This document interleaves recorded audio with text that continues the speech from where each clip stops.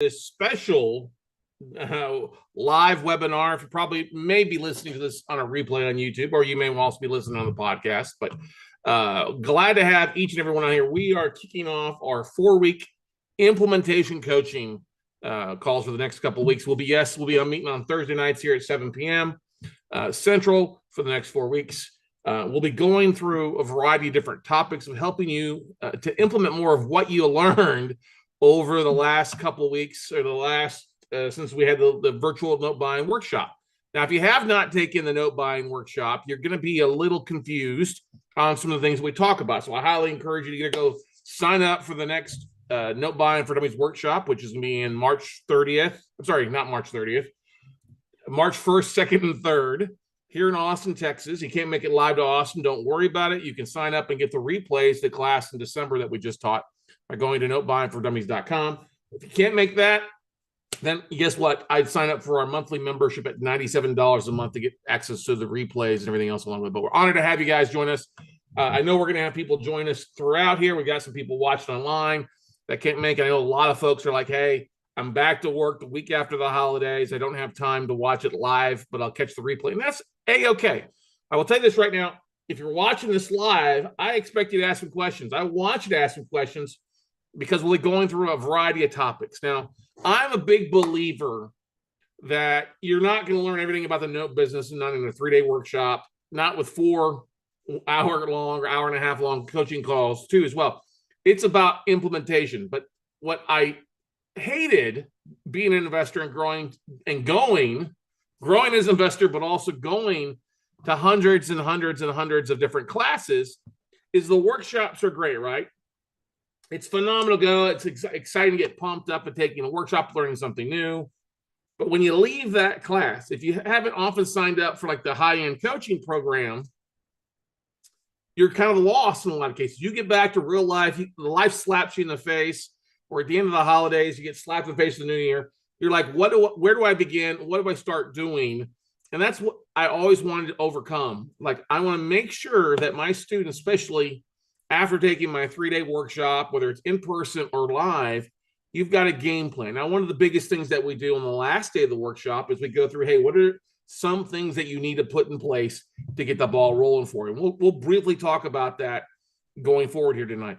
Tonight, though, for the most part, we're going to be focused primarily on deal flow, how to find note deals, performing, non-performing stuff that you can take a look at immediately without having to waste time by cherry picking over the dead carcasses on some of these listing websites. All right. If you're relying on like the JKP Holdings or the paper stack stuff, there ain't much to look at on there. Why? Because A, they're not out actively marketing for stuff. And B, they're not out actively marketing for stuff. There is plenty of inventory out there if you know where to look and how to find it and how to leverage some of the things that we've shared during the class, or what we'll share here with you tonight as a bit of a recap. So hopefully that makes sense. I know I've got some folks watching live here on Zoom. I'm glad to have you guys joining us here tonight. Sherry and Sam, glad to have you all here. Always glad to have you all here. So that's the biggest thing I want you guys to do is ask questions to go through it. There are no dumb questions. If you haven't taken the class, that's probably the first thing I'm going to ask you, because there's a lot of stuff in our workshop and our workbooks that covers that stuff. But here's some of the things that you need to be put in place first and foremost as a foundation as a note investor. As you're getting started as a note investor, A, you got to make sure you got an LLC. B, you need to have a domain of something that talks about what you're doing, whether it's like Jessica's in motion investments. You know, I don't like the word investing. If I had to go back, I wouldn't use the notes aspect of things, but I've got too much history with it. But having an LLC is the first thing. And I encourage you, if you don't have an LLC or you're thinking about starting an LLC, I've got a very special thing. There's no cost to what I'm sharing with you tonight on this. But tonight, Saturday, this upcoming Saturday, we have an asset protection masterclass. It's about a 2.5-hour live stream with Aaron Young that you definitely want to join. So you can literally go to assetprotectionclass.com. I know I made it really simple for you to sign up for the class. We'll be live streaming on YouTube and LinkedIn and all that good stuff there. But the assetprotectionclass.com has Aaron Young talking about some of the basics you need to put in place and also some other things you need to worry about as an entrepreneur in today's market. No cost. He's got some great bonuses he's giving away as well during that master class. And I said at 10 a.m. on Saturday, assetprotectionclass.com.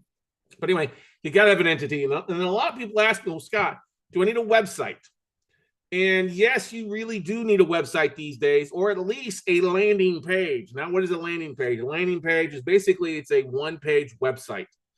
Now, if you're using a CRM like MailChimp or Keep or Infusionsoft as it's called, or even like Lead Pages or ClickFunnels and stuff like that, many of those products will create landing pages or one-page websites. That will suffice for you. What do you need to have on that landing page? Well, you got to have a little bit about what you're doing. About you. You need to put something about you and your focus, your background, maybe your education, what your focus is, what your niche is. Not on everything. I always see people, we buy everything. Well, no, you don't buy everything. We're buying distressed real estate is a good generic kind of term, but non-performing notes or distressed assets, residential, commercial.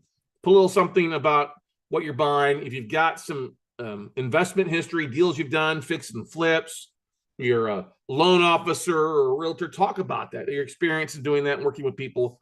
But sharing that to your website is important because honestly, when you start reaching out to banks and asset managers, which is what our preferred strategy is to find products, they're going to be checking you out. They're going to be going to A, your LinkedIn, and B, your website. Now, your LinkedIn is very critical as well. You need to have a good profile photo. You need to have a background image. You need to have something on there that talks about you in real estate. Now, yes, I know, hey, I've been a realtor for 20 years. Do I need to take that down? No, leave that up. That's totally fine. Oh, hey, I'm an engineer, or I'm in computer industry, or I'm in something else. I'm a teacher. That's okay. All right. Investing can be a hobby for many people, and it is a hobby. So don't be afraid to put that in there, but post something in there that you're into real estate, you're an investor, something in there, not your new job title, but it wouldn't hurt to put real estate investor, at least, as a generic aspect of things. And aside, when you create a profile link in there, when you started your LLC or when you started investing in real estate. Because listen, if you've bought your own home, you're an investor. I'll tell you that, because most people, their primary residence is going to be their biggest investment out there. And so just so you guys know that I am watching the live stream for questions and comments on Zoom too. So feel free if you want to comment in there. I am paying attention to that. I'm just making sure I can get to where you guys are able to leave a comment, because it's acting kind of funky with my stuff here. But anyway, we'll get to that in a second. So, but like I said, you got to have an LLC. You can't, I would not be buying these in your own personal name. Yes, if you have a self-directed IRA, you can buy in your IRA. And yes, I had a guy argue with me 2 days ago about, well, I just want to use my IRA to buy stuff. I'm like, that's fine, but what's going to happen when you come across a deal where there's not enough money in your IRA? Well, I just won't buy it. I'm like, okay, I guess that's one way to limit your mindset. You're going to need to be raising capital. There's some other things that you're going to be doing. That's why we have that asset protection masterclass with Aaron Young on Saturday to help you guys kind of start the new year off right, on the right foot, put some things in place, or clean up some things from the previous year or years to help things get rocking and rolling for you on the right aspect of things. So, but anyway, going down to finding deals, let's dive into that. You got your LLC, you've got your one-page website, you've updated your LinkedIn profile. How do you find some deals? Well, here's the biggest thing that I really suggest you all do.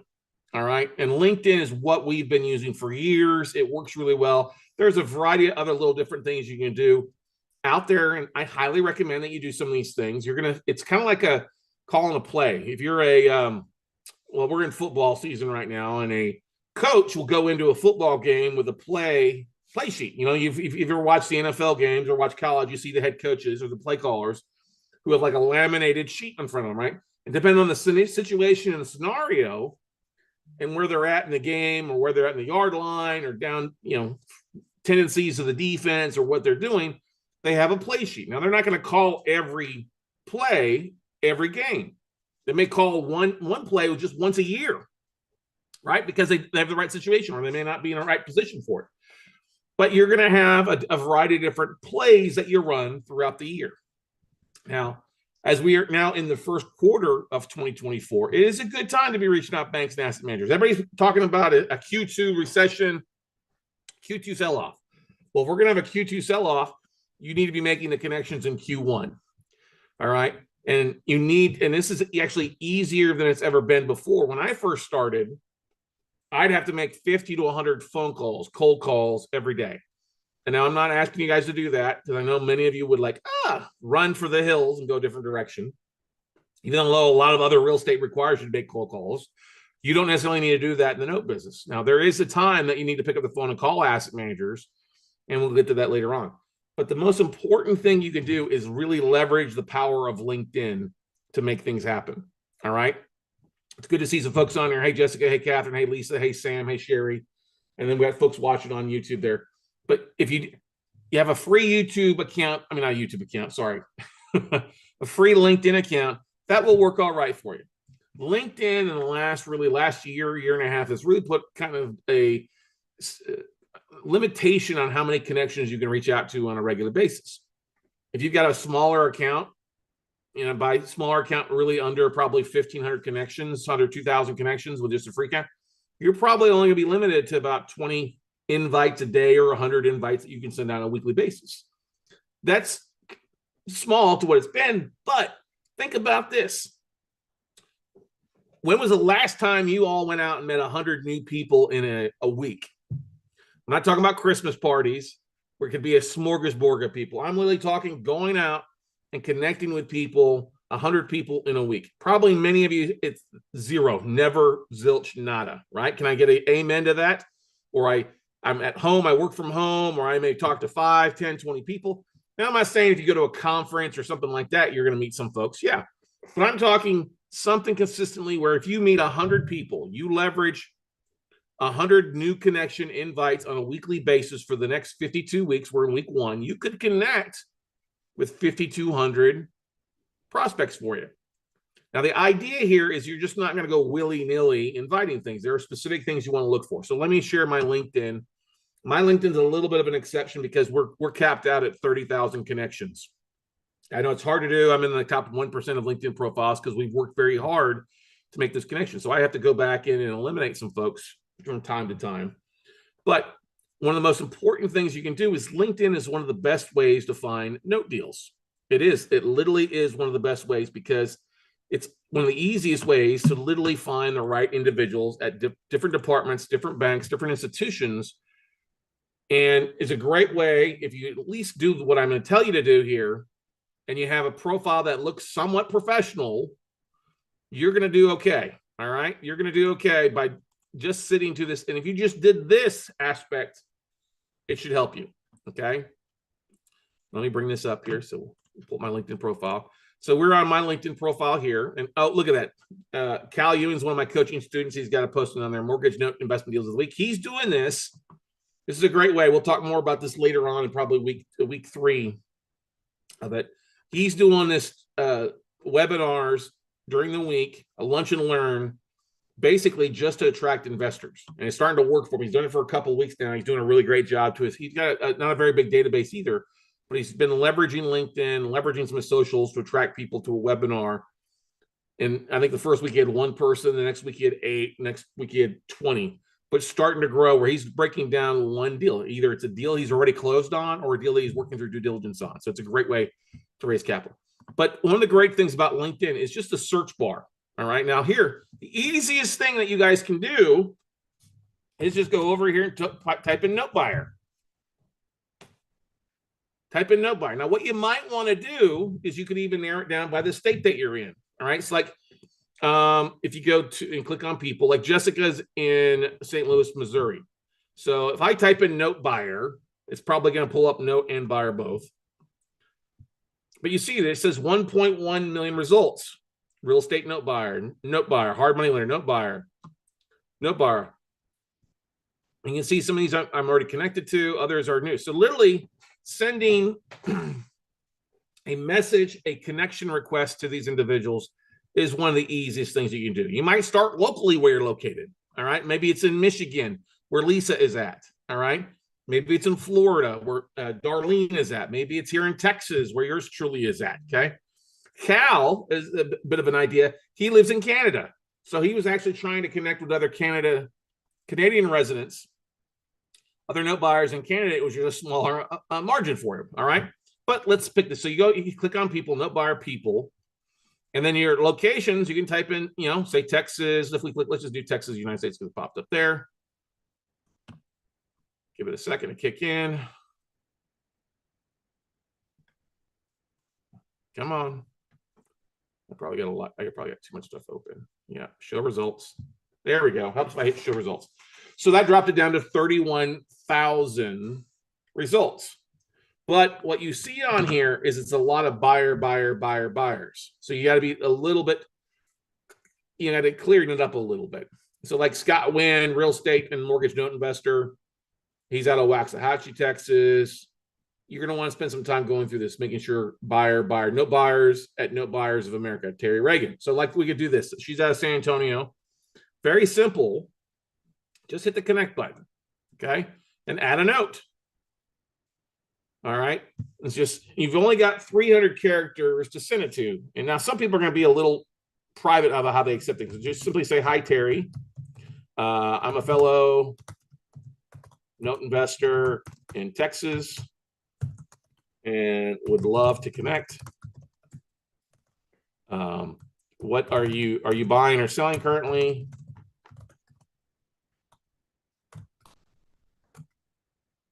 What is in your buy box? I'm looking for NPNs and reperformers for my own portfolio. You can see that on YouTube. Let's check. Let's talk. And what I like to do is literally putting in my Calendly link. Talk with ScottCarson.com. Thanks. All right. So something really simple for my own portfolio. Okay. Now I'm going to copy that. Except for hi, Terry. Copy that. I'm going to hit send. And I'm going to do that over and over and over again. You can do 20 of those a day. You can do 20 of those while you're sitting on the phone with me tonight. You can do it while you're watching NFL games or watching what comes on live TV. The Bachelor is going on right now, right? But just keep going down here and looking for people on that stuff is one of the great things you can do. So there's 31,000 results. Let's just keep going through here. Page 2.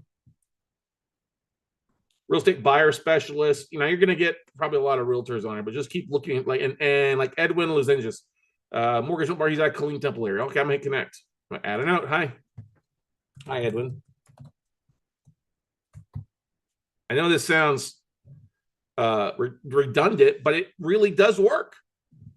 It really works. Not this whole, hey, I want to connect with you. Let's sell you a franchise or let's sell you Bitcoin. You're not trying to do that. And that's the great thing of why you're targeting note buyers, note investors. It would be the next thing to look at. But going through this, like Susan Rogers here, real estate out of Cibolo, Texas. Same thing. Hi, Susan. Add a note.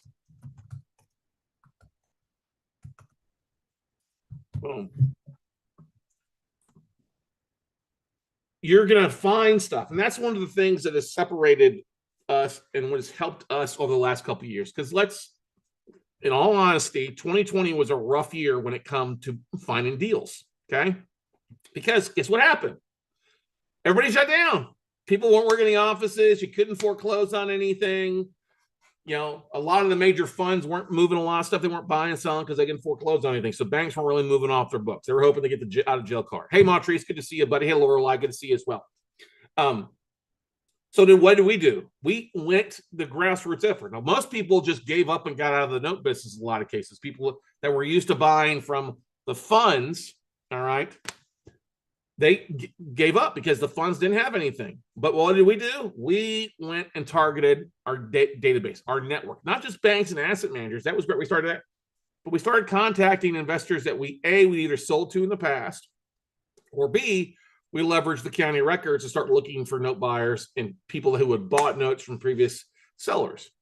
I mean, I literally went into my my computer, and I looked up at anybody that we'd ever signed a non-disclosure with. Every bank, any institution, we signed a non-disclosure, non-compete, and we reached out to them. Now, if you're brand new at this, you're not going to have a database to look at for that stuff.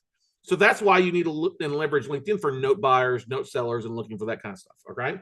Does that make sense so far, everybody? Any questions about leveraging the LinkedIn search? Now, there's other things you can look at. I'm not finished with that there, but that's the easiest thing to look at. Now, of course, you can use Octopus CRM. I'm going to share that with you as well. This is a great way to kind of automate some of this stuff. You've got to be careful about some of the search criteria in LinkedIn, like we did note buyer and only pulled up buyer. You can use Octopus to automate a lot of that weekly outreach or that daily outreach if you're crystal clear in your searches. Okay. Now, Octopus will allow you to pull 1,000 basically profiles from LinkedIn into Octopus, and then help you with the automation of sending out invites to them, 20 to 100 a day, where you don't have to do it like a hunt and peck like we just did. But you want to make dang sure that the profiles match up with what you're really looking for, okay? Where it's a true note buyer or note investor, not just an investor or a buyer, okay? You got to have it, make sure it really takes a look at that. So that's one thing that Octopus will run you $22 a month. We used it for, oh man, goodness, 4 years, 5 years. Now, like I said, I'm capped out, so I'm not using it anymore because I'm capped out on connections. But it is a great, great tool. It is well worth it. And, all of our one-on-one coaching students, I highly recommend this, almost demand it, because it allows them to grow some stuff. The fact that you can also import profiles, import lists into LinkedIn, if you've got the URLs and some of the things that we provide to our one-on-one coaching students, it helps automate some of this investor outreach, okay? So, but going back to LinkedIn, obviously, if you've been through our workshop, you know that there's 4 to 5 job titles you look for. Note buyer is one of those things, or note investor is one of those profiles you look at. Now, the other things to look at is special asset managers. Okay.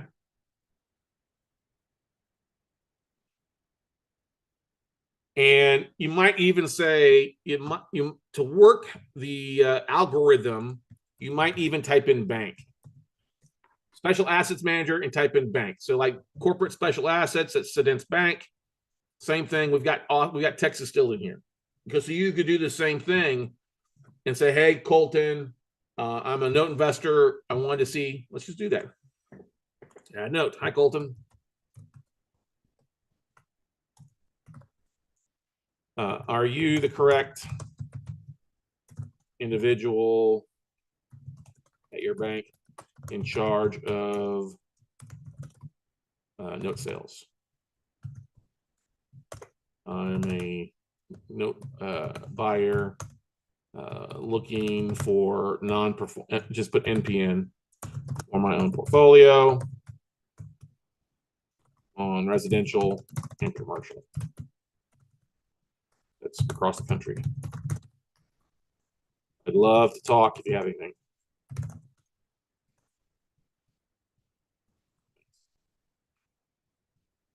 Now, I not necessarily would put my I would put my Calendly link in there. Probably not going to spend time on it, but they're very busy. Most of these asset managers are, so that's okay. But you want to get the work out to them. All right.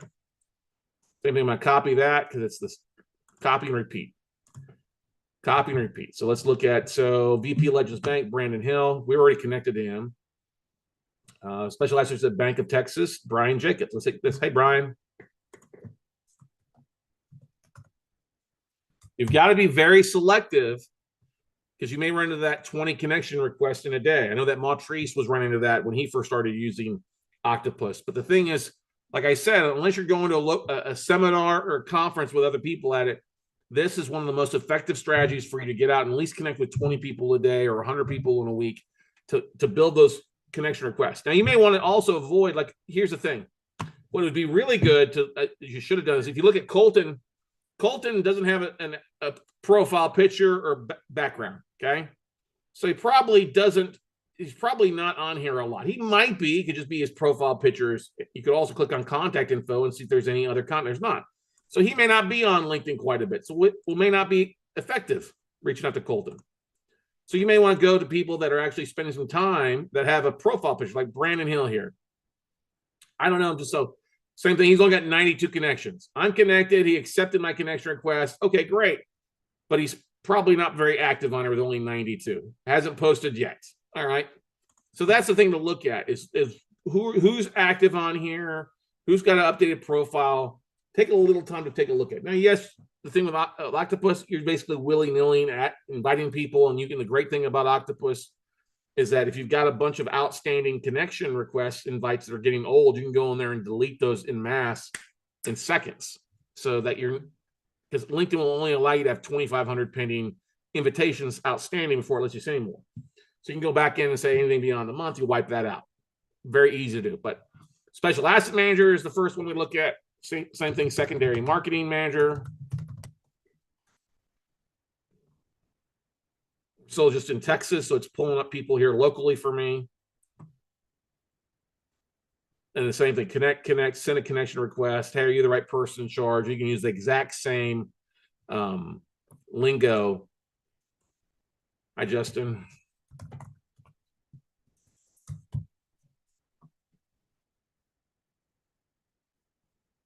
It's because here's the thing. Banks have the special assets department, bigger banks. Your mid-sized banks will also have a secondary marketing department. So a lot of those will be interchangeable, but that's okay. Do it for both. Pick the state you want to buy in or where you're living in. If you're living in California, I don't necessarily would be looking for folks in California unless those banks are lending outside of California. Okay. Any questions, any comments, any concerns from anybody on here so far? Feel free to type in the chat roll. Chat roll is wide open for you to ask. All right. So we've talked about special assets. We've talked about secondary marketing. You can do chief credit risk officer.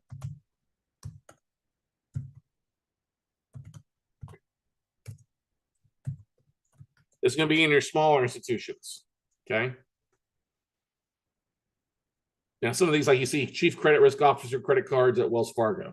All right. Credit risk and credit officer.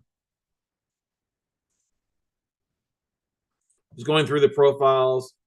You want to see it at, Financial AmeriCredit, at PenFed, Credit Union in Texas. You probably avoid credit unions is what I would recommend. They're just not going to have a lot of stuff available for you. Now, one other thing that you can look at too is the whole loan trading.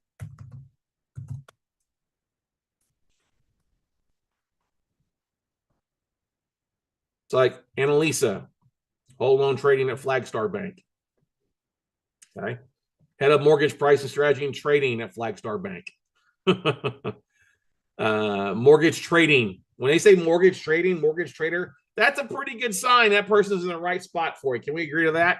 All right. Now, what I always find funny is in the note industry, I'm the only person that's sharing this stuff with you guys. I'm always amazed at these other people that are teaching the note business. They're not teaching the facet of it. Yes, you got to pass a smell test. You got to muster up a little bit different. You got to look a little bit different in buying from banks, and you got to look from buying Joe, your neighbor, or Jim Bob Joe, who's selling a one-off under finance note that he financed on a property. We're not targeting those. Okay, that's great. I'll let anybody and their dog mail out postcards or letters to the owner finance sellers to chase those one-off deals and burn up the Amazon forest and direct mail. Okay, go do that. Go have fun. I ain't doing that. Okay, not my monkey, not my circus when it comes to that. Okay. Question here. All right. So Catherine asked a question. Are you looking for non-performing notes only, or do you also look for sub-performing, maybe even notes that are cash flowing? I'll look for both, Catherine. I think you joined us a little bit late. I'll look for reperforming. I like reperforming stuff. Even sub-performing is fine, but it all depends on the due diligence aspect of that. So I'm looking for non-performing assets or reperforming stuff. And I'll get better look at the reperforming stuff from the note buyers, note sellers, note investors, not the institutions. Institutions are probably not going to sell their performing debt off. They're primarily going to be just focused on the non-performing. If it's sub-performing, they might keep it, they might not. Banks will often consider a sub-performing in the non-performing side of things, okay? If it's performing, it's pristine, they're not going to sell it all. But if it's sub-performing, they kind of consider that as a non-performing because they want it to be crystal clear, 30 days, no later than 30 days late, stuff like that. But yeah, I'll look at sub-performing stuff. I'm looking at a portfolio right now, some stuff. And part of it, the reason it's subperforming from the seller is the seller hasn't really touched it that much. All right. 95 notes, they haven't really done a lot of work with in the last 2 years. They're motivated to get it off their books. And some of these borrowers have been paying on time and others have been hit and miss because they haven't really had anybody to reach out to them. So yes, I'll look at both. But does that answer your question? You're the thing I know, Catherine, you may be just looking for cash flow. That's totally fine. There's nothing wrong with that. You know, you can find a onesie twosie performing note. You could probably buy from owner finance, stuff like that. But what the thing I'm trying to get at is you're going to get better discounts, better results, better deals, kind of going the institutional route, if you know what I mean. Okay. And another thing you can do on here too is we talked about whole loan trading, chief credit risk officer, note buyers, special assets manager. Oh, even you could do try this. This is a note fund. Try note fund. Let's see what it pops up. Loan operations manager, fund manager, ILS capital, fixed SEC. Yeah, see, it's too generic. Somebody was asking me about that the other day. I was like, that's probably too generic. So if we just type in note investor, it's probably going to be a better search engine for you.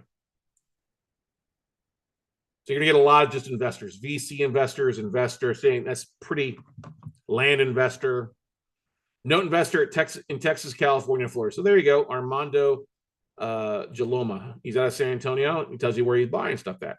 So that's the thing. If you're looking for cash flow, that might be a better route for you, Catherine, going through and looking at individuals on here. The same thing. Hey, Stephen.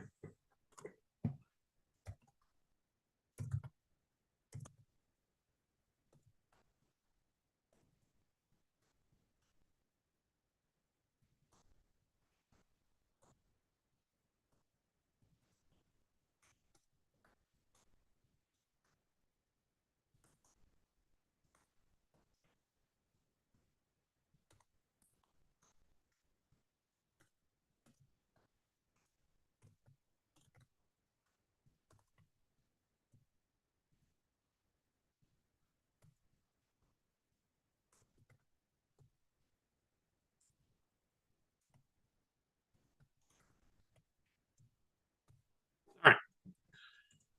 Part of this is about as difficult as it's going to get when it comes to prospecting for deals. You got to sit down, and if it takes you 20 minutes to knock out 20 invites a night, that's your daily homework to your business long term. Okay. I had a guy the other day who's a loan officer. He's out of the business because it's been so bad. He's been laid off. He's been a loan officer for 20 years. And when he was asking me how to find deals, I said, well, one of the ways we do it is we go on LinkedIn. Oh, I don't have a LinkedIn profile. I'm not even saying, well, you just told me you don't have any social. You're out of business. You're out of work. What the hell else are you going to do? All right. I said, it's time to come in the 21st century. All right. If you're struggling to get deals done, it's probably because you're not marketing enough on a regular basis. Pure number one thing. You're not marketing. You're relying on things. You're waiting on somebody to send you a list, waiting on some fund to get some stuff that you can get on their stuff. You're waiting on a website to upload some things. I mean, that's the thing that's so wrong with like PaperStack, JKP, Notes Direct is oftentimes that stuff's overpriced. It just doesn't make any sense to go at. They're not leaving any room for you guys, especially if you need to bring in other money to the table to fund your deals. They're just not leaving a lot of meat in the bone for investors out there. So you've got to get creative. And this is not too difficult. You can do this from your phone. All right. This is what I did. Okay. So Lorelei asked, what do you do with assets you don't buy from an institution? So if an institution sends you a tape and it's not something that you want to buy, what do you do? Is what you're asking, Laura says. That's the most important thing that I'm getting at here is that making sure knowing what you're looking at. If it's non-performing stuff and stuff you don't want to buy, guess what? Use the exact same thing I just showed you to go find people that are looking to buy stuff in that neck of the woods. So if you see something in New York, or you see something in North Carolina, or you see somebody that's a hotel or a multifamily, whatever it might be, guess what? Go back on LinkedIn and reach out to somebody, or pick up the damn phone and call me, or email me. All right. Hey, Scott, I got a tape in. It's not anything I want to buy. I know I'm buying, and I know others that are buying. Why wouldn't you leverage our database? All right. I'll reach out to you. I mean, you should know that by now, Lorelei. You were here in Austin. But the point I'm trying to get at here is, and I mean that in all good. Yes, I know. But the point is you guys, we get so used to, I think COVID really caused us to kind of like hide behind our walls, right? We don't want to go out and network with afraid somebody's going to sneeze on us. You know what? Whatever. Look, and that is why going to events and networking is the key. If you're not going to your local real estate clubs your first year, go book it, do that at least. Get out and network. Get out and look at what's going on in self-directed IRA companies around your neck of the woods. Get out and go network. It's one of the most powerful things you can do, especially the IRA companies, because they'll know note investors. Most, literally probably half of the transactions that take place with self-directed IRA companies are notes. So if you go out and network, hey, who's a note buyer here? Or you have a note investor that I could talk to. Or reach out. Here's the thing you do. If you've got a self-directed IRA with Quest or Equity Trust, call up the office. Hey, I got a note for sale. Do you know anybody who's a note buyer that I can reach out to take a look at this? Okay. Reaching out to vendors, reaching out to servicing companies. That's the next thing we're going to dive into. Okay. Is if you go back here, if you dive on LinkedIn, let's do a search. We're going to change this just to the United States. Come on. Next. Loan servicing companies. So here you go. You got 2,100 results when you type in loan servicing company in the United States. And this is people. So you may want to change that to companies. And there you go, 558 results. Loan portfolio servicing, servicing pros, loan servicing soft, Round Point mortgage servicing. Okay. Carrington Holding Company, Black Knight. They're not going to buy anything from me, but they're pretty big. But you can start going and looking at some of these companies and reaching out to see if they've got anything available for sale. If any of their clients are looking to sell stuff. This is one thing that we've done a really good job. Rialto Capital. So if you click on here,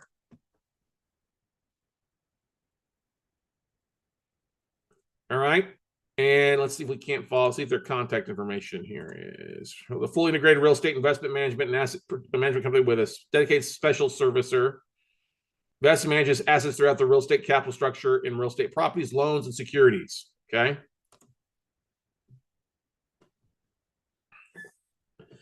Yes, if you're registered here on Zoom, in part of the class, you'll get a copy of the replay. Okay. But same thing, reach out there. And then when you're talking to these servicing companies, this is one of the biggest untapped things that most people won't do is reach out to somebody in either, do you have a sales team, a note sales representative, like a portfolio manager, and selling it, or can I speak to somebody in your business development side? The business development side of the business those are the guys or gals that are going out to conferences, they're getting new business, they're meeting all the loan, the note investors and pressing the flesh at the different conferences, the servicing, stuff like that. They know their clientele base because a lot of these servicers have a requirement for minimum number of loans, or they only require, like some servicers only want to do with performing or in non-judicial states. So if they get something that doesn't fit in their platform, or they've got some non-performing stuff they don't want to deal with, they may know somebody or have a client who they need to kind of move some of their portfolio off. This has worked really, really well for us in the past, and actually some of the best ways that we have found portfolios of loans. Okay. Now you can also go to the mortgage loan originator, then the NMLS login here, Nationwide Mortgage Licensing System. Click on this, and you do a search. All right, so let's click on the company. Let's let us search here. I always mess this up.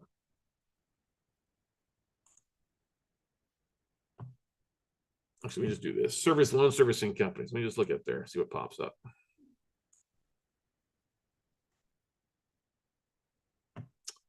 Oh, I can never remember this. This is so different than what it was. Let's do one more time here.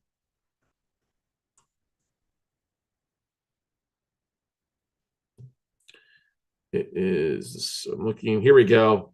There we go, consumer access. I think that, yeah, there we go. So type in mortgage servicing. Yeah. HRSB. And we're looking for companies. And hit search. Okay, so we'll type in loan servicing. Come on. There we go. So you got to play with it a little bit there. But now it pops up a lot for you. 52 matches or mortgage loan servicing. You can try that. Mortgage. Should be like 189 total. So 12 matches when it comes to loans. So you got to mix it up a little bit. But we were able to pull 189 servicers off of this. Now, what's so great about this? Well, if you click on this, let's just go to like Stone Valley Mortgage. It gives you an email and a phone number. We'll pick up the phone and call them. Hey, do you have anybody in secondary marketing? You have anybody that's in the note sale side of their business? Do you guys? I know you guys service loans. Do you have a sales platform side? Pretty simple. Make a few phone calls. These are leads that will feed you again and again and again. Now, all I do is get the right email, not this basic email, but I get the right email to the right individual, and it's something that I just drip market out to them once a month. Hey, what do you have on your books? Got anything that you're looking to get rid of this year, this month, this quarter? Okay. Such a great thing to do. So just click on another one here. Let's try West. These are mortgage. I don't want. Let's try mortgage servicing. Companies apply. 47. There we go. Black Tie Mortgage Servicing. That's Better Capital Mortgage Servicing, Garco Mortgage Servicing. You know, Texas, Kirkland, Washington. You look at the states that you're in. But here's the thing. Most of these servicing companies are going to be licensed in multiple states. So don't just look for somebody in your state. Look for in multiple states and just reach out to them. Hey, what do you have in your books? Like I said, people are buying in multiple states out there on a variety of bases for you. Okay. Variety of states gives you a variety of different things to look at. You don't have to just focus on your backyard. Like if I just looked in Austin, Texas, I'd have gone broke a long time ago. I look in multiple states and I have multiple opportunities, and there's different ways of doing due diligence that you can do, and we can talk more about that later on, or we cover it a lot in our 3-day workshop, or especially with our one-on-one coaching. Okay. But that's the MLS Consumer Access, looking at mortgage servicing companies out there.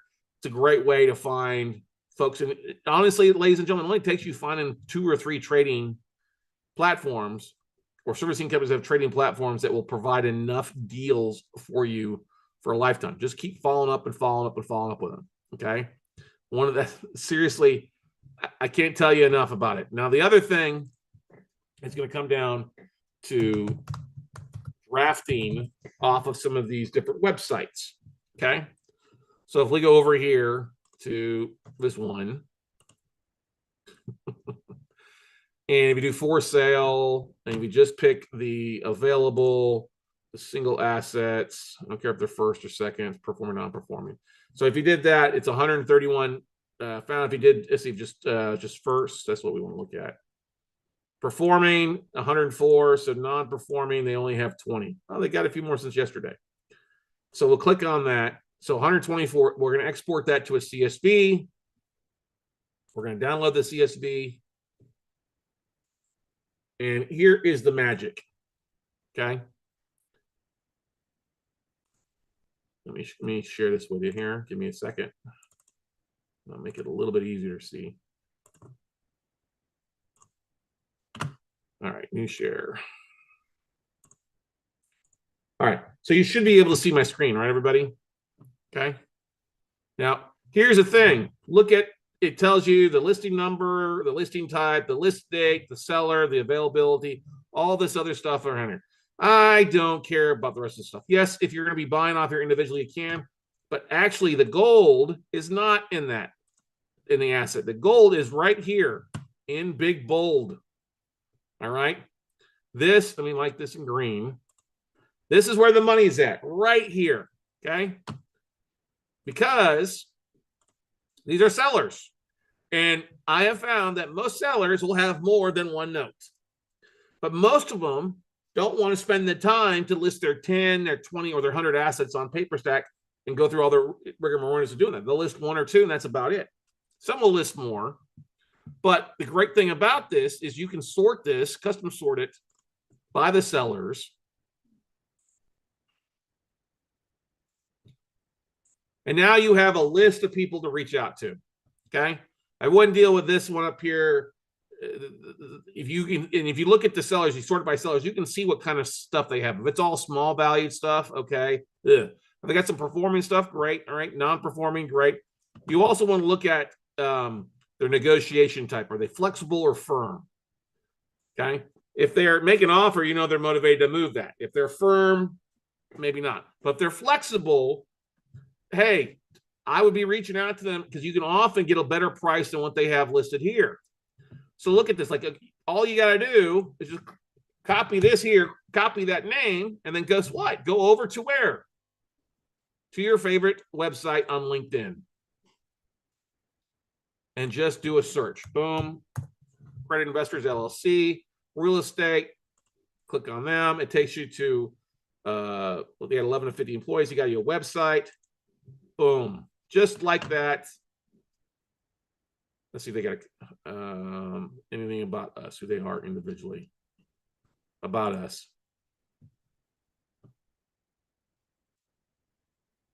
Davidoff. That sounds familiar. Dwayne Elliott, Michael Wick, Jason Thrower. All right. They may have residential commercial, but there you go. Pick up the phone. Guess what? Hit contact. Drop them an email and talk to them about what they're selling. You're going to get better pricing by dealing with them directly too, because if they got 8 or 10 on there, guess what? They probably got more available for sale. And that's the thing. Once you get the right person at these departments, just pick up the phone and call them on a regular basis. Just pick up the phone and drop them an email once a month. All right. That's not hard to do. Because if you look over here, if we go back to our spreadsheet, how many sellers is that? 1, 2, 3, 4, 5, 6, 7, 8, 9, 10, 11, 12, 13, 14, 15, 16, 17, 18, 19, 20, 21, 22, 23, 24, 25, 26, 27, 28, 29, 30, 31, 32, 33, 34, 35, 36, 37, 38, 39, 40, 41, 42, 43, 44. 44 note sellers. Now, probably out of this, you probably find 35 of them. All right. Like I know Steve Eckhart. Steve's an ex-student of mine. What's he got for sale here? A $400,000 firm. It's performing. It's $1 million. Where is it located? Probably here in Texas. Red Rock, Texas. Yeah. Okay. But anyway, you get what I'm saying is all you got to do is Google. Let's Control C. Steve's bought a lot of stuff over the years. Bright guy. Very nice guy.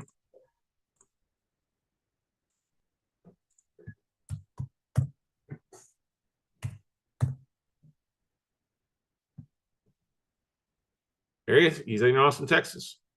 There we go. Central Area Director. That's not him. SteveCashesNotes.com. I think that would be him. All right. But that's all you got to do. Hey, I see that you've got some notes available for sale on PaperStack. Can you tell me more about them? Do you have others that are not on there? If you do that, 99% of people, here's the thing that's the most frustrating thing.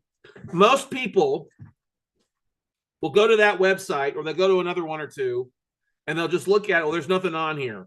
Well, yeah, there is. You've got all this. Yes, there are some, don't get me wrong. There are some people that have crap on there and there's some ass hats. All right. They're smoking crack when it comes to what they're selling. But here's the thing. If you did that and just did that once a month and updated your note investor list, you'd have enough people on there to see who sellers are by just doing that. That's 2 nights of work on LinkedIn. What do you have in your books?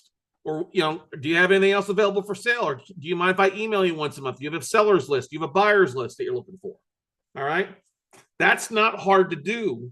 You just have to do it. All right. Okay. If you're not subscribed to our YouTube channel, make sure you subscribe by going to WeCloseNotes.tv. And if you're watching on the YouTube, make sure you hit the subscribe button. We've got some great stuff coming on there. Do me a favor and subscribe. If you're on here, just go to WeCloseNotes.tv and subscribe. I'm really trying to hit that 7,500 subscriber mark before we get to the end of the week. I've got a number we're trying to hit there, and we want to go from 7,500 to 10,000 subscribers this year.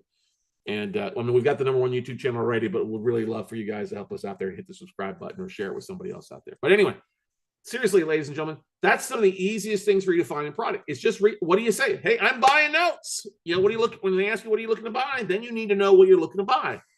Like Catherine, I'm looking for assets that are occupied, that are either performing or reperforming or subperforming. I don't really want vacant assets that I have to foreclose on and don't borrow. And that's one thing, I don't really like vacant assets. I'll look at them in a few areas. If like they're in Florida or Texas, I'll look at them for the most part. But you know, I'll look at, you know, I'm looking for single family, or I'm looking for commercial notes. You got to be specific. You know, don't say I buy everything. Well, you don't buy everything. I'm looking for non-performing first liens on residential or small balance commercials, what I like to say. All right. And it's just that aspect of reaching out. There's other things we could go to. I mean, we go through a whole lot more in our 3-day workshop of doing things.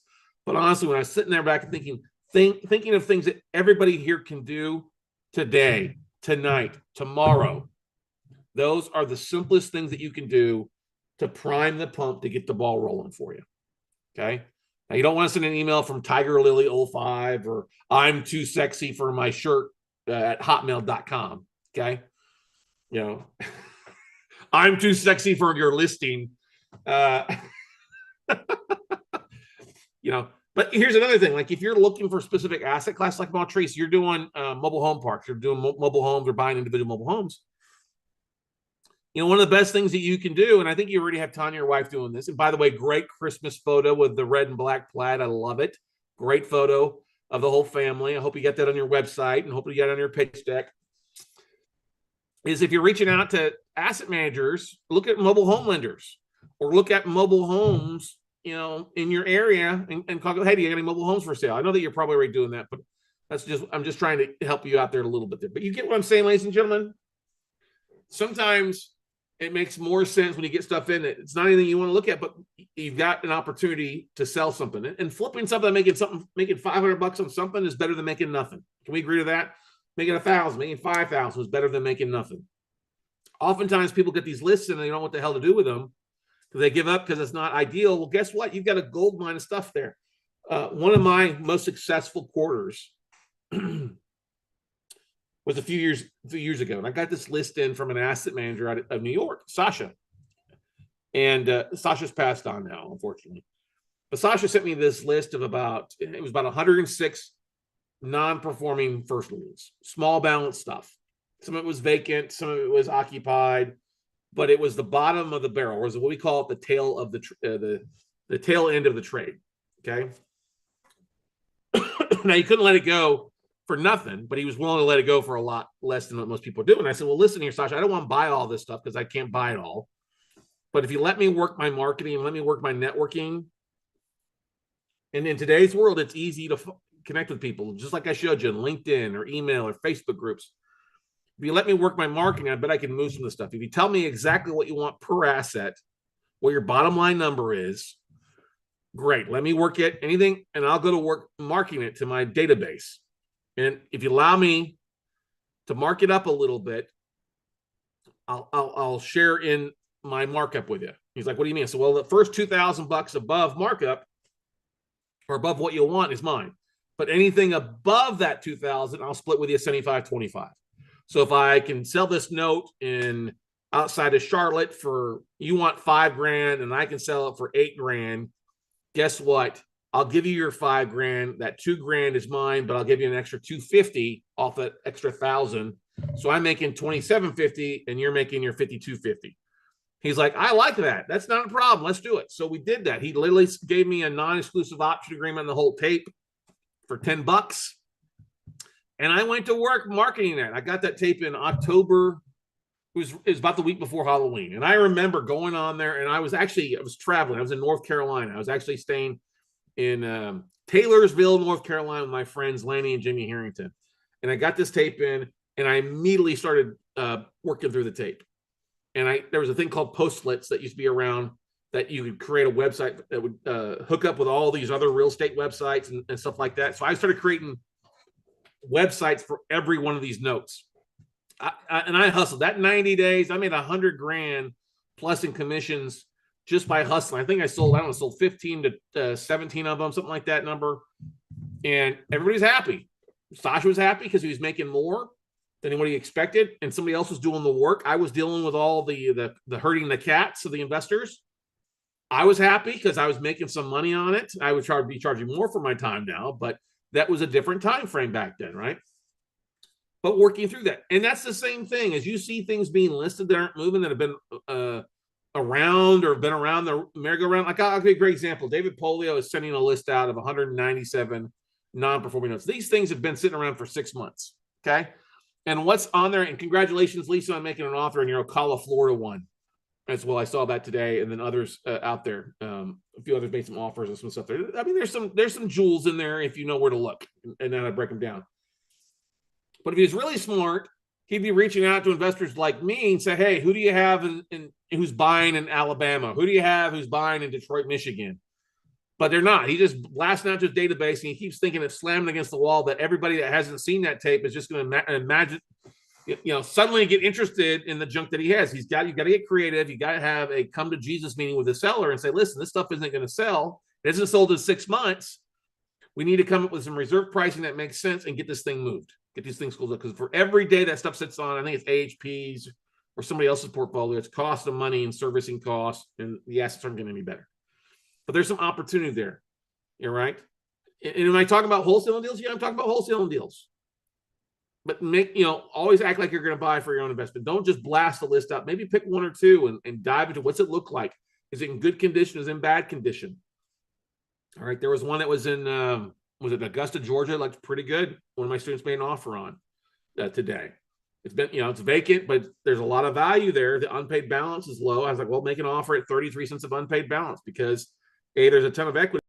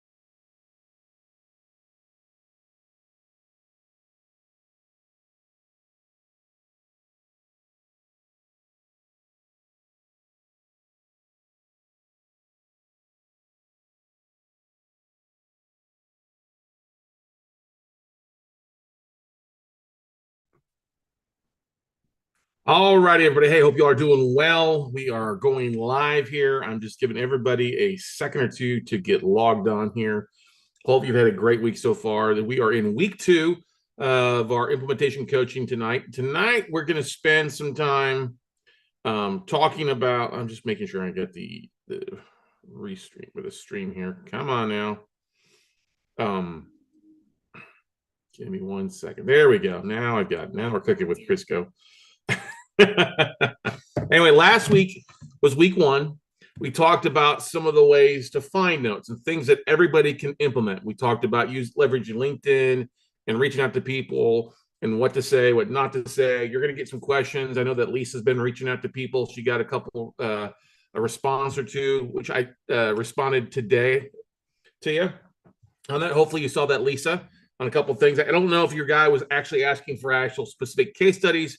I wanted to bet he was just asking more so about what you're looking for, or kind of stuff that you've looked about, whether it's individual portfolios and stuff like that. And I know you've bought a couple, but you hadn't bought in a big portfolio. So I didn't know if he was talking about portfolio, residential, commercial loans, stuff like that. I assumed residential, and we can go from there. But anyway, everybody, hopefully you're all doing well.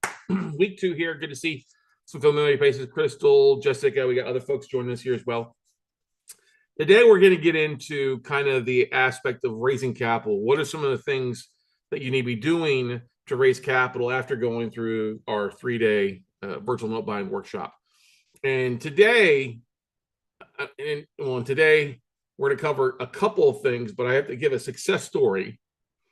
Just happened today. And it's going to lead us, it's kind of the outline of where we're going to go throughout what we're talking about today. But we got a one-on-one coaching student, Cal Yu, and he's closed on, I don't know, I think about 6 or 7, maybe more than that. I give a big shout out to John Gore as well, who's just got 12 offers, except he's working through right now and raising capital for that. But Cal is a great guy. Cal's north of the border from Canada, and he's done a really good job and very coachable about putting things in place. The one thing he struggled with a little bit was follow-up. And his stuff was working. He's got a website. He's sending out postcards. He has a QR code on his postcards and letters, and people are opting into his text messaging platform, Easy Texting. And he's sending out occasionally text, but he wasn't getting conversions on it. And I'm like, well, Cal, you got people that are responding, literally people that are taking the time off your postcards to pull their phone out, scan the QR code, which takes them to your website, takes them to the opt-in. I was like, have you thought about picking up the phone and calling him? He's like, no, I haven't done that. And I'm like, when he was down here for his one-on-one, his 2-day one-on-one, I think he had 16 people that have opted in. I was like, you need to call these people. You need to call them. They took the initiative to get on your mailing list. They want to hear from you. And I know it's intimidating to talk to investors, especially if you're brand new, if you've not closed on a lot of deals. And Cal was kind of letting that be a mind block for him. Now, Cal's closed on other deals. He's done fix and flip. He's done wholesaling. He does overage business. He's doing this all remotely from Canada here in the United States, okay? Great guy. Plus, he's also working as a loan underwriter for a Canadian mezzanine hard money lender as well, too. So he's still got a full-time job. And he was having a hard time. And I kept saying, I said, he was limiting himself on the offers he was submitting based on what he had a couple, don't get me wrong, he had a couple of smaller investors that had reached out to him from LinkedIn and some of his email blasts. But I like, Cal, if you call these people, the people that you're pulling off the county records, the appraisal districts, we're not going to spend a lot of time on showing you how to pull IRA investors off the appraisal districts and county records. I've done that in the 3-day workshop. We don't need to recycle this. This is the implementation side of what the hell you're going to do after you pull that list. So tonight I get a text message from Cal because I've been like, Cal, if you want to raise capital, you've got, I don't know, 30, 24, at least 2 dozen or more people that had opted in. Pick up the phone and call them. Because, well, it's been a while. It's been over a month now. They probably don't want to hear from me. Like, Cal, nobody gives a rat's ass of how far it's been on the list. If they opted in, just pick up the phone. You've been busy. Just say you've been busy. It's the first of the year. People want to do things. They're motivated to do things. So I get a text message, and I just have to share this with you tonight because I was so proud and so excited. And I just had to tickle pink because if you do the things I teach to do It works. And here's what Cal had to say. He goes, he goes, hey, you really should think of teaching this note investing stuff because your ideas are brilliant. I decided to take your advice and actually call someone that clicked my easy text, and he has a lot of money to deploy and a small hedge fund, and he says 200K is a small deal to them. And he's just, I said, LMAO, laugh my ass off, congratulations. Now it's time to call. You want to call all of them? He goes, yeah, I will. And, you know, the thing to think about that is he's like, oh, this guy, I don't know if it was the most recent guy or the furthest guy back or stuff like that, but a lot of time our own hurdles are inside our head. We have our fear. Hang on a second. I'm answering a text that came in from another coaching student about buying a note in Louisiana right now. It's legal time frame. Different legal process. Okay, perfect. Anyway, so I'm really tickled with Cal, and I just want to go and kind of share the process of once you've got the list, the things that you need to put in place to look good. Okay, because that's really what it comes down to in real estate investing, to raising capital, is you have to smell that proverbial smell test. And it's not so much that investors are worried about how high a yield are you paying them. What they want you to realize is, first of all, do you seem trustworthy? Do I like you? That's the first thing. Do you seem trustworthy? Do I like you? Can you build a rapport? Is my investment going to be safe? Is really the most the second important thing. Is everything goes south, am I still going to get back my principal? Thirdly, does it make sense, or is it confusing? Because a confused mind is a mind that says no. We all know that, right? And the fourth thing is the return on investment. Now, when you're talking with existing investors, like if you go out to your local real estate club, your networking group, your meetup groups, you're probably talking with people there, and they're going to be sharks just like you and me, right? I don't want to do anything less than 12%, and they're not going to want to do anything less than 12%. For the most part, probably can get some down to 8%, maybe 10%, stuff like that. In today's world, you really need to be at that 8 to 10% mark. You're going to get better deals from people that necessarily, maybe they've used their IRA to fund a deal, but maybe they're looking more passive returns where they don't have to be active. And that's the great thing about harvesting leads from the county records and quasi appraisal districts. Like I was on last night with Fulton and Antron, two of my coaching students out of the Washington, D.C. area outside of the Maryland area. And we pulled, 310, 320 IRA leads for them. And I said, listen, you don't got to send 300 postcards or 300 letters out immediately. You started off 20 to 30, 50 at a time would be the max that I would do. Because you got to give yourself some time, first of all, to be able to answer those responses so you don't get overwhelmed. And B, then you got to have something. If you send out 300 to 400 postcards and you get, let's just take, you say out 100 postcards. Well, normal direct mail campaign is going to get you a 1 to 4% response rate, right? So that's 1 to 4 people.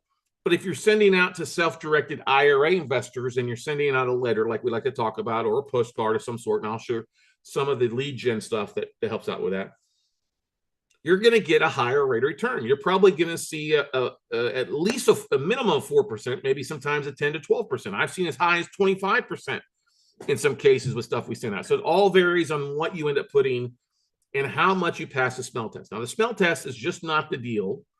The smell test is kind of what your online presence looks like. Okay, because what are people going to do? The first thing they're going to do is that they get a letter from you, they're going to go to your website. So you need to have a website, something that is an online presence. It's the 21st century. It's 2024. Scotty's here trying to beam and drag you, kicking and screaming into the 21st century when it comes to marketing. And you need to have a website. Now, we're not talking, you don't need to have a fancy ass, $10,000, $20,000 website like we have. We have a different model than most of you with the education and the podcast and everything. You don't have to have a WeCloseNotes website, but a simple 1-page, 2-page landing page really works well. If you're using Keep or MailChimp, you can actually create some pages in there, relatively inexpensive, but you got to make it look right. And it might make sense for you to hire somebody on Fiverr.com or WeWork or something, not WeWork, sorry. Fiverr.com to do that for you. Pretty simple, or find something that makes sense and look at a few different websites. So I want to share with you a couple things, a couple of websites that you look at. So website you got to have, and we won't get into the nitty gritty of that, but the website, you got to have something that goes there and something that people can actually read about what you're doing. It tells you about what you're doing. But secondly, most importantly, is having a pitch deck video. And your pitch deck video is a 10 to 15-minute video that you've recorded talking about who you are, what you're doing, the types of deals you're doing, and exactly what you're looking for, that ask. And this is not an infomercial hour-long presentation. And I get some people like, well, I'm a old school, I want to do one-on-one. That's fine, but that's the old ass way of doing things. You're never going to get where you want to be in raising capital effectively. What you have to do is, to the masses, those that are interested will raise their hand in some sort of fashion to opt in, respond, check it out. And those will be the ones that you have the one-on-one conversations with. If you're just trying to go around one-on-one, but front end side, you're not going to ever fill your cup, your lead funnel. All right. So, and our lead funnels are going to be a variety of things. Obviously, it's still good to go to the real estate clubs. You're going to meet there. Networking at other places. One of the, different places you can network is conferences. If you've gone to conferences, hey, that's a great place to meet other people. Other meetup groups in the area that may not be specifically real estate, like maybe your BNI groups, your Business Networking Internationals, any type of executive aspect of that. If you're a realtor, maybe you're connecting with other realtors at real estate, networking. Like when I was down in San Antonio and living there for a little while, I was dating a lady who was a title rep, and they had, the San Antonio has a great real estate networking association for real estate professionals, mortgage brokers, agents, title companies, that kind of stuff. And it was great to network with there. And if you understand the investing side of things, guess what? You've probably got a leg up on a bunch of stuff, because there's an article coming out, or an article came out a couple of days ago that I'll be sharing the link in our Basecamp group for those of you that are part of the WCN crew, about how about 50% of agents sold less than 2 homes last year alone. Okay, there's a lot of people looking to make money. If they've got money as a real estate investor, they're looking to put it to work, or hey, they're looking to make some money and they're doing something else because they can't make it full time as a realtor or real estate broker. So anyway, networking to get connections, get contacts, to add people to your database, add people to your email list. Okay, so a website's one thing. Secondly, is a CRM you got to have of some sort, and a CRM means a customer relationship management software. It doesn't need to be anything fancy. And we're not talking about Google. We're not talking about just a spreadsheet, although those are, if you don't have anything else, that's a good starting point. Okay. I started with a spreadsheet. Anytime I would meet somebody, I'd come home, take their business card, put it in my spreadsheet, send them a personal email. And that was a start before I really knew what a CRM was, because nobody taught what a CRM or email management software was, So you need to have something. And MailChimp, Constant Contact is okay. MailChimp's okay. They don't really like real estate investors. iContact, I like Keep. You could go with, like I said, a lot of folks have gone MailChimp. Keep's a good one. Benchmark Real. There's a whole variety of different CRMs out there. Okay.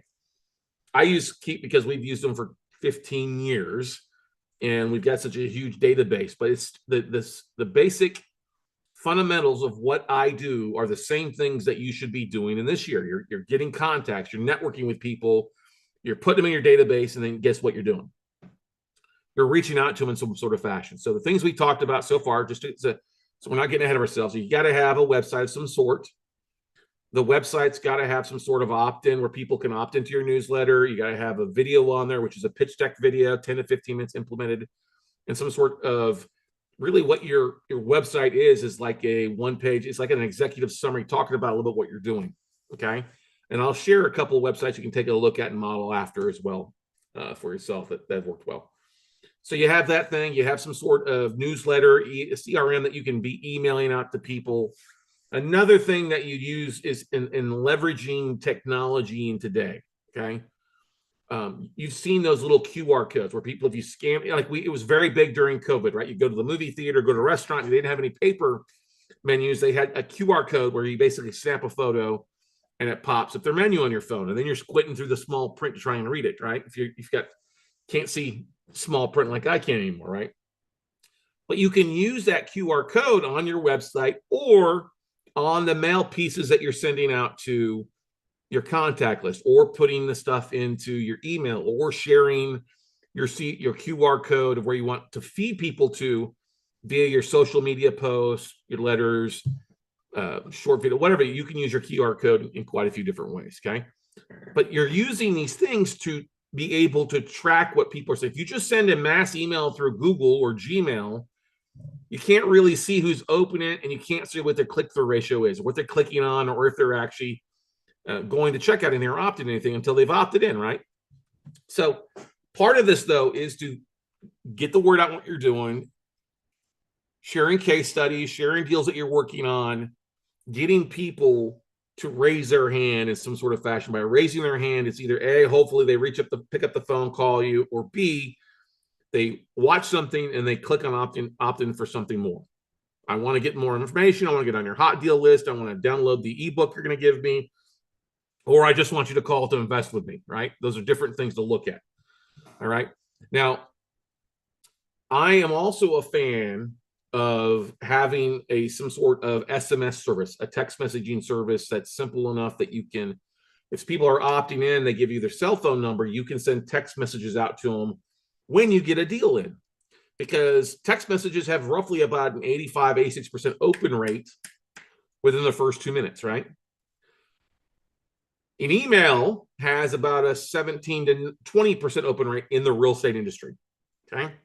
So I don't send a text message every day. I don't send it once a week, but when I do have something important that I have going out, I do have a list of roughly about 5,000 people, 5,000 investors who have opted in that I can send a text message to, and I get a 95% open rate on those text messages, and then I get an abundance of people responding back. So the idea, like I said, is having something, having something, that sounds generic, having some place for people to go is what I'm trying to get at, a website, but you're collecting information, building a list of either addresses that you can mail out a postcard or letter to, or an email address that you pull from networking, and you're sending up a follow-up email to them. Hey, it was great meeting you at BNI or the local REIA club, or out the wine club, or out at the club.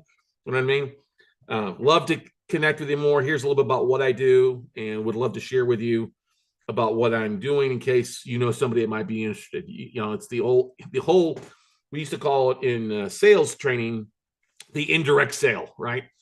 You know, you might know somebody, you know, I'd love to share somebody because you might know somebody that might be interested in this, not pitching you, even though you really are pitching them. You're like, hey, I just want to get your opinion on this. Can I share it with what I do so you know more about it and work as a referral? So this is what's so great about BNI, is they're literally helping you get better at that indirect sales and the networking aspect of things. Okay.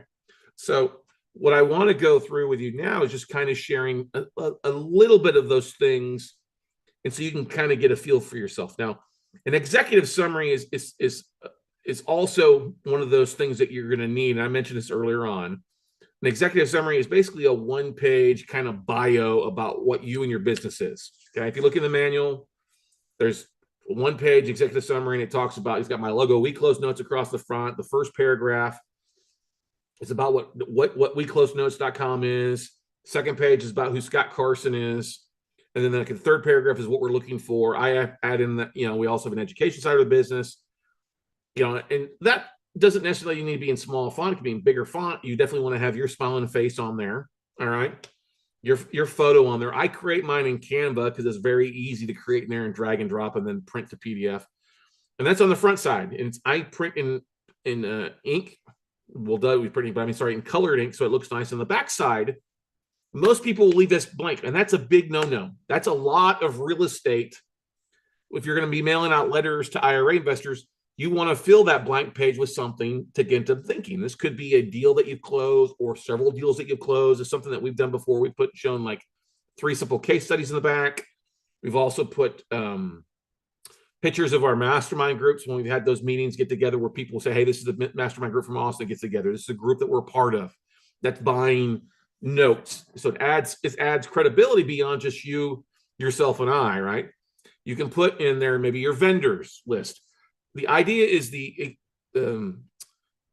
executive summary is to add credibility to your business. It doesn't matter if you haven't closed on a ton of deals. Leverage your network, leverage your vendors, put their logos. Hey, here's our vendor, our extended team. of people that we work with across the country and some of our network of investors across the country. Would be a great thing to do. Part of the reason we have mastermind groups and share this photo so that you can say, hey, I'm a part of this group. This is just I'm just a part of a bigger picture. I'm just one cog in a bigger note wheel, if you know what I'm saying, okay? But the idea is that executive summary is something you're going to give. Like if an asset manager on LinkedIn reaches out to you and say, tell me more about what you're looking for. Well, here's my executive summary. Here's talks about what the business is, what we're focused on, the type of deal flow, and who I am, and my education, my background, and why I'm such a badass, okay? And they flip that over on page 2, or if it's electronic, the second attachment would be some of the deals or some of the team members. That just adds credibility. And here's the thing, if you think about this, when you go out to networking groups, 99% of investors that are at these events have no credibility package. Can we agree to that, ladies and gentlemen? That you go out to networking and you'd be lucky enough to find somebody who has a business card, okay?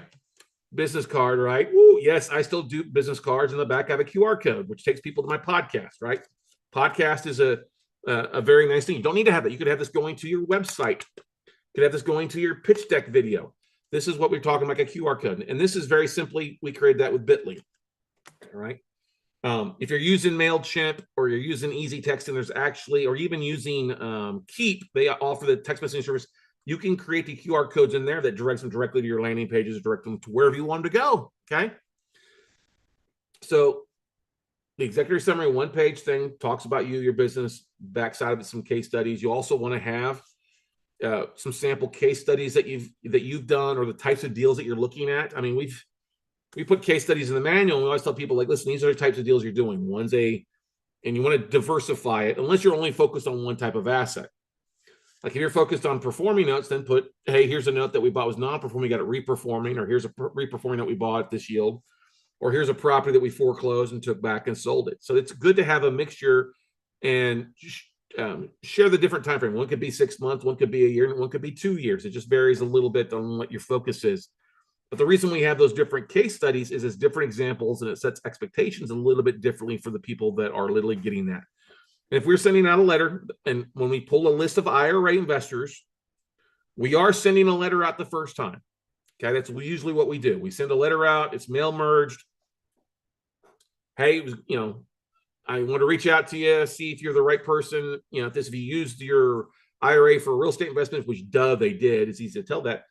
If you're looking for more deals, we'd love to talk. Yada yada. My name is Scott Carson. I'm the president of WeCloseNotes.com. We're an Austin-based investment firm focused on buying distressed assets, primarily residential and commercial mortgages and distressed property that we can take down. We're looking to connect with more investors to fund more deals or to work with on bigger portfolios. So I'd love to talk with you and share more about what we're doing. You can go check out our a little bit more about us at this video link QR code. The QR code in the letter, boom, takes them to what? Takes them to your 10-minute pitch deck video, which is either on a YouTube channel, preferably it's on your website, which is on your website. And guess what? They can scroll down, see more of what you're talking about, and they can see that, hey, there's an opt-in here, or that, hey, I can get on the newsletter, or I can get on your hot deal list so I can start reaching out with people, or I can book a call with you and have a conversation. That's part of the reason we have the whole Calendly link.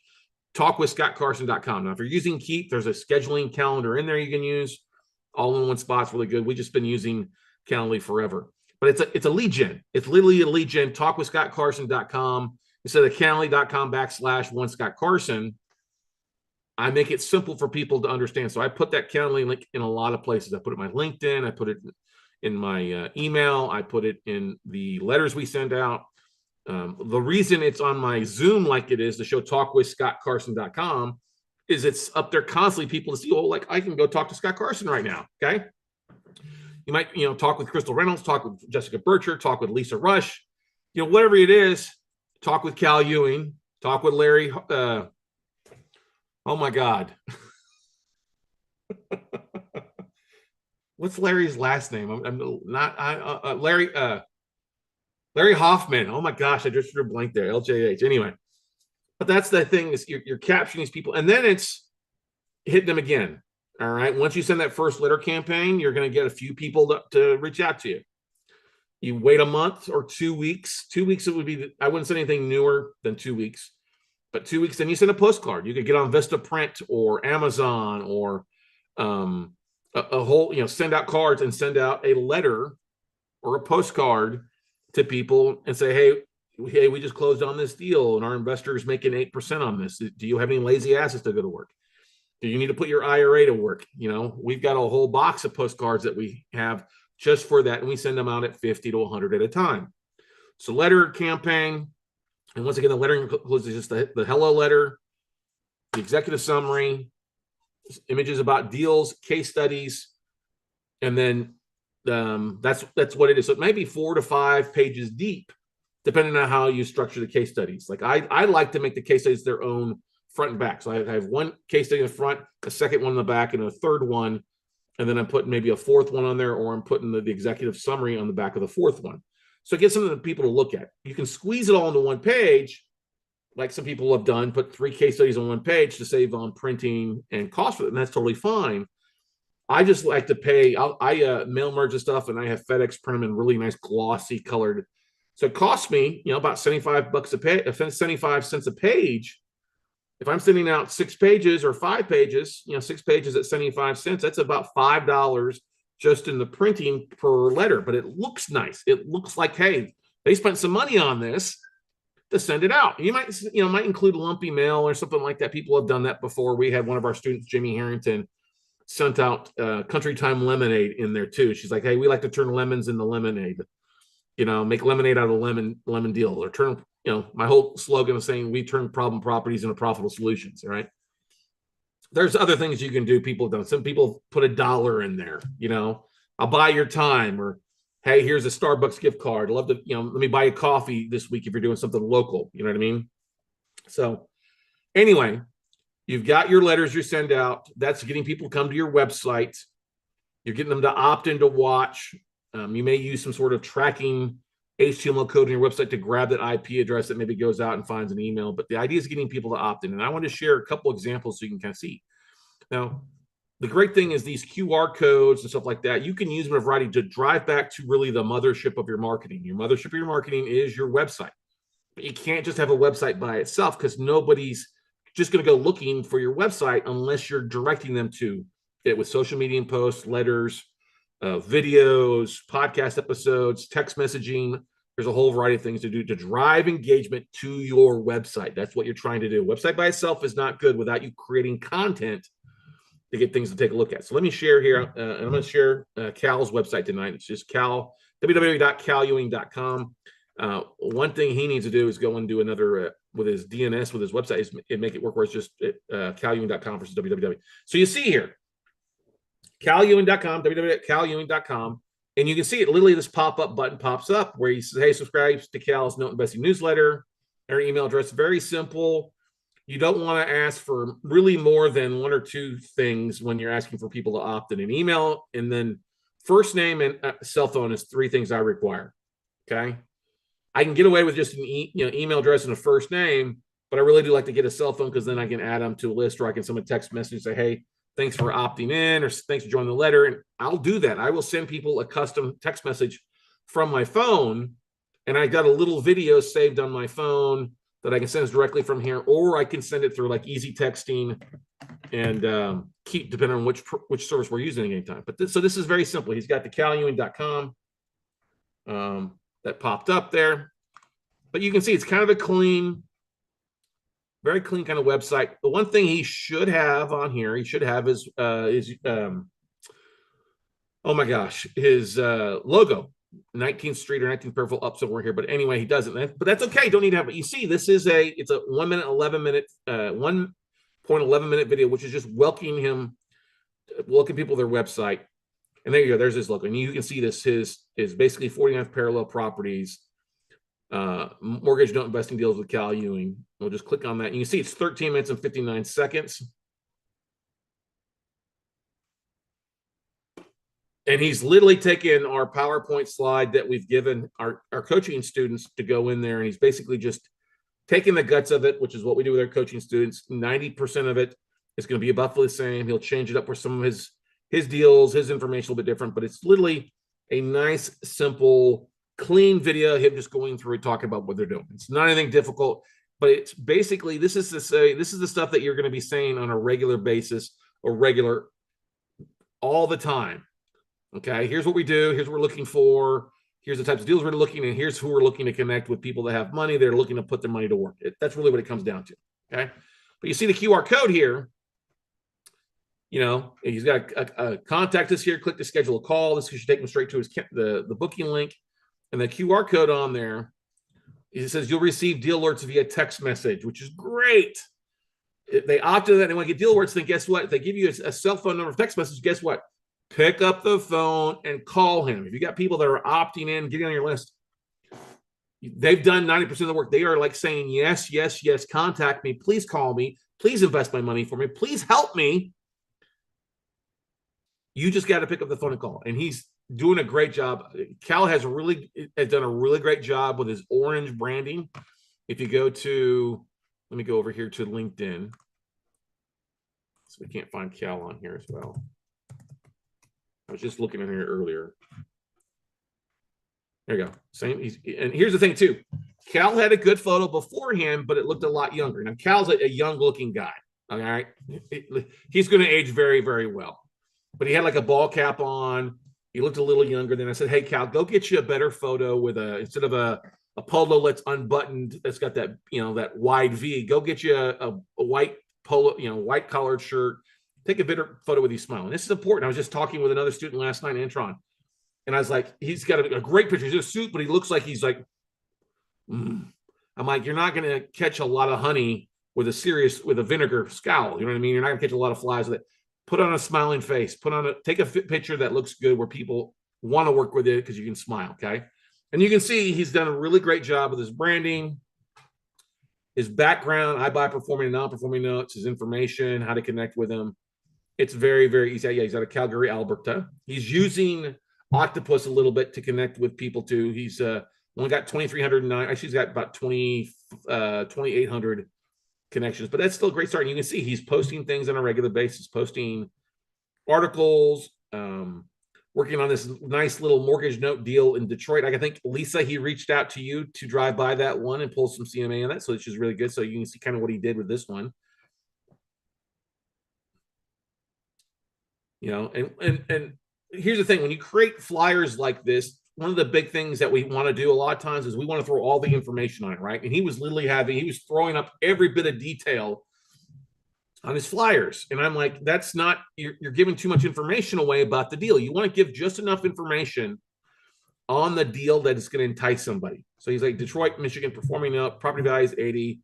The unpaid balance is 48. He's going to pick this up at 33, and it's going to be, I think it's at 9.9% interest. So it's going to be roughly, probably about a 15% yield to him on this. Okay. And you can see, hey, we're got this nice little mortgage. Yeah, he's going to end up foreclosing on this. Now that I remember, he's going to end up foreclosing on this because they haven't been paying. I talked to him about this morning. So if you're interested in taking part in this deal like this, let's talk. And then basically to schedule a call, talk with calewing.com, which is great. Straight to his meeting. And he's doing, Jessica, you're doing a great job sharing stuff on a regular basis. And he's also, here's another thing he's creating. He's got a newsletter, calewing.com, that he uses through LinkedIn. He's also posting some short videos, which driving people back.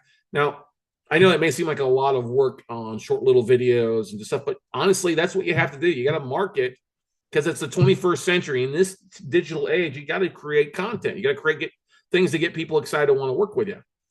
If you're looking at note tapes, you're given, I mean, you all could go to PaperStack, you could go JKP Holdings. If you're getting tapes in for data pulley, you could all be creating case studies, little deals. Hey, here's a deal I'm working on. Larry Hoffman does a great job after we told him he should be doing this. Is this a deal or a dud? Because people love case studies, right? People want to see that you know what you're doing. So here's Larry's LinkedIn profile. Same thing by performing. Very similar. I wonder where he learned that from, right? He's got his newsletter. He's just purchased 5 assets. Same thing. He's reporting articles. He's got this ad, I buy performing, non-performing, same thing. Cal does the same thing. I know, Jessica, you're doing the same thing. It just pays to tell people what the heck you're looking for. Okay. Now, Larry, how many does he have? How many connections does he have? He's got about 3,500 connections. Okay. That's not huge, He needs to spend a little bit more time going through and developing more connections, but it's still, for what he's doing, he's buying plenty of notes. I think Larry's closing on close to 100 notes in his first 2 years. Okay. And same thing. It's just sharing it. And the same thing if you look at LJ Hoffman.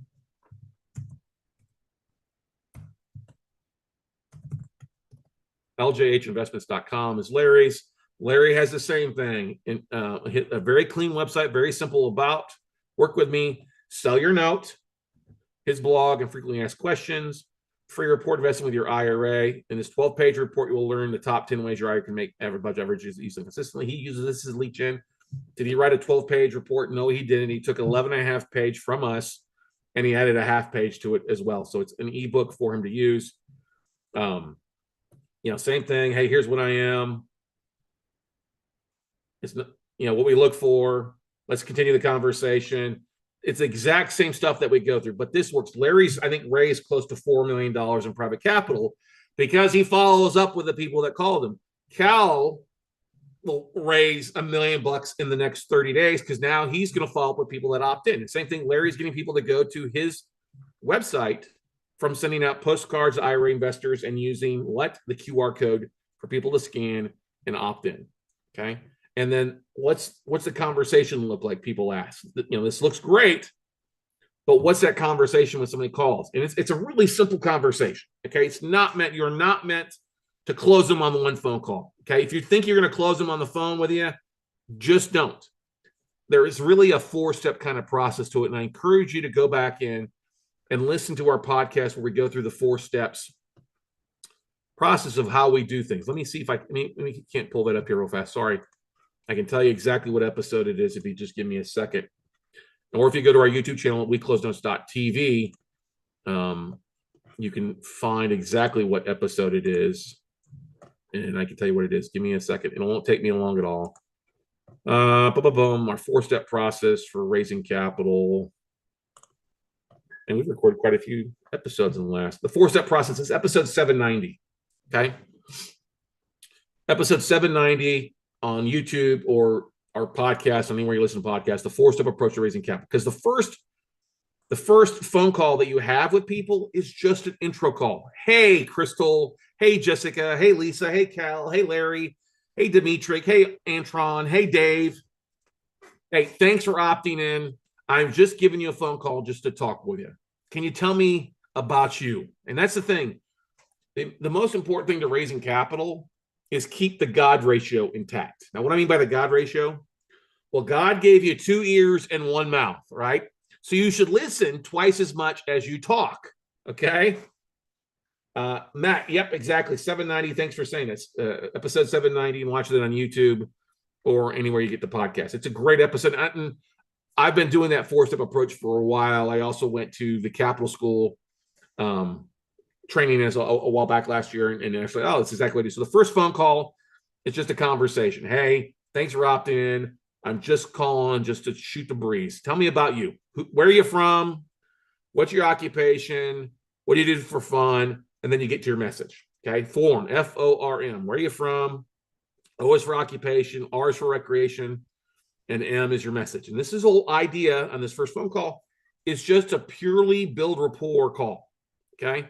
You're not going to fund them on a deal. You're not calling them to fund a deal. I know you may have a deal. Okay. And you may be desperate, but don't try to pitch them on the deal there because they're going to smell it a mile away. Be like, ooh, this guy is a little crazy. I've had people that literally spent 2 hours on a phone call. This should not be a long phone call. We're talking maybe 10, 15 minutes the max. Okay. So you're calling up, hey, where are you from? What do you do? What do you do for fun? And then your message is about what you're doing. So, I appreciate you reaching out to me. Form, not from. Where are you from? Which is F-O-R-M. Okay. But that's okay. Form, from, it's about, you can interchange those two and it'd be okay. But anyway, so did you get a chance to watch the video? You obviously got a postcard from us. This is my question. What made you reach out to me? And you ask a question and they say, well, I got a card or I got the letter and I was watching your video. I was intrigued about what you're doing. I think, awesome. So so have you been an investor for a while? Most of the time they may tell you that when you're form tackling them. But what are you investing in? That's my next one for say. Oh, you've been an investor for a while. Tell me where what have you deal? What types of deals have you done? And this is one of the most important things to listen to, because they will tell you with the types of investment deals that they've done, what type of returns they're getting. Okay. Now, if you're brand new to this, it's going to take a little while.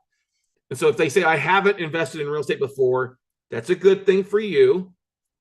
But they probably haven't. They're responding from a county records or county appraisal. They have done a deal. They may just not. Like, I was on a podcast episode yesterday with a guy, and he's like, "Oh, I don't understand the note business." And he told me he's a hard money lender. I'm like, "You're in the note business. You're in the note business. You're the bank on a deal. You're in the note business." Like, "Oh, I didn't even think about that." Okay, so like I said, so what have you invested in? He's like, "Well, I've done a lot of fix and flips, or I'm a landlord, or I've done some private lending, or I've done some wholesaling." You're just getting them to talk. Now, if they haven't done any investing, I said, have you done some real estate investing? No, I haven't done much. One deal or one thing with my IRA. That's great. I don't want them to feel guilty. I'm like, well, that's great. That's still a lot more than most people do. What else are you investing in? Are you investing in, do you work full time? Which, if they tell you that they work in a career, do they probably have a 401k? Do they have stocks? They have bonds, Bitcoin, annuities, treasuries, whatever. You just get them talking. Get them talking about what they're doing. And then I ask them, okay, great. So you've done a little bit of investing. You've got some other stuff. What do you want to accomplish? What's your long-term goals? Are you looking to retire earlier? Do you love what you do? Are you looking to bring in some passive income because your other investments aren't doing so well? That's the big thing, is getting them to answer those questions. And the thing is, when you ask them of what they do or if they've invested, listen to the time frame on it. Okay. If they say, "Oh, I flipped a couple properties, or I bought a rental years ago," or I always ask, "Have you done anything? What have you done in the last 12 months?" Well, nothing. Okay, that's fine. Nothing wrong. What have you done in the past? Okay. They say nothing in the first 12 months. That's a good thing for you, because if they start bragging about, "Oh, I did this fix and flip with Matt, this guy, Matt Marino, I did a fix and flip with.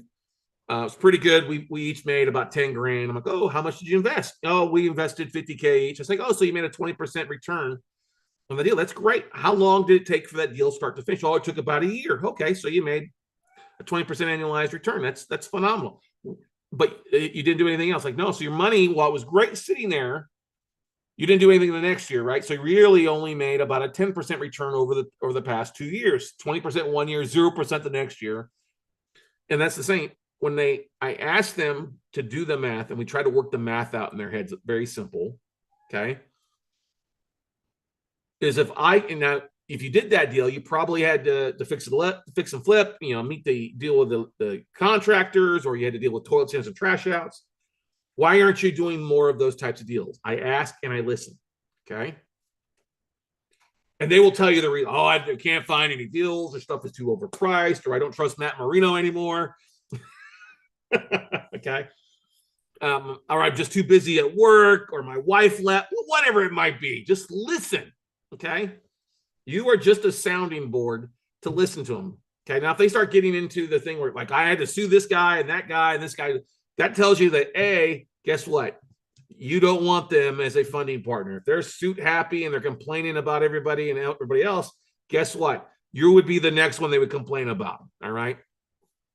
But if you got somebody who's, kind of understanding and talking and asking questions about, when you're answering your questions, that's a good thing. All right. And like I said, it's just basically a fact-finding information, just to talk with them, get them to talk a little bit. Okay.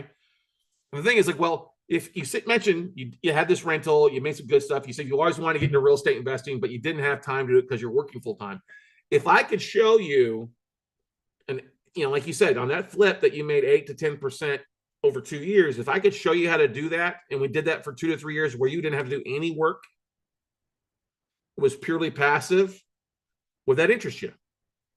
And you know what they're going to say? Of course it would. Or if they're talking about that they don't have a lot of stuff in investments, but they've got money in like a CD, a certificate of disappointment. I even say that corny ass joke.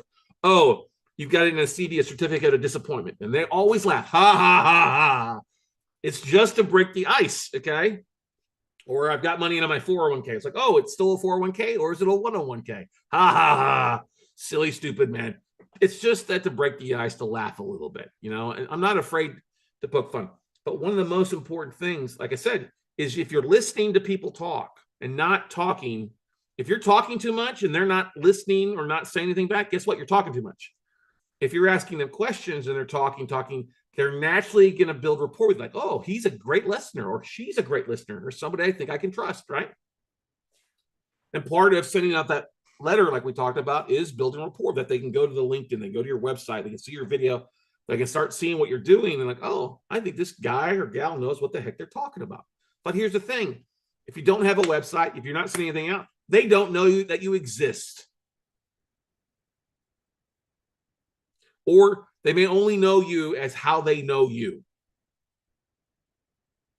Like if they're friends or family, they only know you as the IT guy, or the school administrator, or the social worker, or the admin at the office, or just the realtor, not an investor. Okay. All right. And the idea, like I said, is just to get them talking. And when they tell you what they're investing, you're going to know, like I said, what type of return. If they're an active investor where they're doing a lot of fix and flips currently, or they're an active landlord, they're always looking to buy deals, they're doing stuff, they're probably not the investor for you. Okay. You can ask them, oh, you're very active. That's great. Are you having a hard time finding deals? Oh, no, I'm finding deals all the time. Oh, okay.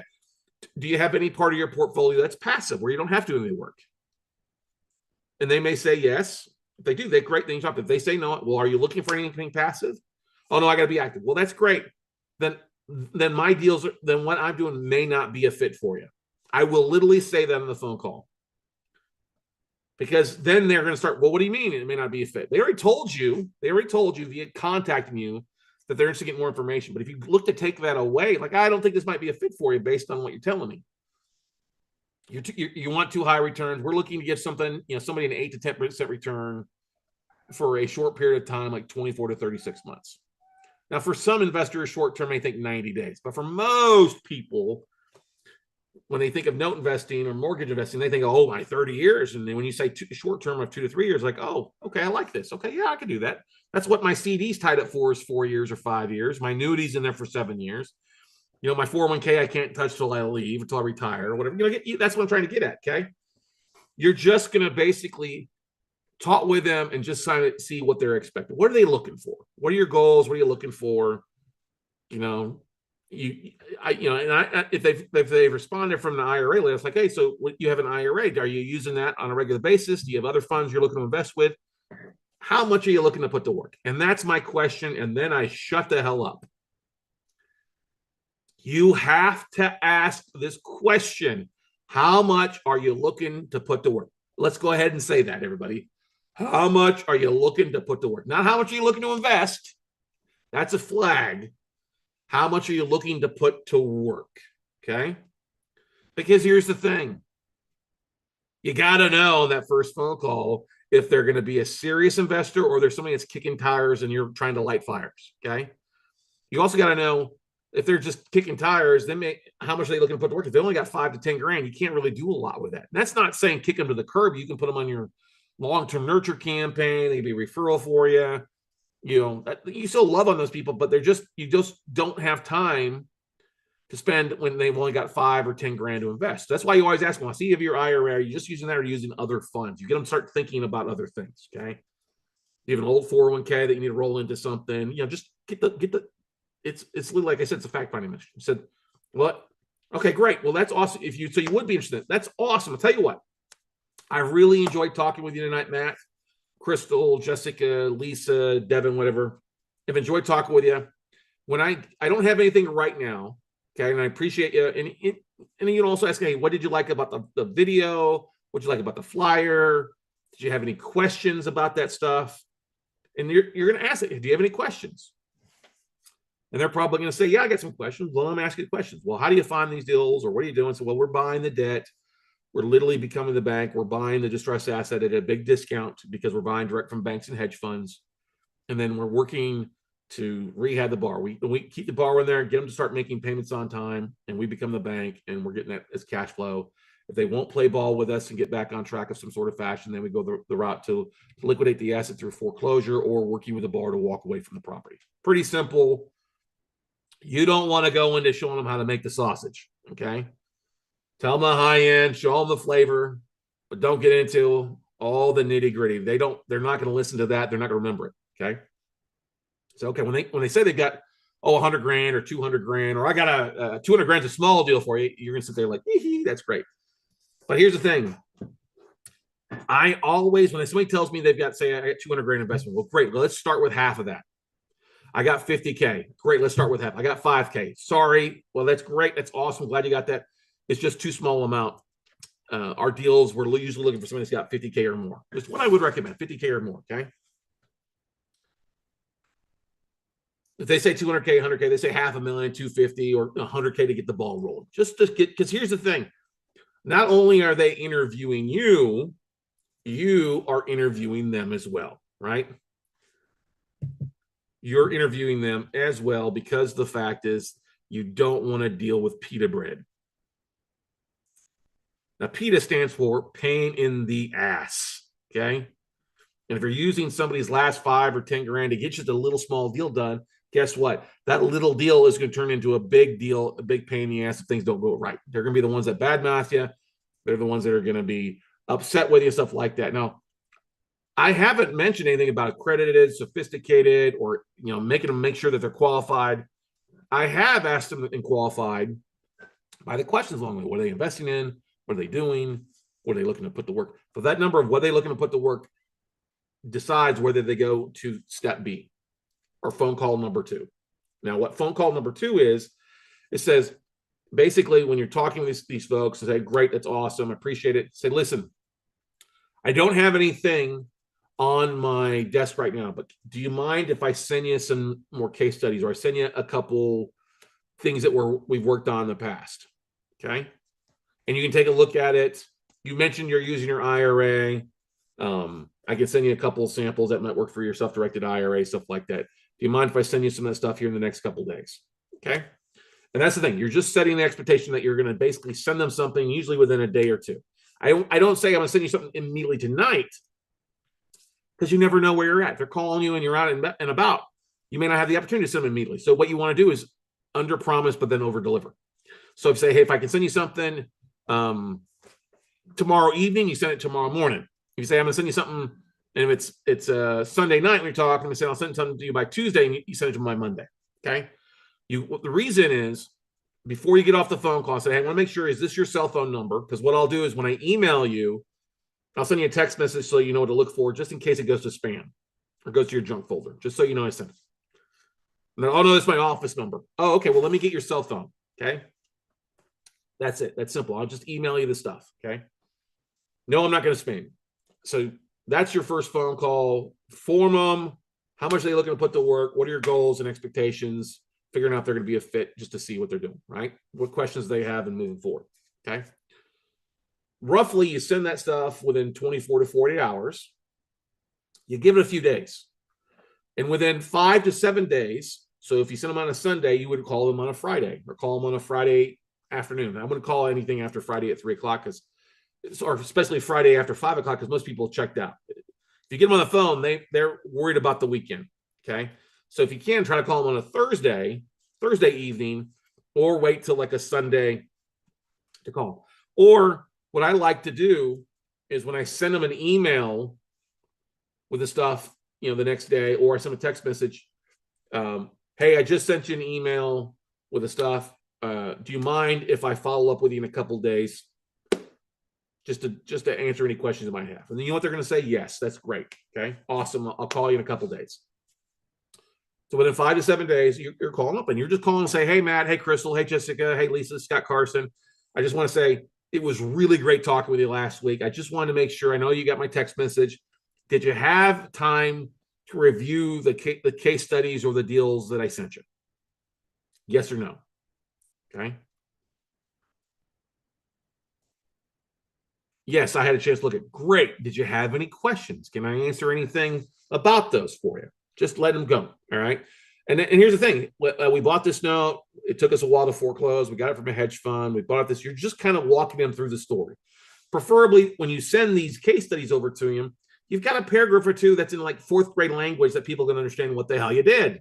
Okay. Don't just throw a bunch of numbers on the image, because they're not going to know what any of that means, that jargon. Tell them, hey, we bought this non-performing note. They owed 80. We bought it for 44. We were able to modify it for this, or we adjusted their balance from 120 down to 110, whatever it might be. They started making payments for a period of time until they were on time, whatever. Or we gave them $200 for them to walk, and now we own the property, and now we sold the property. Whatever it might be, 3 to 4 case studies, pretty simple to use, okay? Deals that you think. Now, on the second phone call, you're still not asking for money, okay?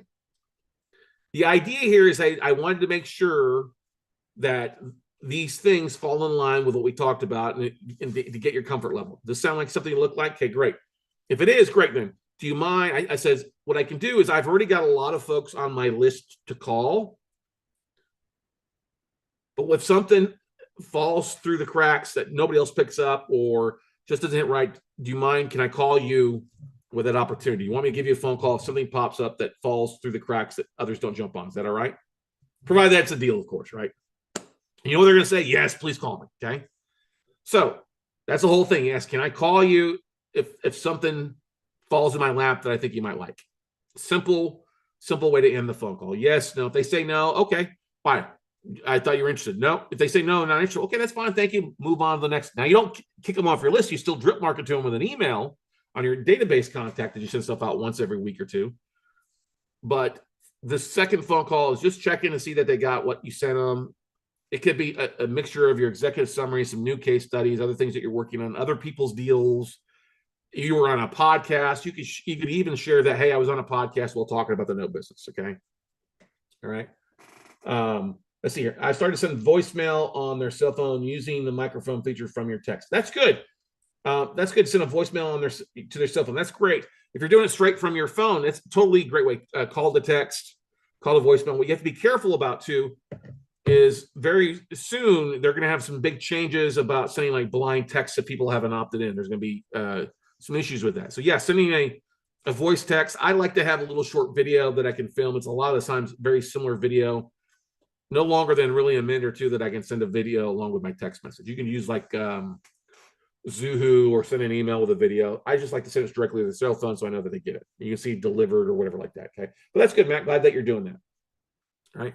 So after you've gotten off the phone call, the second one, with the idea that, hey, you'll give them a phone call if something pops up, that others don't gobble it up. You wait 5 days, and guess what? Suddenly you've got something, right? Hopefully you've got something. Now, if you don't have anything, you don't have anything. But hopefully you're making offers, because this is the whole thing of making offers. Now, you gotta realize, if we send a letter out and they get the letter, hopefully they've responded in that first week to you, right? And then you're making that phone call. That first phone call, a week later for call 2, and this is call 3. So you're talking already, this is a month process. You got to understand the process that 80% of sales comes after the 5th contact. Okay. Now there may be 1 or 2 more contacts in there where they've gone to your LinkedIn, or they've gone to your YouTube channel, or they've started to Google you. There's multiple touches that can happen in there without you actually knowing it. Right. Okay. So now on the 3rd phone call, guess what? You got something to talk about. This is where you want to have probably give them a phone call and say, hey, Jim, hey, Crystal, hey, Jessica, hey, Lisa, hey, Matt, hey, Debron, hey, Antron, whatever, hey, Fulton, hey, Cal, I've got something I'd like to share with you. Would you have time to jump on a Zoom call and I can walk you through the deal? Now, you can FaceTime people before. I think it's great to do that, to get on so they can see your face, see who you are. Zoom, if you want to schedule a Zoom call for these phone calls before, and that's fine. Totally fine to do. But I like to try to leave it for the 3rd call, because then it's always on, hey, it's nice to meet you face to face now, right? Especially if they're not in your area. Of course, if you met them out at meetup group, stuff like that, it's a different story. Or you've met them for coffee. Maybe they want to meet you for coffee the second time around. It doesn't be anything big, okay? But like, hey, he told me to call you if I found something interesting, or if I made an offer, making something, I've got something right now to talk with you about. Here's the deal. And you only probably want to have, if you're going to do it via Zoom, do a very simple two-slide thing. Picture of the property and the details, and then basically the 3rd thing is what the strategy is. What's your strategy, A, B, or C? And it's very simple. A usually is it's occupied. We're going to first try to get the bar back on track. We're making an offer at this, so if they do get back on track, it turns to a good yield. Okay, that we can pay you 8 to 10% for on a quarterly basis to you, right? B, they're not going to be able to modify that. We're going to go in for a friendly foreclosure, deed in lieu, cash for keys. Okay. or 3C, they don't play ball and we have to foreclose. And you got to set up these realistic expectations for these people. Say, okay, the first 90 days, we're going to really try like hell once we close on this deal to get them back on track. If they won't do that in 90 days, then the next 30 days is going to be to get them to liquidate the cash or keys, deed in lieu, so that we can take control of the asset by 6 months. And then what we're doing, then we're foreclosing, or we're going to rehab the property and sell it off, hire our local agents. Here's the agent that we use in the area. Here's our attorney that we use to foreclose. It's the reason we've talked about your pitch deck before, because you're going to be bringing in things and points from your pitch deck into this little 2-slide, 3-slide case study little thing. And what you'd want to do is via Zoom is you can actually record this. And then what I like to do is send them a replay. After you're finished with this third phone call, hey, I'm going to send you the replay for you to take a look at. But now on the third touch, this is where you're asking for money. Hey, this is a deal that we're buying the note at 45. We're looking for investor to fund 50 for a 2-year period or 3-year period on this. Okay, I'm paying 10%. And they're like, man, well, you're buying at 45. Why 45? So, well, we're going to have you fund a little bit extra for foreclosure costs and servicing along the way. Okay, it's worth 100. We're picking it up at 50. You're going to be making money on that 50. And I always find it better to ask for a little bit more now versus me having to come back to you in another 30 or 60 days to get some stuff. Now, people are asking, well, where's your money? What portion are you putting up? Like, I'm paying for things along the way. I'm handling other things. I'm handling the rehab. I'm handling other things. I'm having to go through due diligence on 20 different assets to find this one. Okay. So if somebody gets upset that you're not putting money in, you are putting money in through your time and due diligence and other things along the way. If somebody wants you to bring 50-50 to the table, that's great. Then they're not a fit for this. Okay. They can be later on, but not right now. Okay. Well, then I'll have to call you at a later time because I got plenty of other people to call as well. And that's what you want to say. Don't feel desperate that they're the only person. Maybe they are the only person that responded, but always say, listen, I don't put my money. I need my money liquid so that when I fix it or flip it, I have the money there. But I'm also looking at 20 to 30 deals at any given time. And I'm paying for BPOs and O&Es and stuff like that for all those to find the gem, the nugget. Okay. I'm out mining. You're getting the finished product. Okay. That's what I always like to say. I'm mining for deals. You're getting the finished product when I find something that matches the LTVs or the yields that we can give you. Okay. So in that pitch deck, that little 2-slide, 3-slide PowerPoint you're talking about, this is the asking for money. Does this sound like something you'd be interested in taking the next step? Does this sound like something that it would be willing to get on? And if they say, well, I need to talk to my husband or wife, that's great. That's fine. When can we jump on a call to go through this with them? And one thing I forgot to reiterate is on call 2, when you're sending them stuff, you always ask, I want to make sure, are you the decision maker in your household? Or is it you and your wife? Who do you need to talk to make the decision? Because you want to be able to get them on a call. You want to be able to get them on when you make that third phone call, when you have a deal, that they're both available to talk and ask questions. It's a total rapport building thing to the spouse. Now, the spouse, if he or she's not into real estate, you just want them to get on so they can see who the heck you are. Who's this idiot or who's this talking head that you talk about who's got a deal? Break down the deal. Just take some time and talk with them, okay? And then that's the thing. Then if they say, yes, this sounds good, okay, so here's the next step. Here's what's next. Once I get off this call with you, I'm going to send you an investor questionnaire. You've already answered most of the questions, but I need you to put it down for me, okay? I'm going to send you an investment questionnaire. Now, the investment questionnaire is a 1-page sheet. We go through it in our 3-day workshop, talking about, who they are, what they're doing, income, background, education, that kind of stuff. Simple when it comes to real estate investing. I need you to fill that out to me, and I need you to send it back. I can't proceed without that stuff. My attorneys, my accountants, they require that. I'm not asking for your social security number. I'm not asking for your blood type, your mother's maiden name, your uncle's name, whatever. I just need you to fill out an investment questionnaire. Do not put that investment questionnaire on a website. Don't do that. Nobody's going to fill it out, okay? Literally send them a Word doc or send them a PDF that they can fill out, okay? I need you to fill that out and send it back to me. Because you want to, and I'm making sure, is the money coming from an IRA? Where's the money coming from? Checking, savings, another trading account? Who's okay? Who's that trading account with? Is it with a self-directed IRA company? And if they give a name, is that a self-directed IRA? And go check. Don't rely on them to know what the heck they're talking about. If they say Chase or Bank of America, it's from the IRA, I said, that's awesome, but we got to move that to an account that you can actually use to buy real estate or notes. And they will not allow you to use that from Bank of America. So we need to set you up with Equity Trust or Quest or New Horizons or whatever it might be, IRA services. Part of what you want to do when these people are opting, you're talking is where they're from, is make a mental point of where they're near, what part of the country they're in, and is there an IRA company that's near them? Okay, because that's an easy way to have somebody local to it if they're in a state where something's at or anything like that. Hey, we need a separate account for you, and we need to do that. And so what you may even want to do is once you send that investment questionnaire to them, you may want to go over to that IRA company and pull a new account form, because they're going to have to do a rollover. Now, if it's a rollover from Chase into a Chase IRA into a new account, it's going to take a few weeks. You got to keep that in mind. If it's from like a Scott trade account where it's stock bonds and they're just going to move that to cash or something like that, it's still going to take at least 3 days for them to make that trade for that money to turn into cash so that they can be wired into an account. If you're just going to be borrowing from their LLC or from them individually, that's fine. There's through an IRA, you got a little bit extra paperwork to set up. Okay. So if they need a separate account, you need to get them rocking and rolling doing that. You might even preface that on the first phone call, like, hey, if you're wanting to do some of these things with your IRA, great. We need to make sure there's money in your IRA. If they say 5 or 10K, where's that at? Is it a self-directed IRA? Who's that with? You may subtly ask that in the very first phone call too. Okay, just so that you know if they are good to go or there's going to be a bit of a lag of funds getting transferred. Now, somebody's doing banks are just dirty when it comes to letting go of money.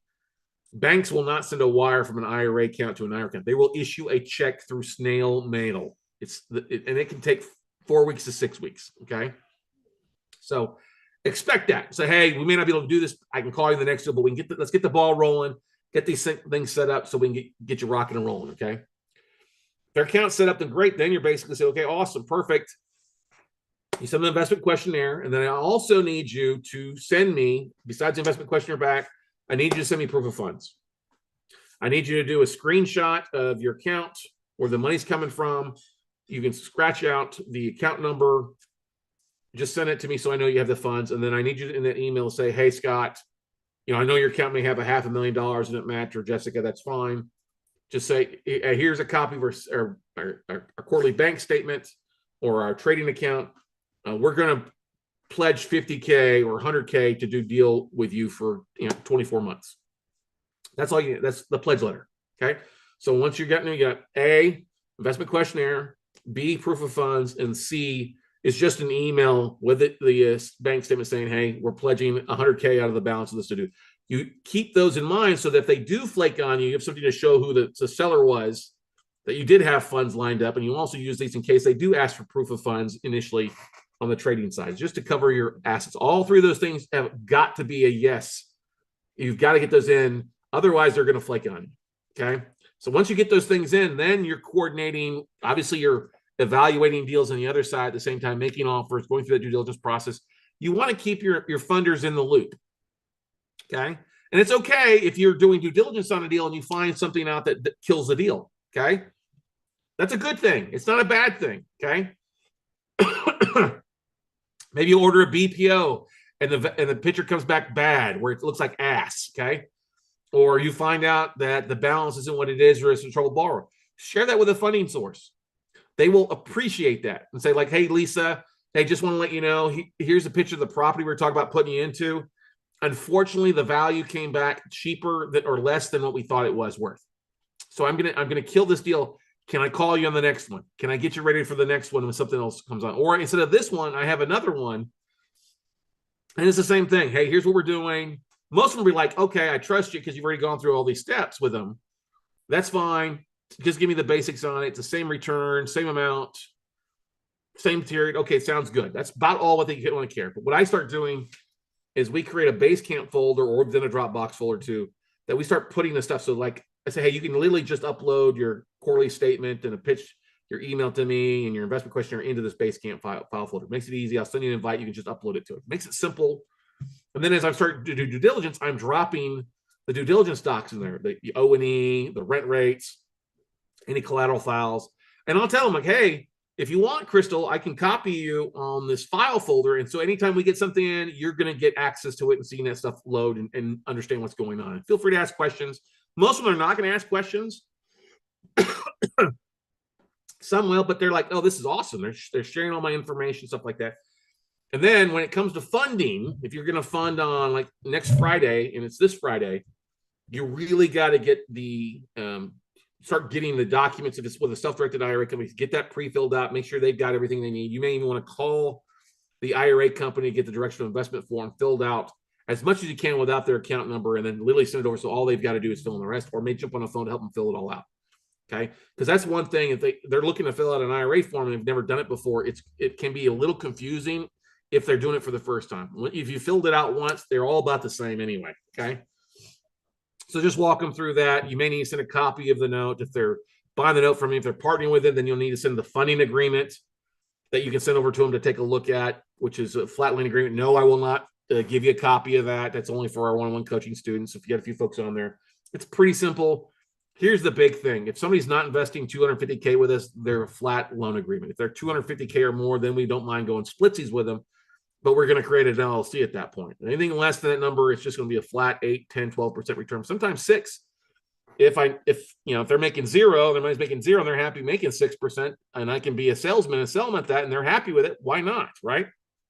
Okay, so that's it. They fill out the funding group, they sign it, then they send that to the IRA company, and then you're gonna have to give them wire instructions on whether if you have 45 that's going to the fund, but you're having them funds 50, then have them wire 50 to your escrow account with an attorney. That'll cost you probably $500 to set up, but find a local real estate attorney and do that with.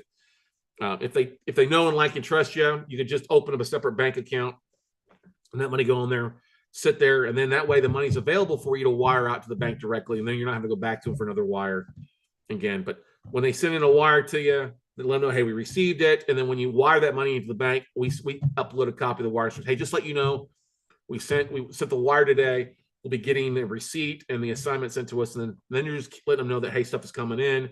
Then you're just walking them through and say, hey, it's going to be probably about 2 weeks to 30 days before we have an update. And tell them why. It's because we're buying it. You're probably going to see some stuff uploaded, but we're probably not going to get the first payment for 30 to 60 days, just because if it's performing, it may take that long to transfer. If it's not performing, we're not able to really start talking to them until these hello and goodbye letters go out. And it's a simple process of the asset being transferred. So when you get a copy of the assignment of mortgage, or if it's a contract for deed, a copy of the interest, share that with them. Hey, let them know. And you want to let them know anyway, because they may want to have their investment secured by being co-named on the assignment or co-named on the deed of trust. And that's fine. It's easy enough. Hey, here you go. We're getting it recorded. Boom, shakalaka, we're off and running. Okay, if they're invested $250, they can see that the asset's been transferred into the co-LLC that you guys co-own, that you own 51, they own 49, okay? And then it's just off and running. It's just communicating with them. Then if it's get it reperforming, then it's paying them once a quarter, with a wire. I got to send a wire out tomorrow for an investor. And I try to set up my payment so it's pretty simple. So so if somebody invests something in, say, January, I will send them a partial payment in February or at the end of March. So I try to keep it March, June, September, end of the year, right? So that it's on a regular. So I don't have like, I got to send one this week and send one next week. I try to get it all coordinated so it's easy for bookkeeping, easy for our ACH stuff to send out one week. Because here's the thing, we're getting wires sent in. I don't want to send it on a monthly basis because that's extra fees. I wait till I get 3 months in and send out, one payment, especially if it's going to their IRA, they can't touch it anyway. So then I just send them in or send a check into their IRA and go from there. And here's the thing, you may want to send a paper check the first time and tell them the second time you're going to just send an ACH, but you wanted to send them so they have proof of something. Okay. Now, one thing you can also do, which is a nice touch, I think, to do. I've seen different people do that, but people fund a deal. I've seen people take and go get like those glass cubes at the mall. You see like those 3D cubes, and they print the picture of the house or the picture of the apartment complex they're invested in, and they send that to their investing partner. Because then it's kind of something cool. Ooh, I got a little swag, or a picture of the property framed or something like that, investment 101, whatever it is. It's just the way touch. We're sending, a bottle of champagne or a bottle of wine or flowers or something like that. Something that's, hey, thanks. We've done postcards. Hey, thanks for funding the deal. Appreciate it. And then we're rock and roll. And then you're just basically then doing the workouts and communicating what's going on with the deal via Basecamp, via your vendors, and just kind of carrying it out and going from there. Okay. But the whole aspect of raising capital is the marketing side. It's sending out letter to the IRA list or your network, an email to the network.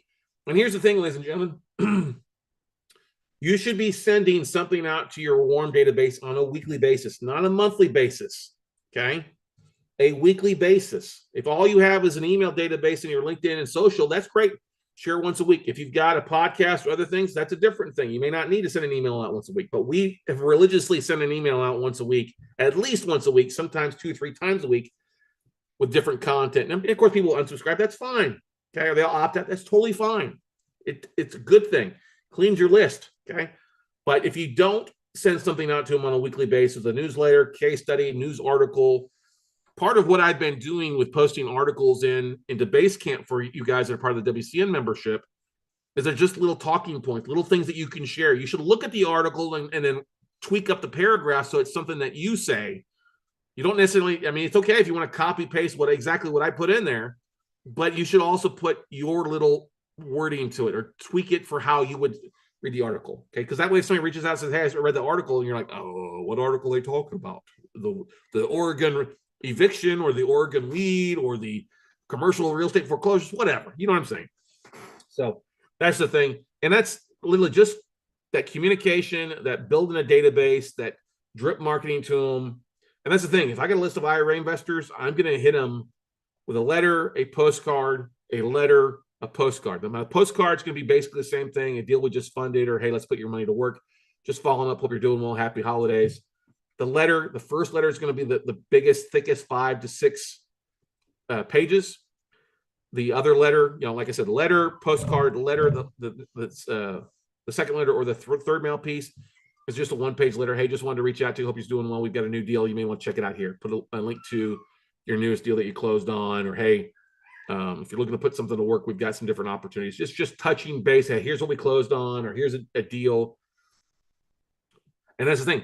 If they don't respond after like 6 postcards, but you've got their email, then don't send any more mail to them. Just keep them on your drip marketing campaign with their email address. Okay.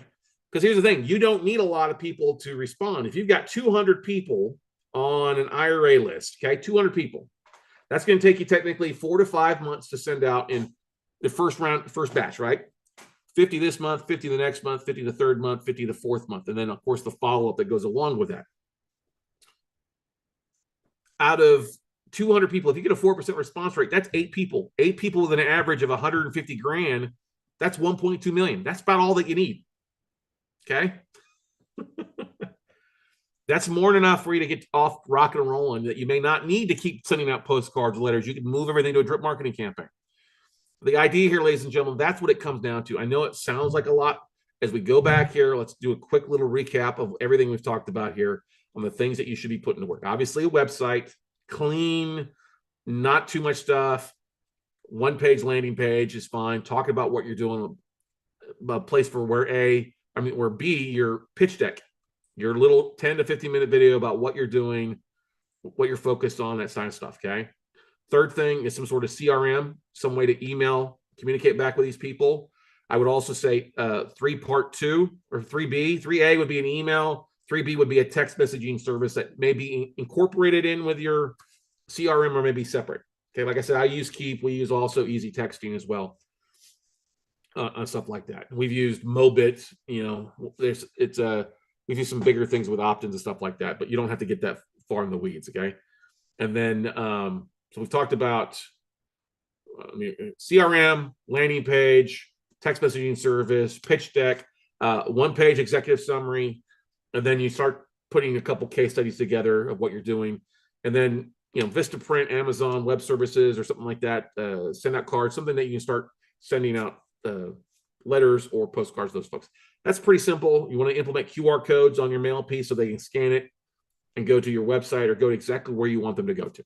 Okay. If you send them to your website, that's great, but they may not know what to look at. I like having that pitch deck further up so that people can see exactly. You go directly to where they're looking, they click on play it, and then there you go. If it's below the fold, and what the fold means, if you're looking at a website right now, when you go to it, the top part of that first page is above the fold. That's where you want your pitch deck is, or where your pitch video is. You want your subscriber opt-in thing, something button showing up here, or something that pops up on the screen to get people to opt into your newsletter or your list. Okay. Below the fold can be more case studies or other information along that way. And then of course, other things that your vendors, your background, other deals you're looking for, tapes you're working on, all that good stuff. Does that make sense? I know I covered a lot in this hour so far with you guys. This is stuff that we will hammer home in a full day and a one-on-one with folks a lot of times. I know Jessica can talk about that. Chris can talk about that too for you.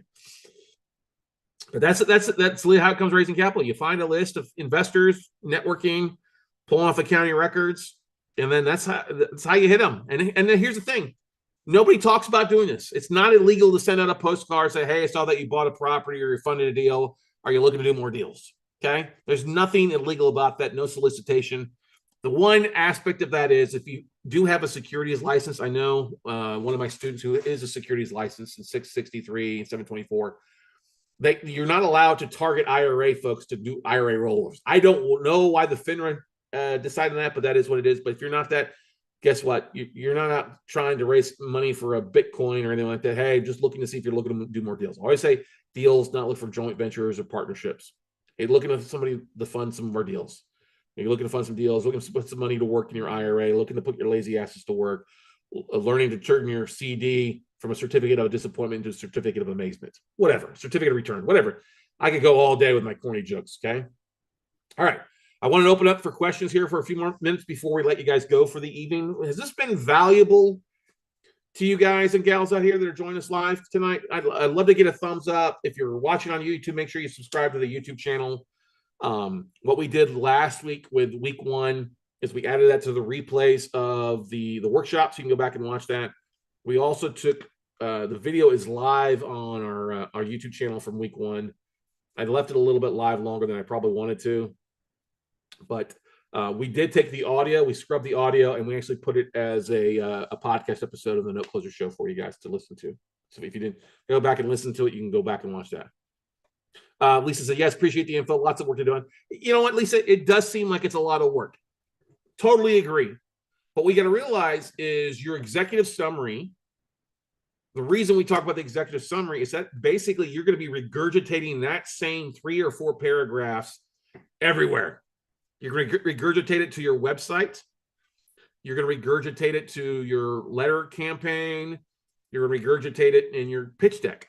So if you take those 2 or 3 things, that's 90% of the work. Then the rest of the 90% of the work is pulling a list and doing an email blast. And you could also outsource that to a VA to pull for you. You can outsource many of those things to a VA to pull, to scrub the list, and even create a list that goes out for you. So glad you enjoyed it.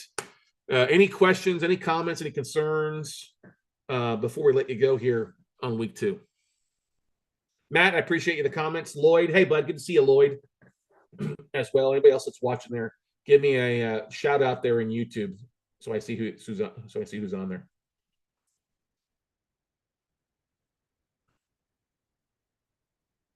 Crystal, Jessica, see who else is rolling around here. Anybody else got any other questions, comments before I let you guys go for the evening on week 2? Now, week 3, what are we going to talk about next week is probably a good idea. We're going to dive in a little bit more into the buy box. We talked about finding deals. We talked about raising capital today. We're going to talk a little bit more about the buy box. What are you looking for, where to find some of that stuff, and how to evaluate some of that stuff, what's good, what's bad, and what's ugly. All right. I had a conversation today with 2 ladies who reached out to me via LinkedIn. Hey, we're looking to buy notes. It was literally, they copy pasted one of my comments, which is great, totally fine. But when I got them the horn, they didn't know what the heck I was talking about. And I was on the cusp of being rude, because I was like, you're asking for one thing. And if you're out soliciting for these things and somebody asks you a simple question and you're not able to answer it, or you don't know what the heck that means, you just invalidated yourself. Okay. One of the things, one lady had an AOL email, like, you got to get rid of that. That looks old. Okay. If they didn't know the difference in a couple of things, I was like, listen, I'm not being rude here. I'm just telling you, you have to expect this when you're talking to somebody. If you're asking for somebody to send you non-performing notes, they're going to ask you what's in your buy box. If you don't know what that means, or you're saying one thing and I'm asking if you want something else along with that, and you don't know what that is, it's going to look bad. So we're going to talk about that next week. What's in your buy box? Start looking at some stuff and how to tailor some of the stuff to go into your social media or into your marketing to help you with deal flow, but also attract other deals for you from folks that are online. Okay. Anybody implemented Octopus in the last couple of weeks? I know, Lisa, you were working on it. Jessica, I know you've done that. Crystal, you using Octopus as well? Octopus CRM to help you grow your LinkedIn. Anybody on LinkedIn or on YouTube or replay watching it? It's a great service. I absolutely love it. I wish it. I restarted my Octopus. That's good. I mean, you can use it. What's great is you can use it with so many different things besides just your full-time job, but also is the investing side, raising capital, finding asset managers, that kind of stuff. Just get that process rocking and rolling. Okay, that's the thing. You're going to be an investor a long time. You might as well start using some of these tools to make your life a whole lot easier and help you accomplish your goals faster versus trying to drag it out. Okay. So, all right. Well, I guess then we will wrap it up and let you guys go. Have a great rest of your week. Thanks for joining me here on week 2. And we'll see you guys all next week. All right, everybody. All right, everybody. Hey, happy day. Hope you are having a great week so far. We are honored to have you guys join us here on this episode. This is week 3 of the implementation coaching for those of you guys that have gone through our Note Buying for Dummies workshop. We held our last workshop in December. Some of you guys attended that. Some of you guys have attended the past. Our next live workshop is going to be March 1st, 2nd, and 3rd here in Austin, Texas. So mark your calendars for that. Like I said, March 1st, 2nd, and 3rd. You can register by going to notebuyingfordummies.com. If you're a WCN crew member or a previous coaching student, just let me know. You've got a special thing. If you're a past coaching student, you come for free. If you're a WCN crew member, there is a reduced cost for you as well for you. But we'll be glad to have you guys. It's a Friday, Saturday, Sunday here in Austin, Texas. And I'd love for you to join us there. But if you are are looking to get rock and roll, let's discuss a little bit of what we covered the past 2 weeks before we dive into today's information for you. All right. Week 1, we talked about the ways to find deals. We broke down some of the different ways that we're finding deals that nobody else is finding, how to get these deals sent to you, and how to leverage LinkedIn and other lists to find deals. Last week, week 2, we discussed about raising capital, some of the different ways that we raise capital, the things you need to have in place, like your pitch deck, your executive summary, and the marketing facet behind that. And I got to give a shout out to a couple of students this past week have raised a couple $100,000. John Gore's raised about $200,000. He's pretty excited about that. And I think Cal's raised about another 200 to 250 as well. So kudos to you two guys for doing a great job following through along with the implementation. And big shout out to Antron and Fulton also, who are doing some great job in getting their stuff up, rocking and rolling. So you probably hopefully hear from those guys and gals all before the next couple of weeks are up. Might have one of them join us on here tonight. But anyway, today I want to dive in what you should be looking to buy. And while there's a lot of product out there, different facets of what you can buy, I want to go through what you really want to spend your time on and what you don't want to waste your time with. Okay. And then we'll dive into the due diligence and how to slice and dice a tape. When you get a tape in from an asset manager, what do you look at? What do you spend your time on? What do you not waste your time on? Okay. And I am monitoring the chat roll. So if you're, I guess it does help if I actually enable it so you guys can actually chat with me so that you are able to ask questions there. And I am monitoring on YouTube live stream as well. So feel free to give me a thumbs up or a hello on YouTube as well, so we know that you're live on there. Like I said, ask your questions. There are no dumb questions. I will ask you to keep your questions to relevant information. You can always go back to our YouTube channel at weekclosenotes.tv. If you're watching that, make sure you're subscribed to that and watch the last 2 episodes, week 1, week 2. We also live streamed week 1, week 2 back to back this past Sunday. So you can watch the roughly 2.5 hours of that training back to back on our YouTube channel as well. But anyway, and then of course we turn these into a podcast episode as well. So if you're listening to this podcast episode, you can click on the link in the description to actually go back and actually watch the live video. All right. So let's talk about what's coming out and what you're seeing. Well, first and foremost, there's things that are coming out that you can take a look at. I mean, the more tapes, the more lists you get, the more familiar you're going to build and the more educated you're going to get in understanding what you're looking at. All right. So every tape does have value. Okay. But the tapes that you're not going to bid on, you're just going to kind of say, I'm not interested, are basically, they're either going to be A, pure performing tapes where they've never defaulted. The banks want to sell those at par. There's no room to make money if they're selling at par. Okay. And that's very common. A portfolio of performing notes, you've got to have cheap money to buy that stuff at, like at a 1% money cost. And if they're making 2, 3, 4, 5, that's how you make your money. Is the difference between the spread. Well, most of you guys aren't going to have a couple $1,000,000 to handle it. And that's okay. You can strive to get that later on. So tapes of performing notes you're not going to buy. The second tape that you're not going to waste your time in is what's called scratch and dent loans. And these are loans that a bank or lender has originated, and there is something wrong, not anything huge, but something wrong with the collateral. And by the collateral, I mean the loan documents. Maybe there's missing documentation. Maybe there's missing signatures and a notary stamp. When the loan was originated, maybe the borrower was not Dodd-Frank compliant, or the loans that makes the loan not Dodd-Frank compliant because the borrower didn't go through a registered mortgage loan originator, make sure that they were, able to afford it. It could also be that when the loan was originated, it was going to be sold to like a Wells Fargo or Bank of America, but the borrower's credit may have changed at closing. They may have a high DTI. The appraisal came back. There's a whole lot of things that can affect the scratch and dent loan. Doesn't mean it's a bad loan. It just means that you're probably not going to buy it because scratch and dent loans are still selling in the mid 90s of the unpaid balance. And once again, unless you got really, really cheap money, it doesn't make any sense to buy that stuff. So while it's great to look at that stuff, unless they're going to be willing to take a big discount, you're really not going to buy either of those two things. So that's the first thing you don't want to waste your time with, okay? Third type of stuff that you're going to get in is going to be a mixture probably of reperforming loans, stuff that was once non-performing, whether it's non-performing in 12 months and the borrower started back on track in the last 12 months of some sort of payment. They paid 3 months, 6 months, 12 months, whatever. Or stuff that's non-performing, or stuff that is the borrower is 60, 90 days late. Now, on a non-performing note, I don't look at anything that's really less than 6 months in default. Okay. The reason for that is the seller is not going to take as big a discount. I mean, if the borrower is only 30 days late, they're probably not going to take that big a discount if it's been, performing the entire time and just started to be late. Okay. If it gets beyond 6 months, they're going to start taking a bit of a discount to get it moved off their books. Now, that's the first thing you look at. Look at your last paid date and look at the payment history. A couple of things on the spreadsheet you're going to see is the most recent payment and last paid date. Or next, I'm sorry, let me rephrase that. Last paid date and next due. So if a borrower has been like 6 months behind, but they made a payment in January, but next due shows July, that tells you they're still 6 months behind. Okay. So those are stuff that you would buy. Stuff that's 6 months late, stuff that's greater than 90 days late.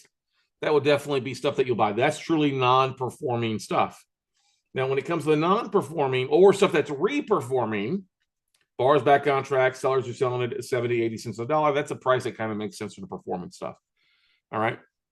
Other stuff you'll see like contract for deeds. I treat contract for deeds like a first lien. They're usually lower balance loans on lower balance properties. And I'll talk about the balance and values of properties in a minute as we go through things, okay? But when you're getting in tapes, yeah, I will look at reperforming. I'll look at non-performing. And then, those are the two biggest. I look at contract for deed tapes all day long. Now, somebody asked me the other day, well, I look at a foreclosure list or an REO list, real estate owned list. And I'll glance at it briefly. If the lender has a list of REOs or investors taking some property back and they haven't sold it yet, yeah, I'll take a look at it. But you got to be very careful. Here's the thing about REOs. Most of the time, if I'm an investor, like I'll give you, this is a great example. Jessica is watching here now. Jessica was looking at a tape from a company out in Arizona. It had a property in it, a non-performing note in Spring, Texas. Now, Spring, Texas, hey, that's just on the north side of Houston. Not a bad thing. The online value showed one thing. The photos that you could see from Zillow looked like it was okay. And I was like, why are they selling this note so cheap in a lot of cases? So I drove out. I was on my way to go look at another property. And he says, well, I'll drive by this one for you. So I drive by that asset, and from the front, it looks like it's occupied. Well, I walk around the side of the house. I can see that Jumanji's in the backyard. Back door is wide open. And what do I find inside? Ass. Just straight up nastiness. Okay. And it was being sold. Rats, exactly. Worst rat infestation we'd seen. Rat crap everywhere. It was a shitty house. Pardon my French, but it was crap, roaches, trash everywhere. It was demolished, basically. Well, I told the seller that. I actually did a walkthrough video. You can actually go to my YouTube channel and watch the walkthrough video of that property. And I sent it over to the seller, and they're like, "Oh, thank you very much." I was like, "Yeah, the bid that we've offered, we're withdrawing the bid. Your bid shouldn't be 200, maybe 50K for what the value would be after clean out in a lot of cases." Well, the seller is still trying to sell it. He's trying to sell it as an REO, hoping that somebody doesn't pay attention to it. I'm like, you can't do that. You got to realize you got to list. The sooner you come to the understanding that you have to disclose this stuff, it just makes it. Now, here's the thing. I know the seller. I know the seller very personally. And when I see an REO on his list, it tells me, A, it needs a lot of work. B, it's not a deal in a lot of cases. Because any of us, if like I'm going to foreclose, Jessica, Catherine, Larry, everybody, if we're going to take an asset back and foreclose on it, and if it's in decent condition, decent meaning paint, carpet, a little clean out, stuff like that, we're going to proceed with it. We're not going to list it for sale because that's extra equity or value now that we can take back now, right? That's now profit to us. Now, if it's in a rough area and needs a lot of work, yeah, then we'll sell it for somebody else, let somebody else locally take care of it. So that's why I don't really focus on a lot of REOs. I'll look at stuff in Texas, I'll look at stuff in Florida for the most part, but most of the time I don't want to get into the property management aspect of doing that. Does that make sense, everybody? Hopefully you understand it. You want to keep it simple, okay? You don't want to be doing rehabs all across the country. I got a rehab right now that I'm working through that's dragging on and dragging. Now the winter's here, it's dragging on even longer, okay? But it is what it is. We're working through it. We're still going to make money on it. Still going to be a good day. It just takes a little bit longer for that aspect of things. And I'm in the note business, not in the real estate business, okay? So those are some things you want to keep in mind. And really underlying more so, there's really one law that comes down to bidding on notes, or really bidding on real estate as a whole as itself.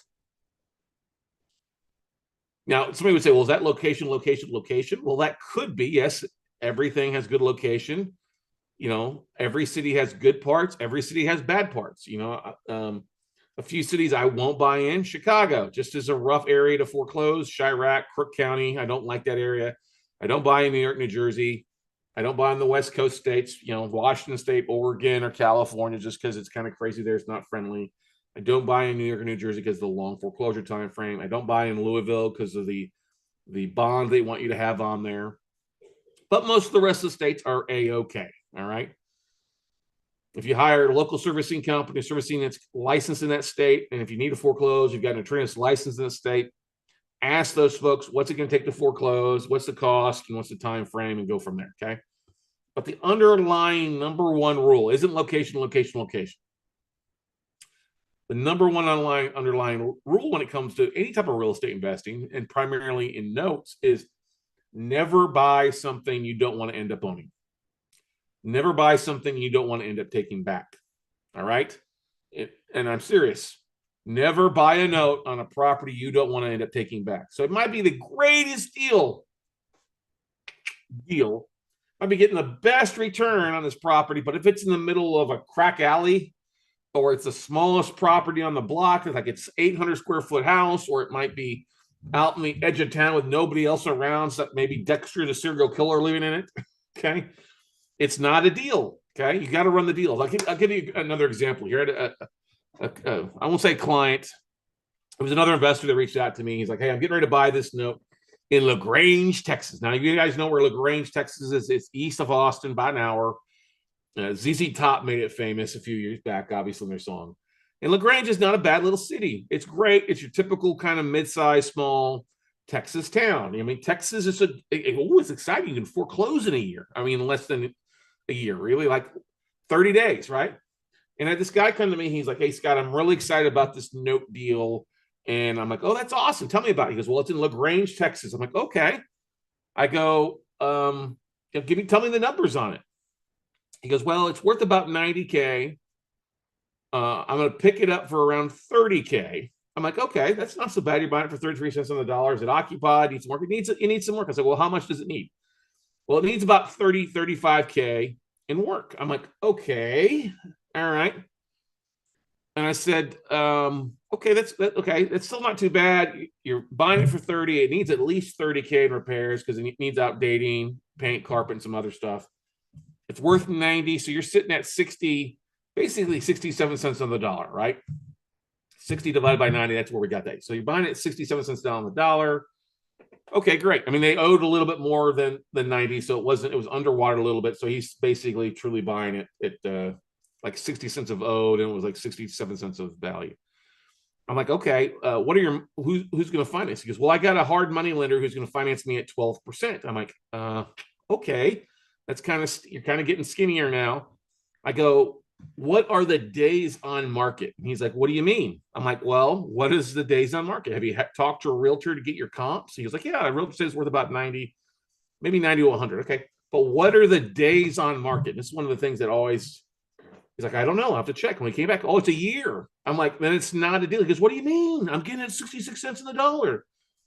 I'm like, I don't remember what his name was. I was going to say his name was Gene, but it wasn't. But anyway, we'll just call his name Gene. I go, Gene, if that property is going to take you, let's go through the time frame here.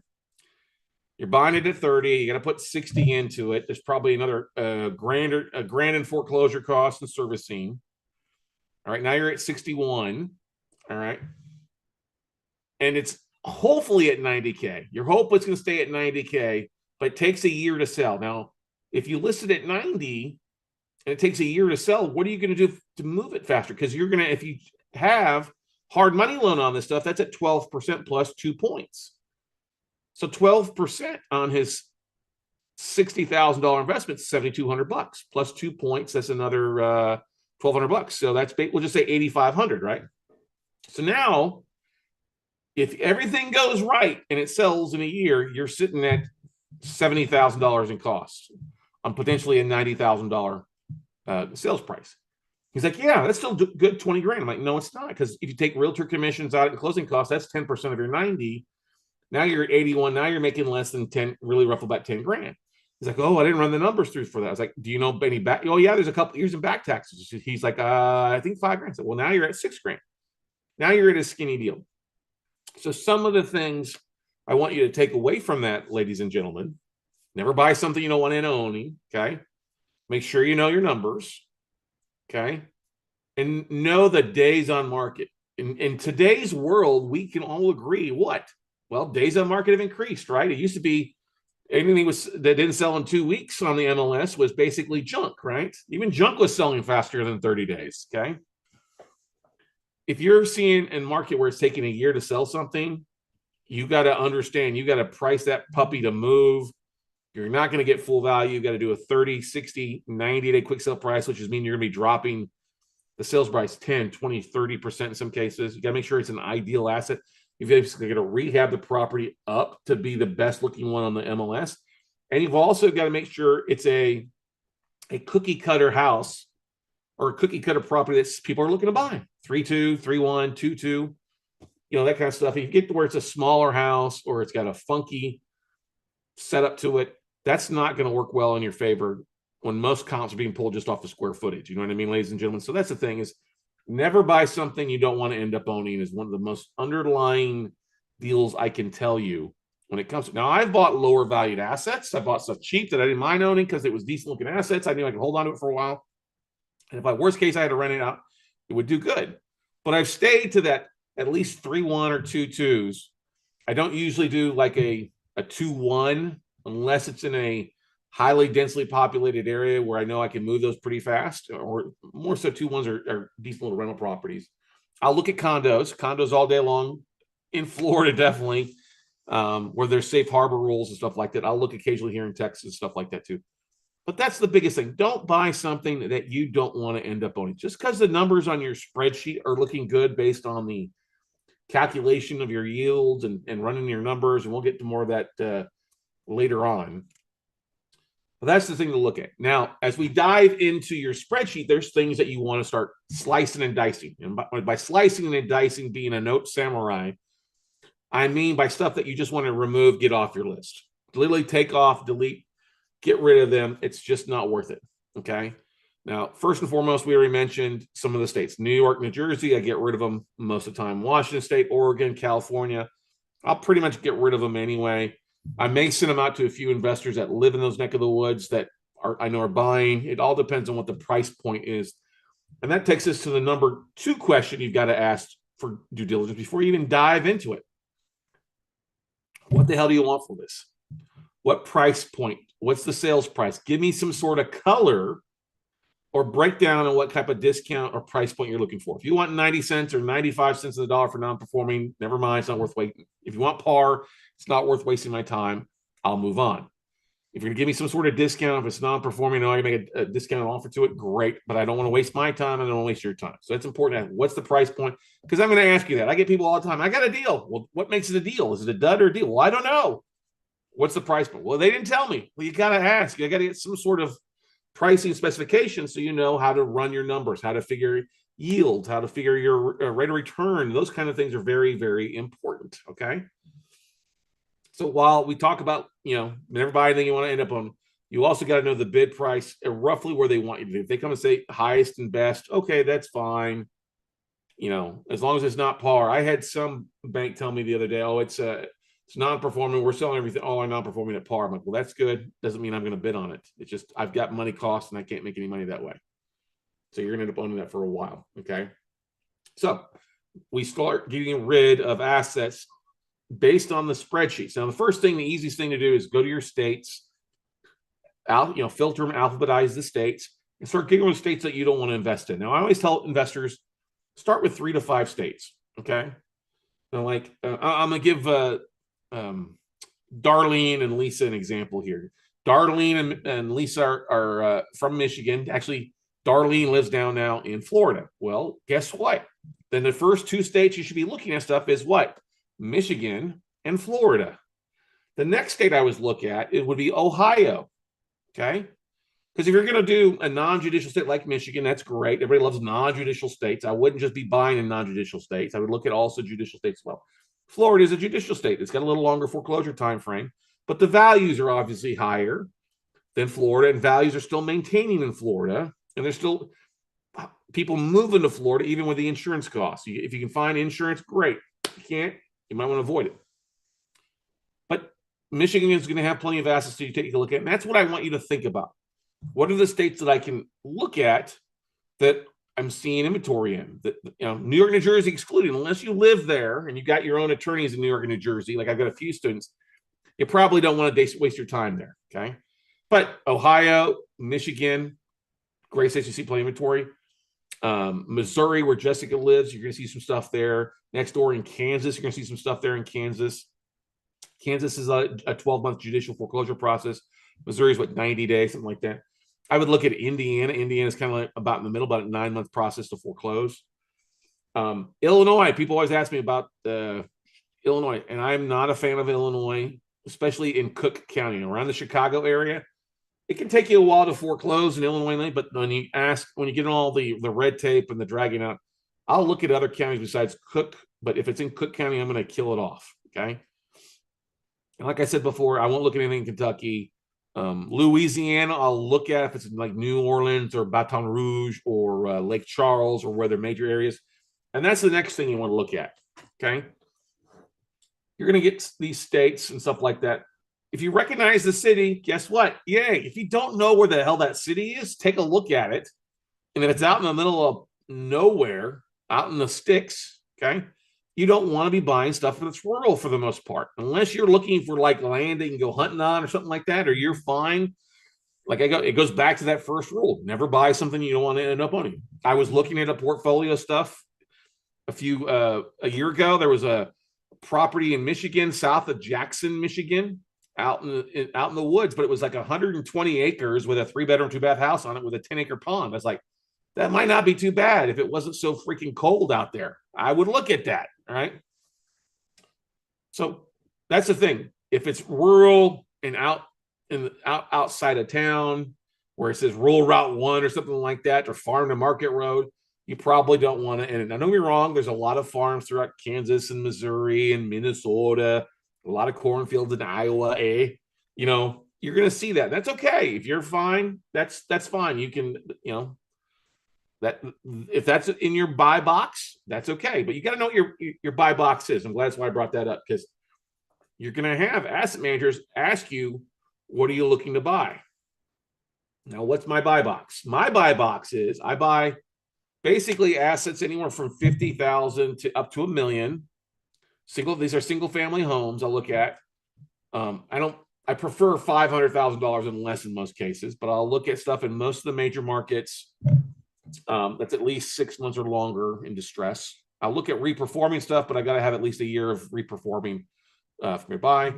I don't really like low balance stuff, anything that's got low balance. And this is where you go back to your spreadsheet. And as people start asking you, or as you're getting these spreadsheets in, where you start eliminating things. Okay.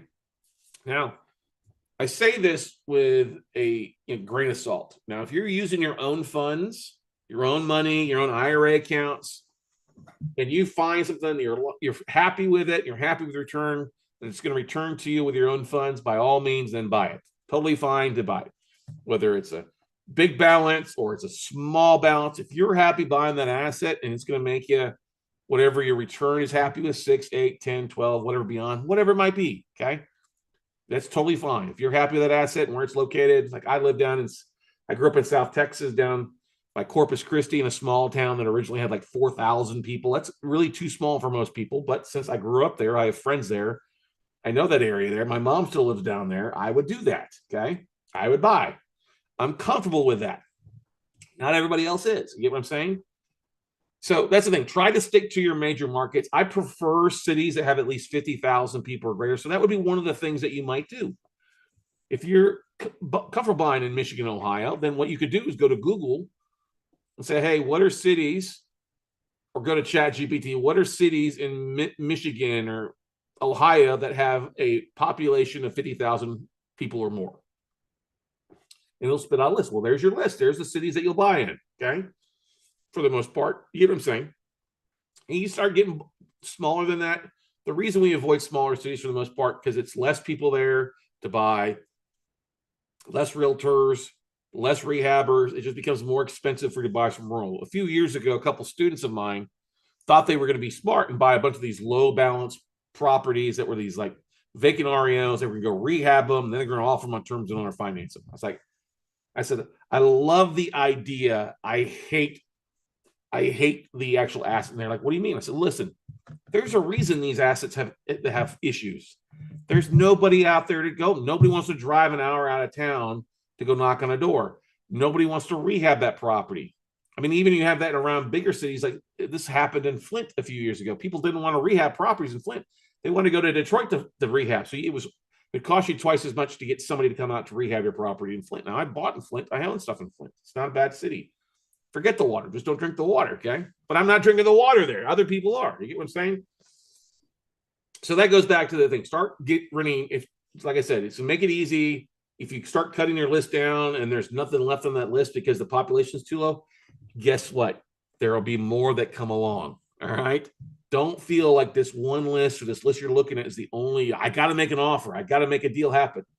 You start thinking that way, you're gonna get in trouble. Can we agree to that? Can I get an amen from anybody that's watching on this, that they understand that? Yes, thumbs up. Yes, good. All right. So you eliminate small cities, you eliminate rural cities.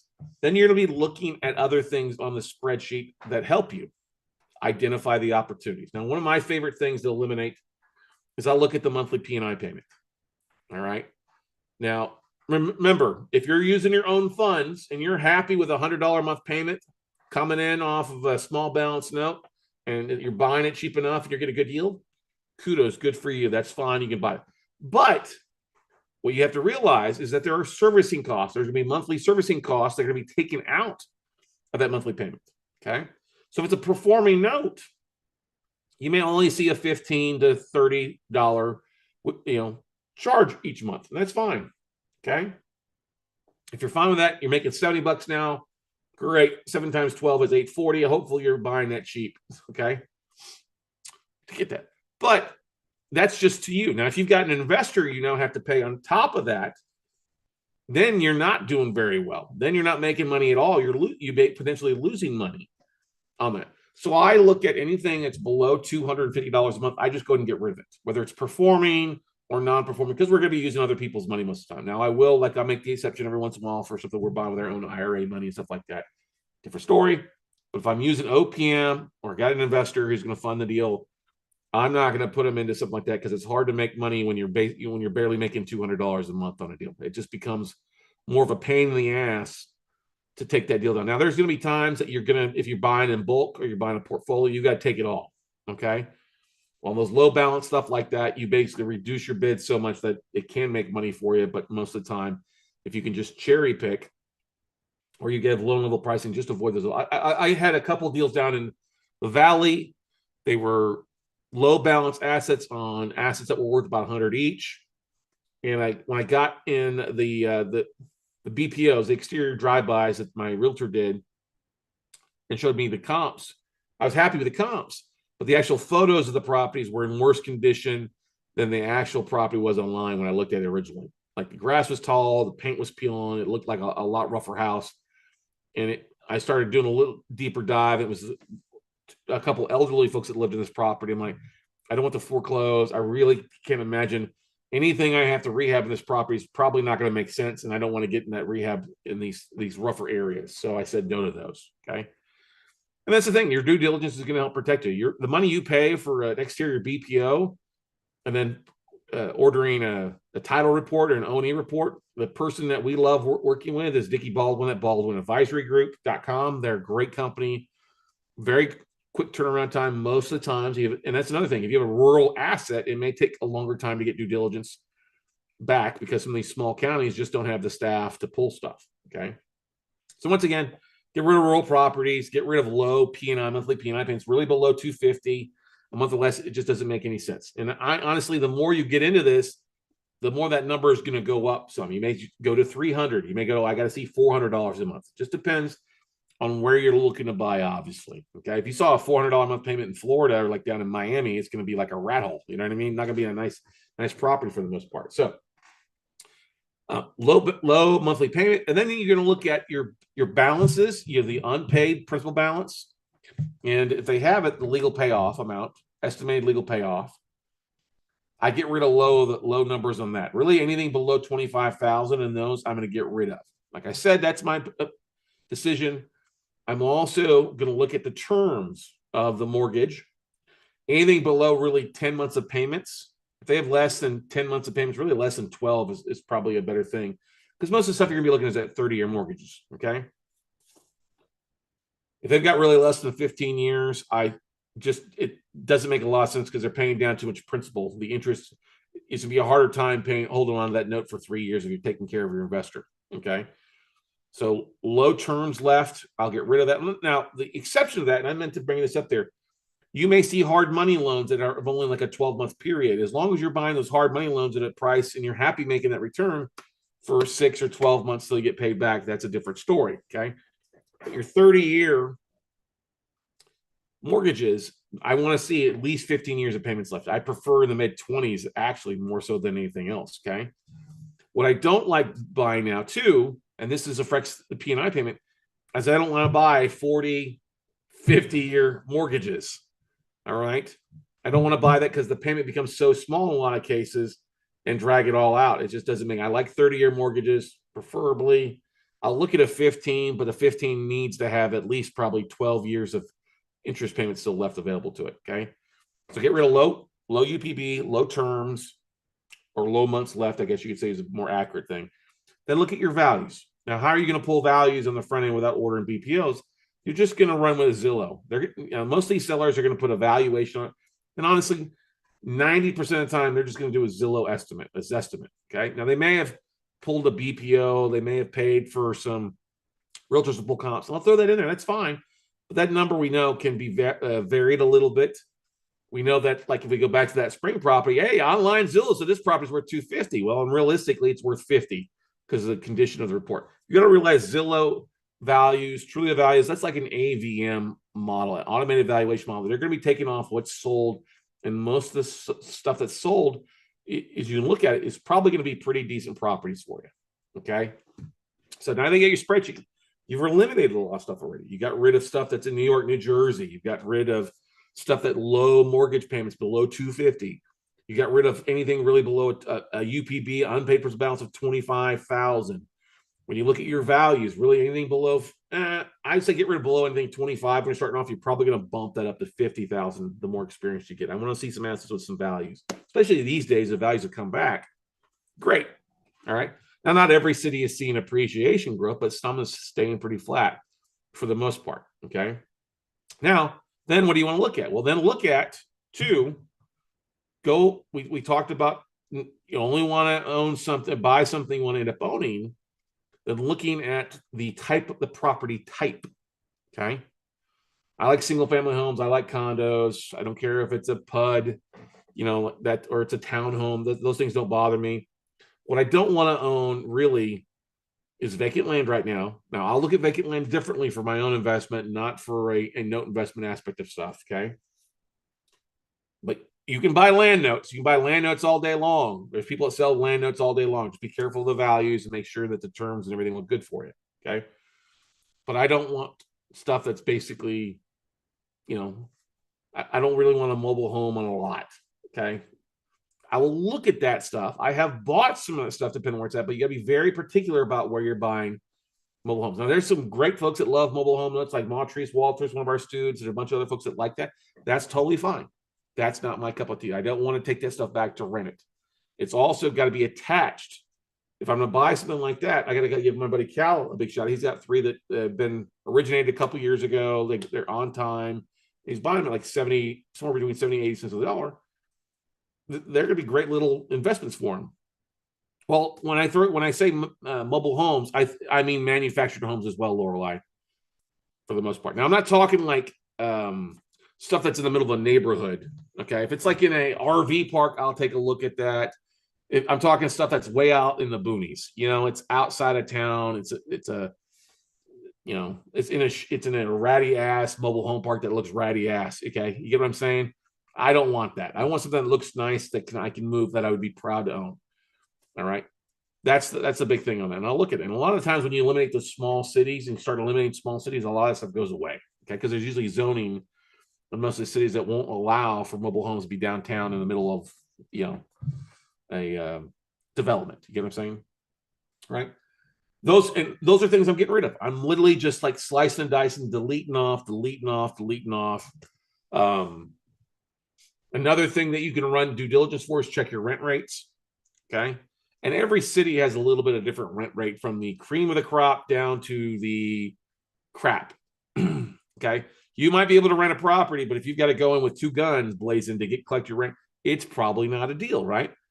And so know what your cities, and that's part of the thing that you want to look at when you start looking at the cities is, okay, what's the median rent rate?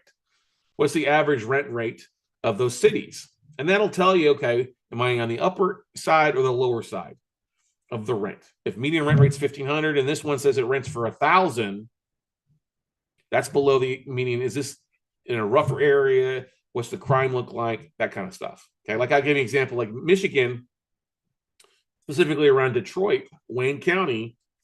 A few years back, I would look at stuff that would be $500 and above. Okay, same thing, Columbus, Ohio. I got a couple buddies there. They were like, "Oh, anything we can rent for $500. If it's below $500, it's a rough neighborhood." Okay, of course that number's gone up now as Columbus got better. It's gone up in Detroit. It's gone up everywhere. So you got to know what your median rent rates are. So that's the thing to get rid of stuff. Get rid of it if it's low value rent. It just doesn't make any sense, and you really don't want to be in Class D as a note investor. Now, that's not saying you're going to rent it. Okay, I'm not saying, but if you do have to take it back, it means it's probably in a rough spot. That's part of due diligence. Okay. So let's kind of talk about this as I keep kind of going back in here. So looking at the states you don't want in, the rural cities, the low P&I payment, the low UPB, low values, those are all things you're getting rid of. And then looking at like a rent rates and getting rid of those that are low rent, and also property types. Keep your single families. Now, the next question that people often ask me, well, what about vacant versus occupied or unknown? And you'll see that on a lot of spreadsheets where it says occupied, owner occupied, or occupied unknown, means there may be a tenant in place there. Or if it just says unknown, they don't know if it's occupied or vacant. Okay, so here's the thing. In Texas and Florida, this is my buying stuff. I will look at vacant assets in those two states. Okay. I'll look at a little bit if I see other cities that I own stuff in currently. Right. But for the most part, a vacant asset isn't going to be something that you're going to get back on track. That strategy for a vacant asset, 9.5 times out of 10, is be when you foreclose. If you can foreclose, great. Or if you can get a deed in lieu, that's great. But you're probably going to have to foreclose most of the time.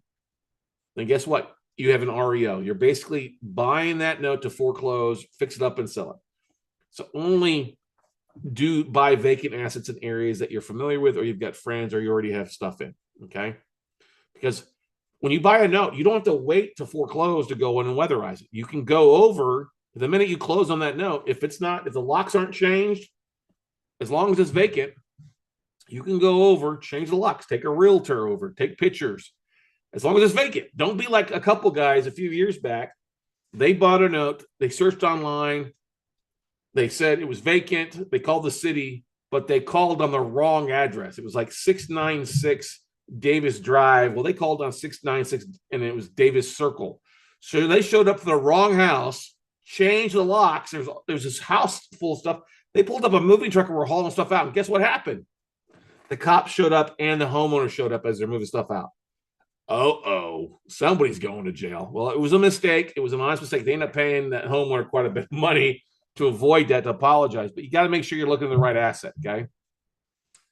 That takes us to kind of online values or online viewership. And you look at this stuff too. I mean, the reason we didn't start off by looking at the condition of the online photos first is you can often get rid of a lot of the junk by just looking at the spreadsheet. Look at what it says, okay? Look at that stuff. It's going to save you a lot of time. And that way, then after you kind of cut down your list to where you're, okay, I'm comfortable with the payments, comfortable with where they're located, the asset type, the UPBs, the values, then we look at what the online condition report looks like. And that's jumping on Zillow, doing some Google Map views. There are things that you look for in Google Maps, okay? They want to take this down a little bit. Obviously, you're looking over aerials. What does it look like? Does it have a roof? Does it have a blue tarp on the top? There's never a good sign when there's a blue tarp on the roof, okay? It means you need to replace the roof, okay? Water damage, that kind of stuff. But look at the date of when that photo was taken, that drive-by was taken. If it's this year, it's 2024 now as we do this, right? So if it's something from the later part of 2023, it's less than 6 months old and the house looks good and there's a car in the driveway, the yard's mowed, there's some pride of ownership with landscaping or plants or wind chimes or whirligigs or kids' toys out in the front yard, I'm cool with that, especially if I'm buying that note. If the value is at 200 and I'm buying that note at 100, I'm not going to spend a lot of time like, okay, I'm pretty comfortable with that valuation, right? Okay. But if I have an older photo, and maybe it's 2-year-old photo, I'm going to make sure and still pay for a BPO, somebody to drive by and make sure pull current comps, current numbers on it. But if it's current photos, like I said, last 90 days and looks good in pristine condition, I'm pretty, especially if it's occupied, I'm okay with that. I don't really worry, get so bugged down on the valuation of that stuff. Okay. But if it's vacant and it doesn't look good from a year or two ago, it's probably not going to look any better. It's probably going to look worse. Okay. The one exception of this would be like contract for deeds. Contract for deeds may have been an ugly property where somebody went in, rehabbed the property, offered owner financing for a period of time to folks, and you had people come in, fix the property up. So when you're looking at a contract for deed tape, what's great about it is if you're doing the Zillow search, if it was a contract for deed, the deed transferred hands from either the bank or the land institution to the investor now who owner financed the property to an end buyer, right? But the deed hasn't changed names yet. It still may be ABC Investments, but it's John Smith living in it who took a contract for deed out from ABC Investments. So you can see when it's sold, and we know a lot of times Zillow will show a sold price affects their value. So look at when the date that was sold. Okay. If the date was sold and then you look at your spreadsheet and the origination date is after the date on the photo, okay, it tells a story. Somebody bought this house, they went in and fixed it up, an owner financed it, or they decided to finance it to somebody else because the old photo is before this note was originated. Okay, we need to send somebody out to take a look at it. Okay, but if the photo is 2022 and the loan was originated in like 2020 and you got boarded up windows and cracked glass and ugliness, it ain't getting any better. Okay, one of the jokes that we used to run in our mastermind groups is if it had a big overgrown tree where you couldn't see the house or overturned weeds, you might as well just killed it. And that was a pretty honest case. Okay, so that's the thing. Look at the properties. Don't fall in love with it. Don't run into we always call it the OTSC syndrome. Oh, that's so cute. Because you don't own the asset. Now, you don't buy anything you want to end up owning, but you don't really own the asset. You're the bank. Now you're excited. Hey, I'll buy that note because that borrower's got a lot of emotional equity. They got a flag out in their front porch. Great stuff. We'll definitely work to keep that and keep that borrower in place. Now, that's how you kind of go through that stuff. Now, I like to use batchgeo.com to map a lot of these at once, and then I can go through them individually and take a look. You could hire a VA to do the things we just talked about and have them knock this all out in roughly just a few minutes, and then go and pull values of the assets and also pull street views, images, and save it on a spreadsheet or save it in a Dropbox folder so you can take a look at that and see what the condition report is. And tell them, hey, if it looks trashed out, now don't get me wrong, a trashed out property here might look like a kingdom, a castle somewhere else in the world. You get what I'm saying? So I still like to look at the assets, but I'm not going to sit here and spend a lot of time looking at, because it's initial due diligence. This is not spend a lot of time and a lot of money because you don't know if your bid's going to be accepted. And that takes us back. Once you narrow down a list, you're going to run some numbers on your spreadsheet, insert some columns, and run some formulas. And the basic things that I do, I'm not going to get into formula creation. If you've been through the workshop, we give you some formula slides. We go through that stuff. But you got to look at, and this is why I go back to, what is the bid? What type of bid are they looking for? Okay. When they give you a bid, like I want 70 cents on the dollar of UPB, guess what? One of the first things I do is insert a column in my spreadsheet and say, okay, what's 70 cents on the dollar of UPB? If it's non-performing, I then add a column and say, okay, I'll take 12 months times the P&I payment, the principal and interest payment. And what is that number? Well, what can I get if the borrower just starts to reinstate the loan the first 12 months? I'll put that in a column. I'll then also insert a column next to it and say 16 months P&I, because I'm going to ask that borrower to bring some skin in the game, at least 4 months of payments, especially if they're over a year behind, to the table. And so that's 16 months. So now I got two basic columns. I got, okay, what's my bid? Now I can take my 12 months P&I payment, whatever that number is, now add a fourth column, and I label it 12-month mod. So it's simple, okay? 12-month P&I divided by what your bid to see what kind of yield it is. I'll do that all the way down, and I'll do the same thing for 16-month mod, and then run that all the way down there. Now, Lorelei asked me the question, how do you price bankruptcy assets? Now, are there in current bankruptcy right now? That's the question. If it's an old bankruptcy filing from a couple of years ago and a discharge, it's not, you don't worry about this. You price it as a non-performing note. It's a non-performing note. It's a current bankruptcy loan. Most of those loans, they want to sell them. If it's currently a BK Chapter 13 in payments, they're probably going to want 80 cents on the dollar for that. They would treat it as a performing note because they've got a court order. I don't do that. That's great. And if that number makes sense to you based on what the payment is and what the was owed, okay, that if that yield is good, great. But oftentimes, if they want 80, 90 cents a down payment, it just doesn't make any sense to buy that stuff. Okay. So you have to look at the asset individually. When was the bankruptcy? Is it still in effect?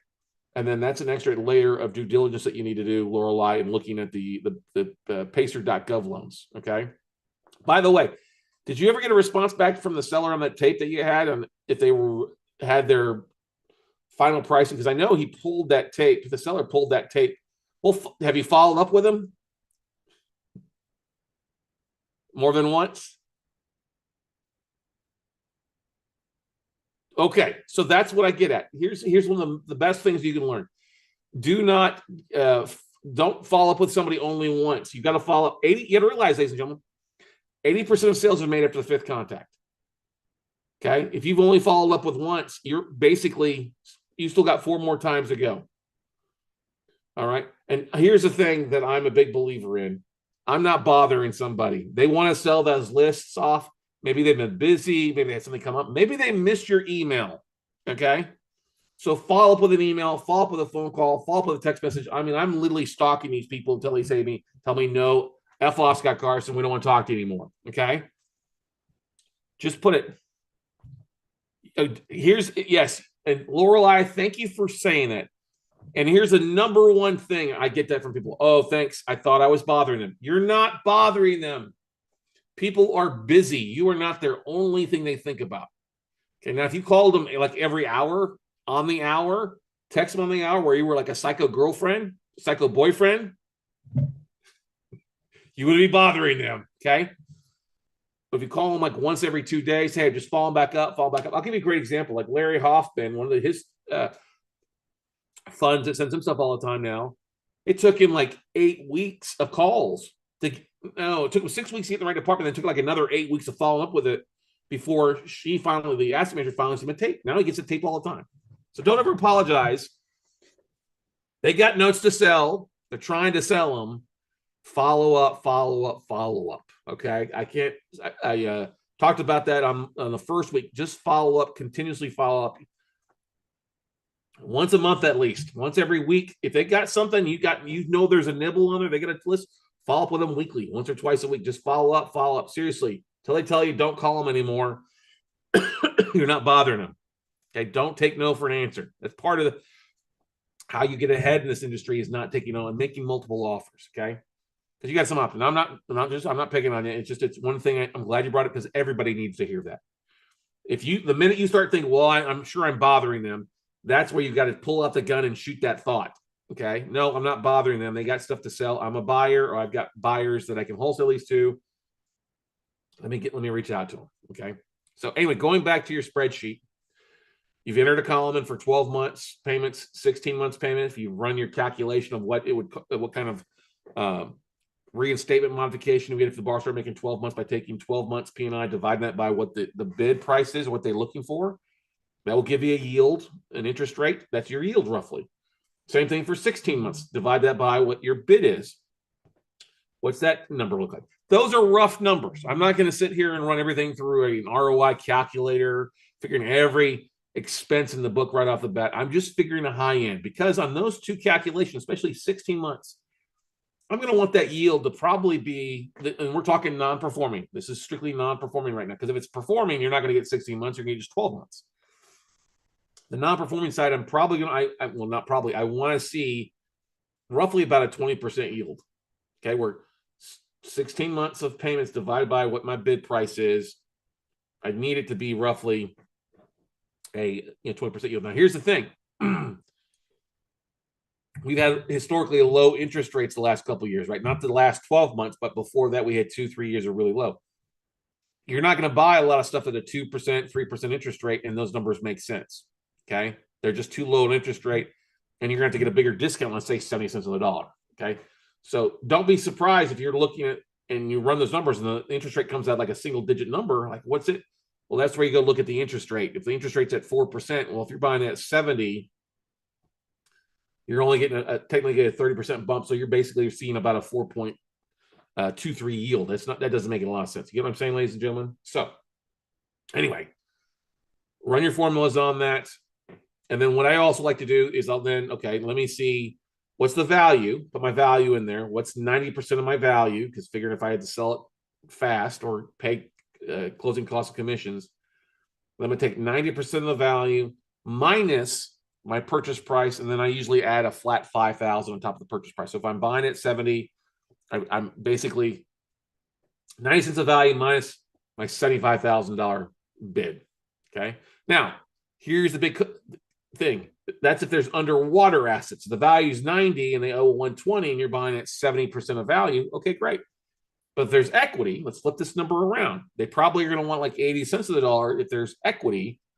So run the same formulas at 80%, and that should tell you roughly what it is. If you're using your own money and you're happy making the yields on that, bid away. If you're using other people's money, you have to think about what you're going to pay your investors. Okay. If your investors are going to be at a 6, 7, 8, 10% interest to them, because that's what you're working on to, then you're going to need to see if you're paying somebody 10%, then you want to get 10% yourself. You got to see a 20% return. If you're paying somebody an 8%, and you want to get at least an 8%, then you see a 16% return. Okay. Well, that's still a great day. And that's just off the payments. Now, if you foreclose, then you figure out what's your yield on that, on the foreclosure. And this is why we like to buy pretty assets. If we know we're going to have to do a little paint carpet. That's not too difficult at all. Okay. And appliances. But that's the big thing about it. That's why you buy pretty assets. So it doesn't need a lot of work on the inside. If you're buying a vacant asset, it's going to need a lot of work. And you're often going to have to replace the electrical, the plumbing, the roof, the foundation, something in that house, if not multiple things, to make it work for you. And it just doesn't make sense in a lot of cases, especially something like that. You're going to be paying a whole lot less. Okay. So don't be surprised if you run your numbers. There's only a few on there that make sense for you. That's kind of normal. That's normal. Make some offers. You're just pulling online values. I would always call and check taxes owed. This is one of the most important things you do. Get on Netra online, public records, call the taxing authority, see what's owed in back taxes, and then figure out what back taxes are into your bid. If there's $70,000 is what your bid would normally be, but you find out that's $5,000 in back taxes owed, then deduct that from your bid. Say, okay, 65. This includes that there's $5,000 in back taxes owed that need to be paid. Because otherwise, the seller is going to be nitpicky about it and say, well, you could have checked the taxes beforehand, and that would have been something on your bid in the front end. There's people that do that all the time, and I just want to slap them, because like not everybody's going to look at taxes off the bat. You should, and it's one thing we do.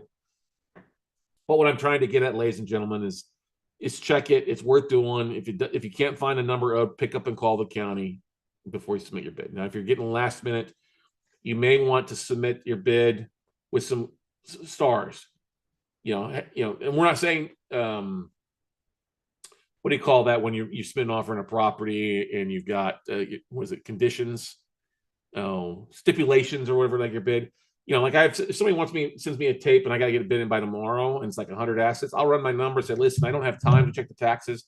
Here's my bid minus taxes owed, or here's my bid. And I'm going to say, I haven't checked taxes, so I'm going to fade my bid by any amount of taxes are owed.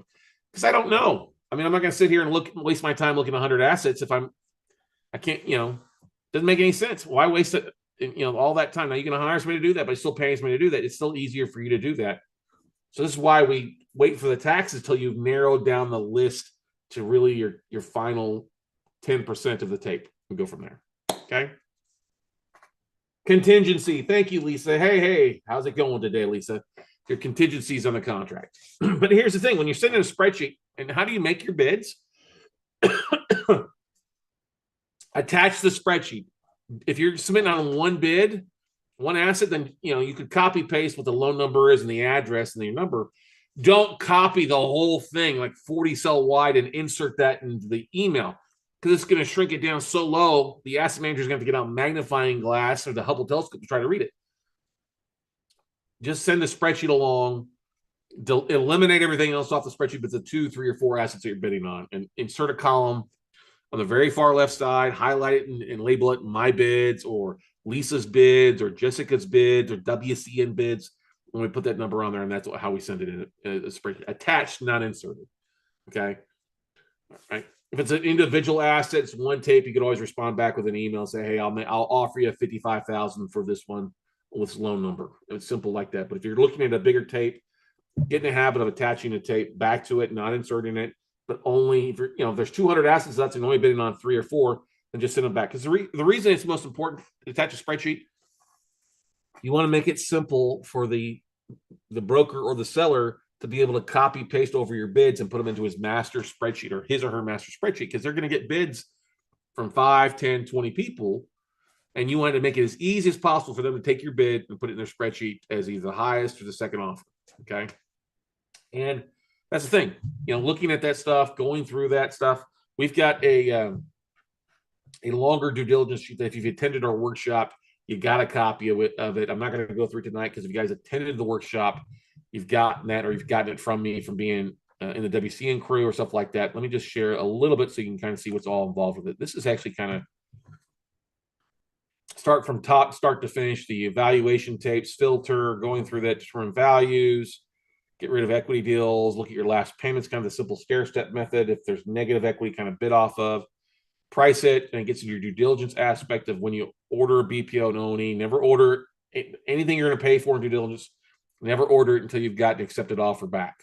And I prefer to have it under contract and then send a contract out to you, okay? Look at your insurance, look at your collateral files. We're not going to get into that tonight. There's other things you can do for that. Your servicing company and legal stuff to look at. Check the notes. Look at the last dates that the borrowers reached out to the homeowner or the bank. I mean, there's a lot more stuff to go there. What to look for, the collateral files, and then also obviously the property stuff like that. But there's more stuff to look at versus just pulling the property value and looking at that stuff. You've got to run those numbers, but it's the first part of it is the due diligence. And like I said, you got to know what you're buying. If you're going to tape in, it's the stuff that just doesn't make any sense. You're not buying this stuff, and that's okay to go back to the seller and say, "Hey, I appreciate you sending this, but this is just not what I'm buying. It's not in my buy box." Okay, I'm not buying anything in New York or New Jersey, so I appreciate you sending it over to me and going from there. Now, somebody asked me that, what about reverse mortgages? Okay, now reverse mortgages, if you know what they are, they're basically the borrowers in most reverse mortgages have deceased. Once we get them on the note side, the borrower's passed away. Okay. And it's the heirs that have the opportunity to either pay off the mortgage or the bank forecloses. Now we're buying those oftentimes. There may be equity. And sometimes they want 90 cents on the dollar because there's all this equity. Well, I'm not going to pay for that, right? So reverse mortgages are strictly a buy that note, foreclose, rehab, turn into rental, or rehab and sell, and make sure you get it the right price. Now, I've looked at reverse mortgages. If it's here in Texas, within a 2-hour pace, I'll literally get in my truck and go out and drive by them and take a look at it. Because oftentimes you can get interior access, and that's a great thing to look at a vacant asset and see if it makes sense. Some of them made sense, others haven't made sense. But that's what I want to go through. Know your buy box and know how to really cut down that list to take a look at things. All right. And looking to one thing I forgot to mention, I was talking with a student about this earlier. He's looking at an asset in Maine. Besides it being freaking cold, like the frozen tundra of the United States, but Maine, okay, freaking Stephen King country, as we like to say. Look at the last payment date, because what's going to happen to is a lot of lenders are putting like estimated legal balance. Well, the estimated legal balance or payoff balance is going to be the unpaid balance plus how many payments haven't been made, been added to that amount, plus late fees, okay? But every state has a statute of limitations when it comes to mortgage debt. So when we looked at this asset that Cal was looking at earlier tonight, Cal's one of my coaching students, he was getting at a pretty decent price. The value was there, okay? The legal balance was at like 220. The house is supposedly worth, based on online, was at 275. And they wanted, what do they want? He made his offer at, I'm trying to remember.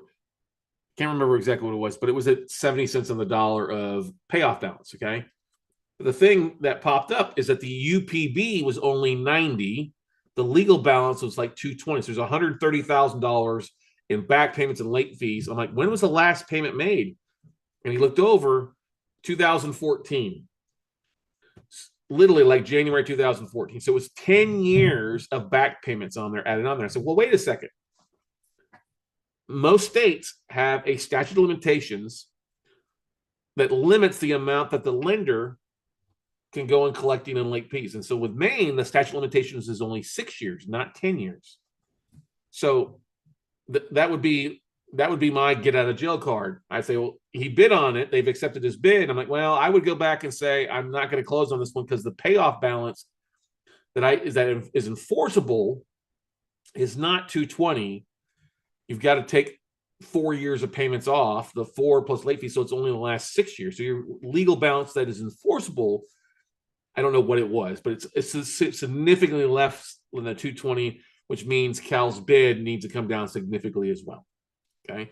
So look at that. Now, some states, if a borrower's made one payment of a dollar, it restarts the statute of limitations. But if they had done that, it would show the last payment made would have been sometime a whole lot sooner than 10 years ago. So look at the statute of limitations. Each state's different. You're going to have to Google that. Right? You can usually find that stuff pretty easy by just what's the statute of limitation for Arizona, what's the statute of limitations for Michigan for mortgage debt, and it tells you. Just realize anything beyond that period, you're basically going to say, "See you later." That you're not going to be able to collect on that most of the time, and when something like this would be more of a foreclosure anyway.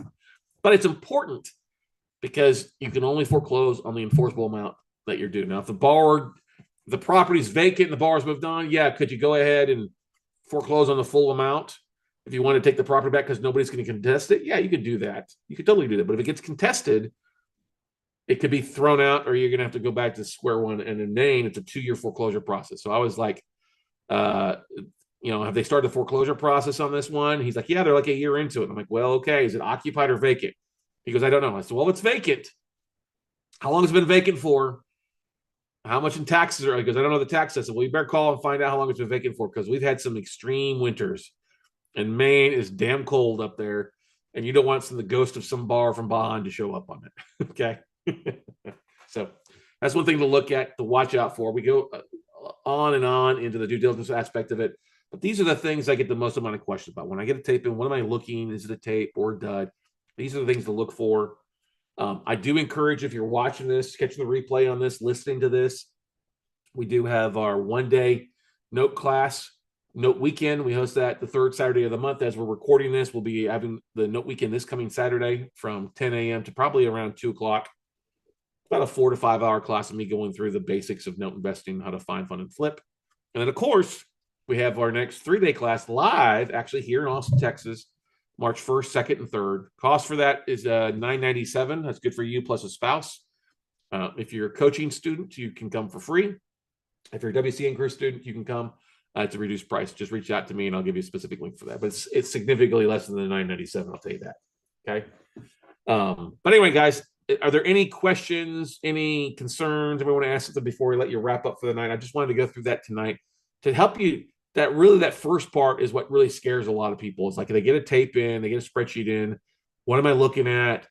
You get overwhelmed. I've seen realtors literally have like almost nervous breakdowns because they're like, everything's a deal. Not everything's a deal. Yes, there's a buyer for everything, but you're not a buyer for everything. Know what you want. Know the values that you're looking for. Know the areas, the states, the bigger cities. Those are going to make your life a whole lot easier. All right. Cookie cutter, when you can have it, you're buying, your buy box. It makes things a whole lot easier for you. If it doesn't fit into it, you kill it. Okay.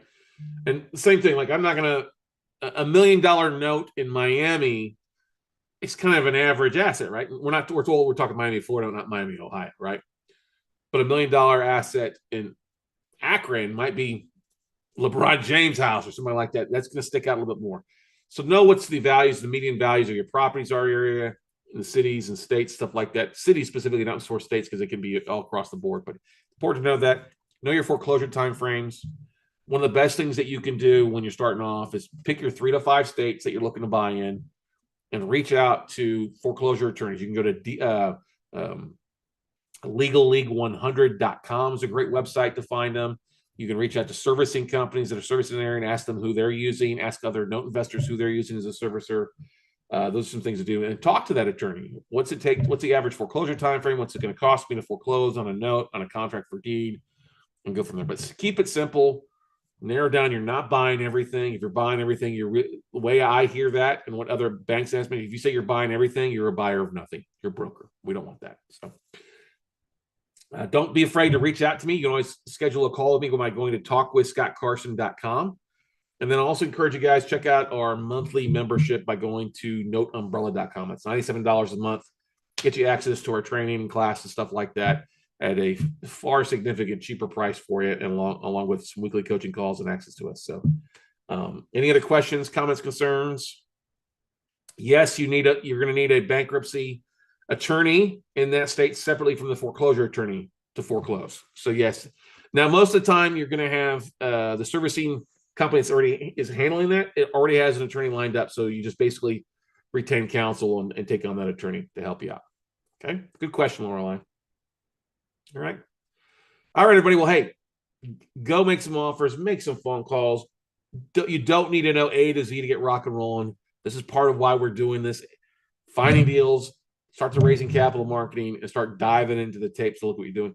Next week, we'll go into some of the strategies, the exits, and how to figure some of the case studies and how to make things happen, how to make some money in the note business. Will be our fourth week and final week in the implementation coaching for you. So if there's no any questions or comments, we'll let you get back to your day or your evening or your afternoon. Go out, make some offers, buddy, and we'll see you at the top. Thanks for joining us. Bye.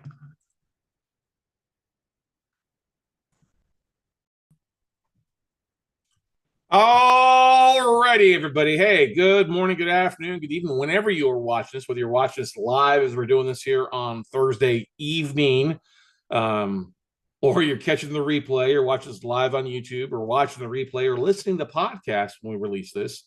We're glad to have you guys here with us. Thank you for listening as always. Scott Carson, the Note Guy.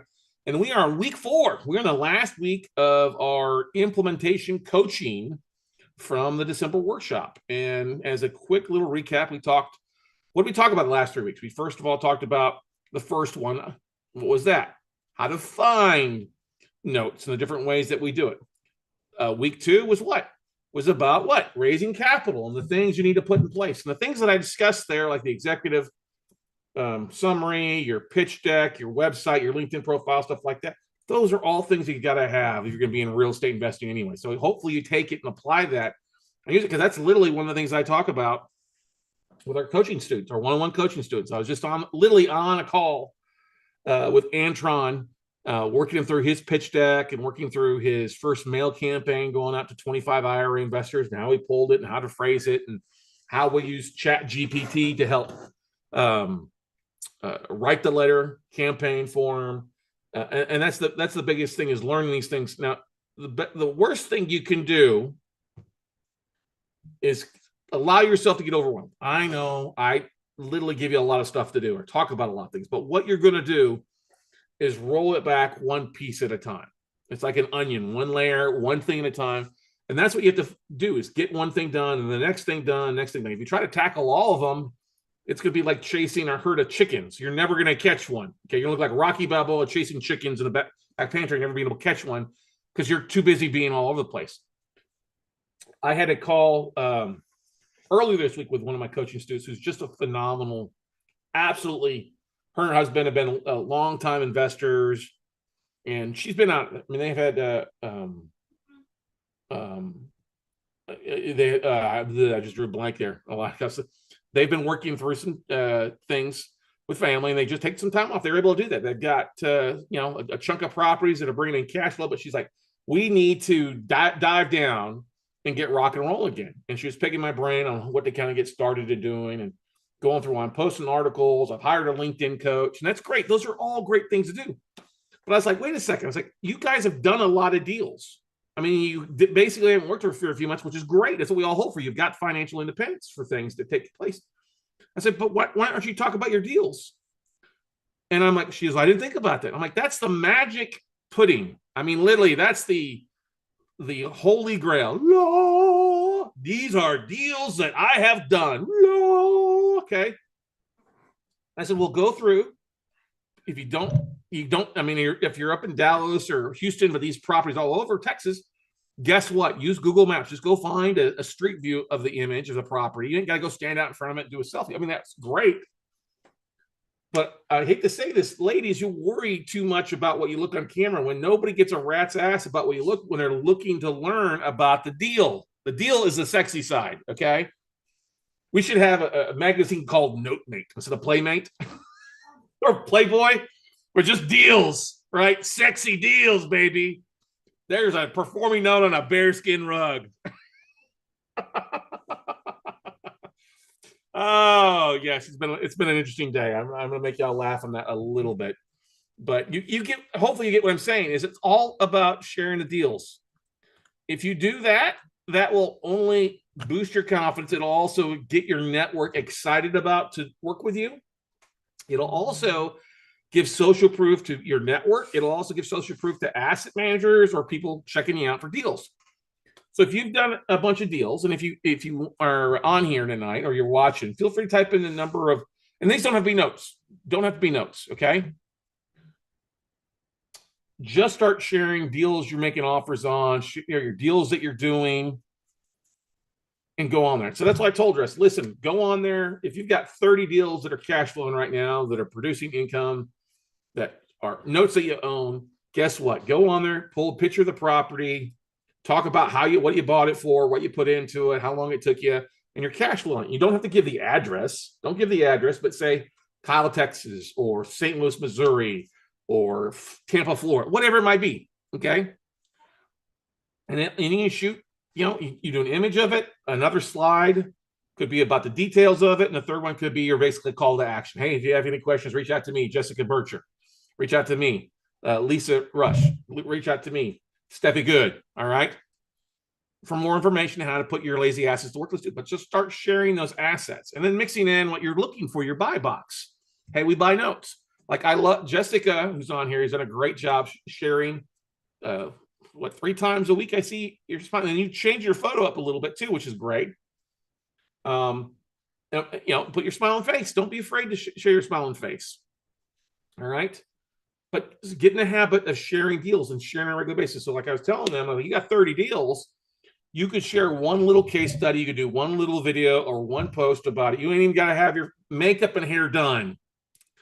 Record the video and upload. That's 30 days. It could be a month, but I'm like, listen, if you just go and share that, shoot a little video and share the video. If you're going to be posting it, we'll just do this. If you did 30 days of videos, okay, 30 videos for 30 days.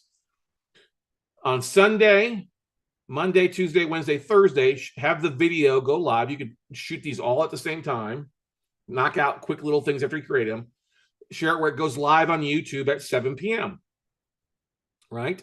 And then if you're going to go to Buffer and have it upload to Facebook, take the YouTube link or whatever link you're going to use and the little description of the deal. Hey, here's the deal we bought. Here's the numbers, or here's the little video deal breakdown. Have that be shared at noon across the rest of your socials. So if you're basically, video goes live at 7 p.m., socials go live the next day at noon. Except when you get to Saturday, have the video, if you're going to post a video to go live Saturday, have it go live in the AM at 10 a.m. And Friday, have it go live at 3 o'clock, not 7 p.m. night, because nobody's going to be at home watching your videos on Friday night. Okay. But then the next day, have everything on the socials go live at roughly noon. And that's the thing, just video goes live at 7 p.m. The socials go live the next day at noon. At 7 p.m. the next day, guess what? The second video goes live, and you just rotate and stagger step it. And that's what you share. Share deals, share rehab deals, properties you rehabbed. If you bought your own house and rehabbed your house and you're living in it, that's a great thing to share. Okay. My first rehab was the house I live in. Okay.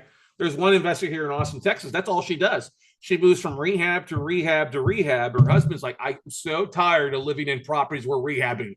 Can we not just live in a house that's finished for a while before we sell it? But that's the showing you taking action.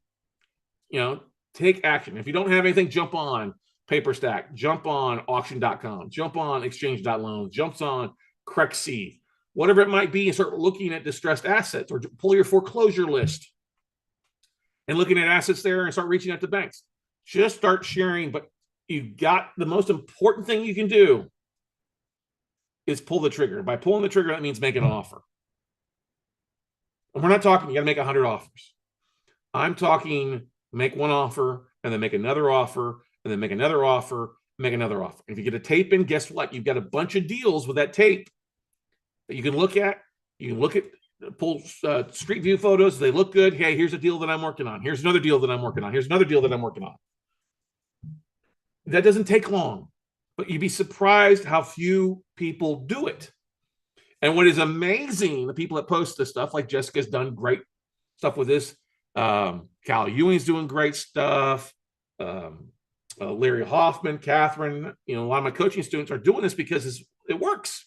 It works to get people to notice. It works people send you deals. It also works to get people to fund deals with you to reach out to you. You just got in this regular habit of sharing and making an offer. Just make one offer. Make one offer. Make one offer. just that's all that you're going to get better at is if you make one offer and you get snake bit, that's going to happen. Oh, I missed this. And this asset manager is just an asshole to me. Well, you know what? Asset managers can't be assholes. I was talking with somebody today. No, it was yesterday. And they'd made some offers on some notes.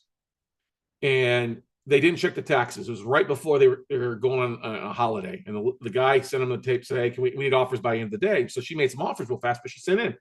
I haven't had time to check the taxes on this because I'm making like 30 offers. You're not giving me any type of price point, but so here we go. And she said in her email, these are my bids minus taxes owed. Okay. Well, it didn't go direct to the seller. It went to this guy moving these as a joker broker. Well, then the joker broker forwarded him to the asset manager. Well, then he came back with counters and the asset manager jacked him up even more and sent him in. And my student was like, these deals don't make sense. And there's like a couple that do, but when I looked to check taxes were huge, like $8,000 owed in back taxes. I don't want to buy this now or I'll counter. I said, well, the person you sent it to doesn't sound like the person that owns them. She's like, no, they're not. I said, well, then jump on LinkedIn and contact the seller directly. And she did. And you know what? The seller came back. He's an ass. He goes, well, it's very unprofessional to contact somebody. She's like, listen, my bids, you're not getting the full answer of my bids. My questions are not being answered. And in my bid, I asked for whatever taxes owed. But if you knew taxes were owed, why didn't you put them on your spreadsheet? That's the thing that aggravates me. Yes, you can jump on county records, you can look, but if people are brand new and you got people making offers, you should work to support that person in making an offer. Okay, you wanted, all right, your bid's $4,000 less, and you as the owner of that note know what the taxes are owed. And if you're going to be an ass to people, you shouldn't be in the note business. If you're going to treat people making new offers like, and you're being an asshole to people that mess up on something simple the first time, well, nobody's perfect. Nobody is born a note investor. Okay, there's a lot to learn. Okay, and if you're the investor and you mess up on something, you overbid or you forget to check something, just hey, I forgot to check that. And if somebody comes back to you, well, you should have known that. Well, okay, fine. Do you want me to make an offer? Do you want to make this work or not? Because if you're just going to be an ass and browbeat somebody for not getting everything right off the board first time, or they're looking at 50 assets and stuff like that, then you know what? You've got issues. And we're going to ask you to bless your heart in Texas. Okay. If you're from Texas, you know what that means. Bless your heart. That guy was just an asshole. Okay. But here's the thing. A lot of us we want to do right. We don't want to piss people off. We want everybody to love us. I get that. Look, I get it. I'm not everybody's cup of tea, and that's A-okay. That's totally right. I rub people the wrong in some way because I'm not afraid to call people on their bullshit. I don't mind being an asshole. I can, but I'm being an asshole on behalf of my students, on behalf of my folks, my coaching students, because I want them. And what's really funny is a few of these folks that are being assholes to people are past coaching students. I'm like, why are you acting this way? There's no reason. You learned how to do this, and you made mistakes when you started off. Give people a little bit of grace. Okay. And if you've ever made an offer and had somebody come back and you felt a little scared to make some offers, it's normal. It's just like anything. When you go out and you go on a date and you actually, the person that you're on a date with is just an ass, don't want to be around him. You're kind of gun shy to go on another date with somebody new, right? Or if you go dancing and somebody steps on your toes, you don't go dancing anymore because somebody's going to step on your toes you're afraid of, right? You got to get over that fear of making mistakes because you're going to make mistakes. God bless. I have made so many mistakes in my life. Okay. I am not perfect. God did not make me perfect at all. And if you've been around me long enough, I share my mistakes and I'm saying, listen, that's going to happen. I share things with you guys to try to help you avoid making mistakes. And that's why I say, hey, pick up the phone and give me a phone call. talkwithscottcarson.com. And that's what I want you to do in the next 2 weeks, because this is week 4. This is the last week of this implementation coaching. And whenever you're listening to this out here, if you're watching this now as we're going live, please book a call with me and let's get you make an offer. Because I'll go through it. And you're still gonna mess up some things, and that's okay. But don't be so proud to pick up the phone. The biggest mistake I've seen people make is that when they don't pick up the phone and give me a phone call to walk them through something. Like I had John and Veronica reach out to me. We're going through an asset. I'm like, well, okay. I'm via the phone. I didn't have time to jump on a Zoom, but they've bought a dozen notes in their first 60 days. I'm so proud of John and Veronica Gore. They've done an amazing job. All right. Close on 12 notes and getting ready to buy probably 3 or 4 more. We were working through. I said, no, those are probably 2 you're going to want to kick to the curb.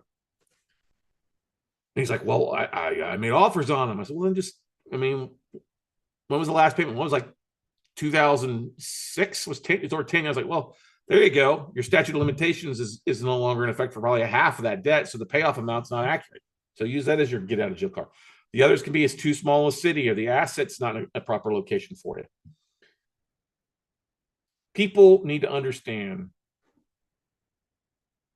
that we all put our pants on one leg at a time. We all hopefully wipe our ass with multiply toilet paper. Okay. Our shit does not, all of our shit stinks, and you got to get better at it. The only way to get better is making offers. So if you're struggling to find a deal, guess what? Go on Paper Stack, do a search for performing or non-performing. Look at some of that 20% or 16% yield based on what they tell you, and decide, is this something to make an offer on? Is this something to start the ball with? Maybe start with a low amount. Okay. I have to give, we got the Triad Investment Group out of Philadelphia, Carmela, Crystal, and oh my gosh, what's her name? There's a third one, and I'm so drawing a blank right now. Her and her son came to Austin and forgot. Anyway, they bought their first note. I think their offering price in this little $15,000 note in Mississippi was like $1,500, and I was like, oh, maybe a little. Oh, there's Crystal. Hey, I was just bragging on Crystal Reynolds here. Okay, you bought this note in Mississippi. It was a little small note. I probably wouldn't have bought it because it's small, but it was a great note for you guys to purchase. You made your first offer, and I think you got it reperforming. You're a little nervous. I said, well, watch out for this. And hey, if it goes horribly wrong, you're okay with that little bit of money, $500 a piece or something like that between the three of you. But you'll learn so much from that asset. You learn so much from making that offer, and you've gone out and made other offers and made other offers, made things happen. That's the most important thing I can tell you, ladies and gentlemen, here to find success as a note investor is going to become from making offers and growing yourself, blowing up. It grows up one day at a time, one offer at a time, and just being consistent. If you've, like one of the things that we go through obviously through the Note Buying for Dummies workshop is the very first day is all about that 6 figures in 12 months. How to make 6 figures as a note investor. It's not anything fancy, not buying 30 notes a month. It's buying one note a month that's bringing in like $375 a month to you, and add one note the next month and another note the next month. So at the end of 3 months, you got 3 notes that are bringing you about $1,000 in cash flow. At the end of 24 months, you'll have $100,000 a month, or 100 grand a year in cash flow. It's like $9,000 a month coming in. If you just start focusing on that, it doesn't have to be huge. These are not going to get rich Miami condos, Coral Gables, Lake Travis, $1 million assets. I don't even have $1 million assets, $50,000, $100,000 assets. It's just making offers and get the ball going. And yes, you could go, if you want to go land notes and you're fine with land, that's fine. If you want to go seconds, go seconds. Whatever it is, but everybody on here that's watching, listening, you control your destiny. You control your success. And that's by taking action, by making offers. 95%, and this is something that a lot of me and my fellow educators have talked about in different mastermind groups, is how many people out of your students actually take action. And people want to say, 10%, and other people are like, no, that's too high. I think it's closer to 5%. If you're making offers, you're in the top 5% of people doing this. If you learn something and go out and apply it, make an offer and stick to it, that's sticking to it. Not making one offer and running for the hills scared. They said no. Okay. You keep doing it. You keep following up with people. You keep emailing people to get their list. You keep following up with people to get their list. Boom. Guess what? You're going to have good stuff that happens to you. You're going to have great stuff that happens to you by continuing to stay on it. You've got to also make sure you're not like running around like a chicken in your head cut off trying to do 12 different things. Okay. But you've also got to be very dedicated in the time that you have. If you work a 9 to 5, or you have another career that you put in 40 hours a week, you got to be honest with yourself of how many hours you have. And then you've also got to be very diligent with those offers. All right. I've got a local investor here. He's a local realtor. He also works in IT. So he's trying to run around. And he also wants to be an investor. And I was talking, I was like, Jim, I was like, I love you, buddy, but you're working full time in IT. And then you're trying to be a listing agent, a seller's agent in a rough market. I said, how much of your time are you committed to? Oh, I've got to show up and do continuing education to get this license. It's like, well, how much is that license paid for? How many homes have you sold in the last 2 years? And he got real quiet. None. I was like, okay. And you did a flip? He goes, yeah, I did a flip. I said, how much did that make you? He goes, made me 50. He's like, great. Have you bought a note? Yeah, I bought a note. How much is it making? $500 a month, which was the easiest. The note. I was like, okay. I said, then why do you continue to run around when you don't have time to be a full-time agent? You're not closing on deals. It's just eating money away. Well, I want to have access to the MLS. Well, guess what? Make friends with another agent. Because being an agent isn't necessarily going to help you be a note investor. It sure as hell not going to make you a better fix and flipper. Why have access to MLS? You're paying for the MLS. You can get access through somewhere else. Heck, where did your deal came from? Well, it came from a local real company. I said, well, then that didn't really help you being an agent. Look, I'm not bashing agents, but if you find yourself pulled 3, 4, 5, 6 places, you got to have that come to Jesus meeting. Look, hey, what is paying the bills? What has the opportunity to pay the bills that I'm objecting? I had that conversation in 2009. I was sitting in an office literally about a mile from here. And I was running all around the place trying to be a jack of all trades because I felt so good to be a fix and flipper and a landlord and a wholesaler and a money lender. Felt great. I could pull out 4 different cards and I didn't realize how big of a fake I looked like. Because I wasn't good in any one of them. And I said, what's going to have the most opportunity with the market right now? And I looked at myself in the mirror and I said, it's going to be the notes. And you've got to be honest with yourself. And so what did I do? I committed myself to focus on the notes for 90 days. I said no to things. I said no to going out and drinking beer with my buddies. I said no to dating for a while because I was divorced. I said no to these other things that were running. Of course, I had some rental and I had some other deals I had to take care of. But the time that I had that I used to send out for like foreclosure letters, stuff like that, I turned that into calling banks so that I was calling 50 people a day, 4 times a week. Now, you don't have to do that now. Now you could jump on LinkedIn and reach out to them individually. Or you could pick up the phone and start dialing for dollars off of like IMN. But you've got to be dedicated to your craft. You got to do something that's going to start seeing results. I get it because it gets really old, fast, running around doing things and not seeing any results coming in. I've had people that made they made 1 phone call and they got 3 notes sent to them, which was hilarious. Wendy DeLuise out of Dallas.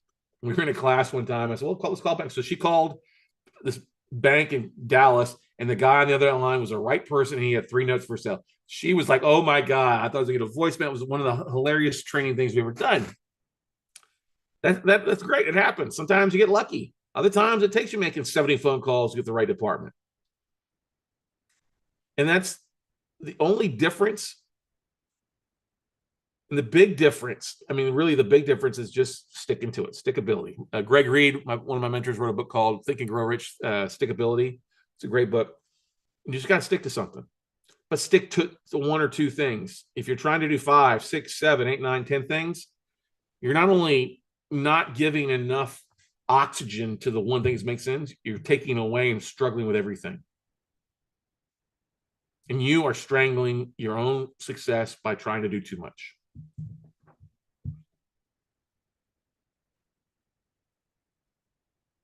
And so what you have to do, what I used to do is I used to have a thing on my dry erase board. I'd have it 20 deals.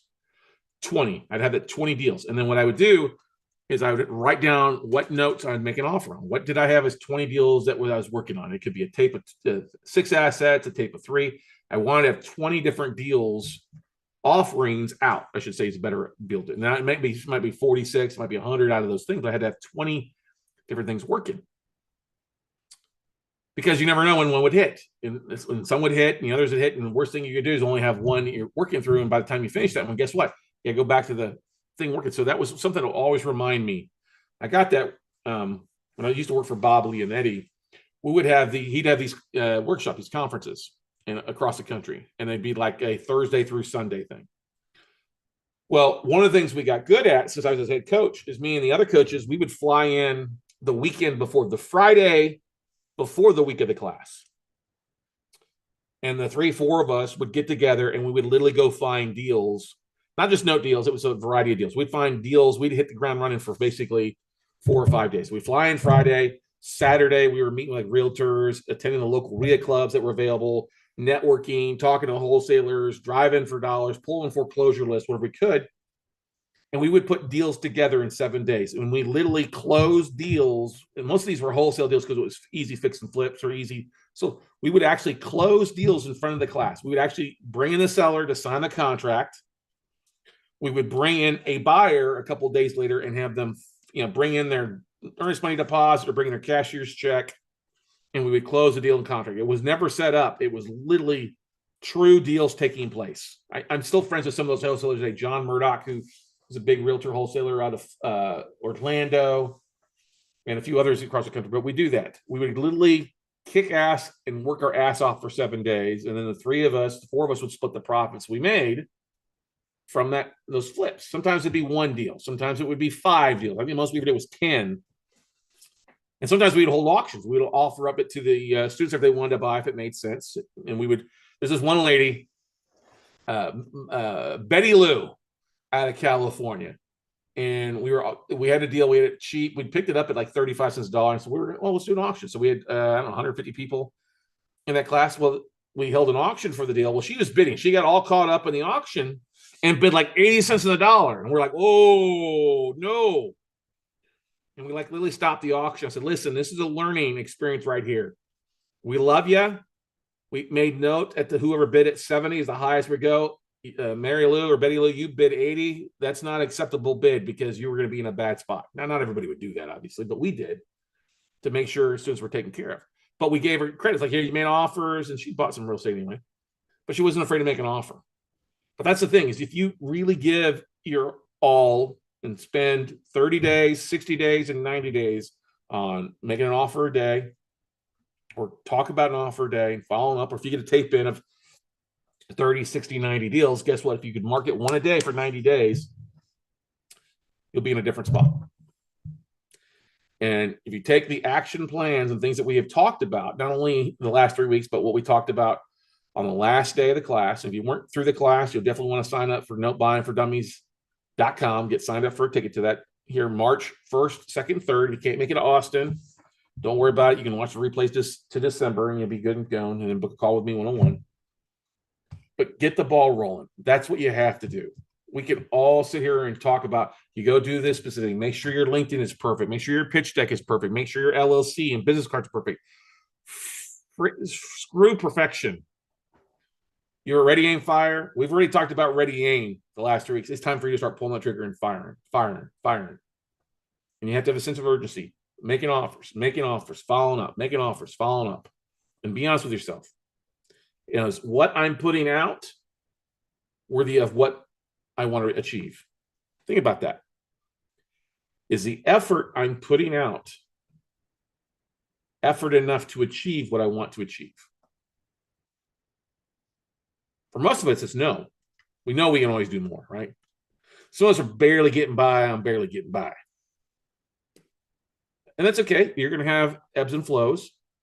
As long as you're honest with yourself, like, no, I could be doing more, but I've got a pressing priority right now. I'm sick, or I've got ill. We've got a student of ours whose parents passed, married for 51 years. He's been a little bit out of the business the last couple of months because he's been taking care of his parents. His parents passed, but he's like, I'm ready to get back in to go.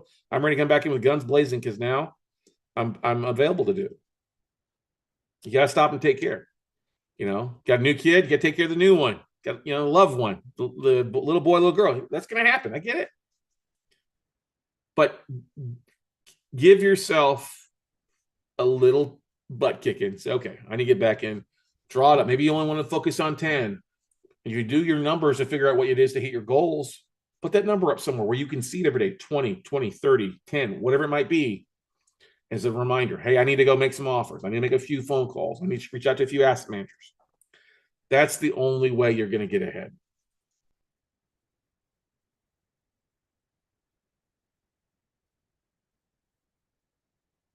And for those of you that want an extra butt kicking, you probably want to schedule a call with me and let's talk about coaching. I'd love to help you guys take your business to the next level. For those that are coaches, students of mine, know that we don't go away. We're here. We're here to help, probably to implement and make things happen. It was great. I was on a webinar today with a friend of mine, Chris Prefontaine from Wicked Smart. I was talking to his audience, and there's a couple students in there, a couple coaching students. And I'm like, oh, you're here. That's great. You're doing some subject to deals along with the note business. Because I know they close on notes. I've helped them. I'm like, that's awesome. You're good. You're applying what you're learning and taking the next step and adding it to their business, which is perfect. But they pulled the trigger first. They bought their notes. They bought 1, then they bought 3, then they bought 5, and they bought 10. Get that first one. And what you do to get that first one, you'll find out, hey, this isn't as hard as I thought it was going to be. I can do this again. Because that's what we usually see from our coaching students. They buy 1, then they buy 2 or 3, then they buy 6 or 10. That first one is always the hardest one to get most of the time. And that's when you're always scared about. We got another student right now. He's getting ready to buy his first non-performing note. So he's got all these fears. What could happen with this? If it didn't sell at the auction, they're selling to me now. It's normal. Your little devil and your little angel on the end is going to talk to you. Your little stuff. The point is, I said, man, you're going to learn more from this. And if you can't go wrong, either they're going to reperform or you're going to foreclose. And as long as you're comfortable with the asset value and the condition, you're good. He's like, you're right. Okay, let's move forward and get rock and roll. And that's what I want to challenge you. Can I get you guys in here to say, I will make, if you haven't made it your first offer, say, I will make an offer this week. I'll make an offer. I want to close my first deal within the next 90 days or the next 30 days, whatever it might be. You got to write that down and blast it. I am a badass. I will close on my first deal by the end of February or March, whenever you listen to this, okay? But you got to put that out. If you're watching live, like I know we got about half a dozen or so watching live right now on the YouTube. Put it out there. Put it in the chat roll. Put it out so that quantum physics can work in your favor to attract deal flow for you. Post on LinkedIn. Post on Facebook. Go into these Facebook groups, these LinkedIn groups. Hey, I'm a note buyer. Anybody got any note deals for sale? That's right. Pump it up, baby. Because Scott is here to pump you up. Okay? I'm Hans and Franz. We're here to bump you up. Yeah. Anyway, but that's what I've got for tonight, guys. It's not a fancy plan. It literally comes down. You already have the tools. You know what to do. You know who to reach. You know what to say. We can sit here and try to get everything perfect, but really it comes down to hunting and killing deals, basically. Finding and raising capital. And that's what it comes down to. Everything else can be found in a way. If you're trying to understand A to Z and you've ever not gotten to A, B, or C, let's not be that way. Make some offers, market for some deals, reach out to some asset managers, and then as you get your first deal accepted or first deal countered, and you go, oh shit, what do I do now? Then you book a call with Scott. What do I do now? I better call Scott. What am I going to do now? Better come talk. Who are you going to call? Note busters. You know what I mean? All right, everybody. Are there any individual questions, any comments, any concerns people want to address? This has been fun. It doesn't have to end here. You can always book a call with me, and let's get you signed up for our one-on-one coaching. It's there. We got payment plans of all types to fit all budgets for you. We'd love to help you out there and take it to the next step because you got to do something different. If you're doing the same old, not getting any results, then that's insanity. All right. So feel free. 512-585-3810. That's my cell phone, 512-585-3810, or talkwithscottcarson.com and let's talk. So if there's no questions, comments, thank you guys for joining me here the last couple of weeks and watching the replay. If you're listening to this, hey, thank you for listening to the podcast. Make sure you leave a 5-star review and subscribe to the channel and go out and take some action, and we will see you at the top.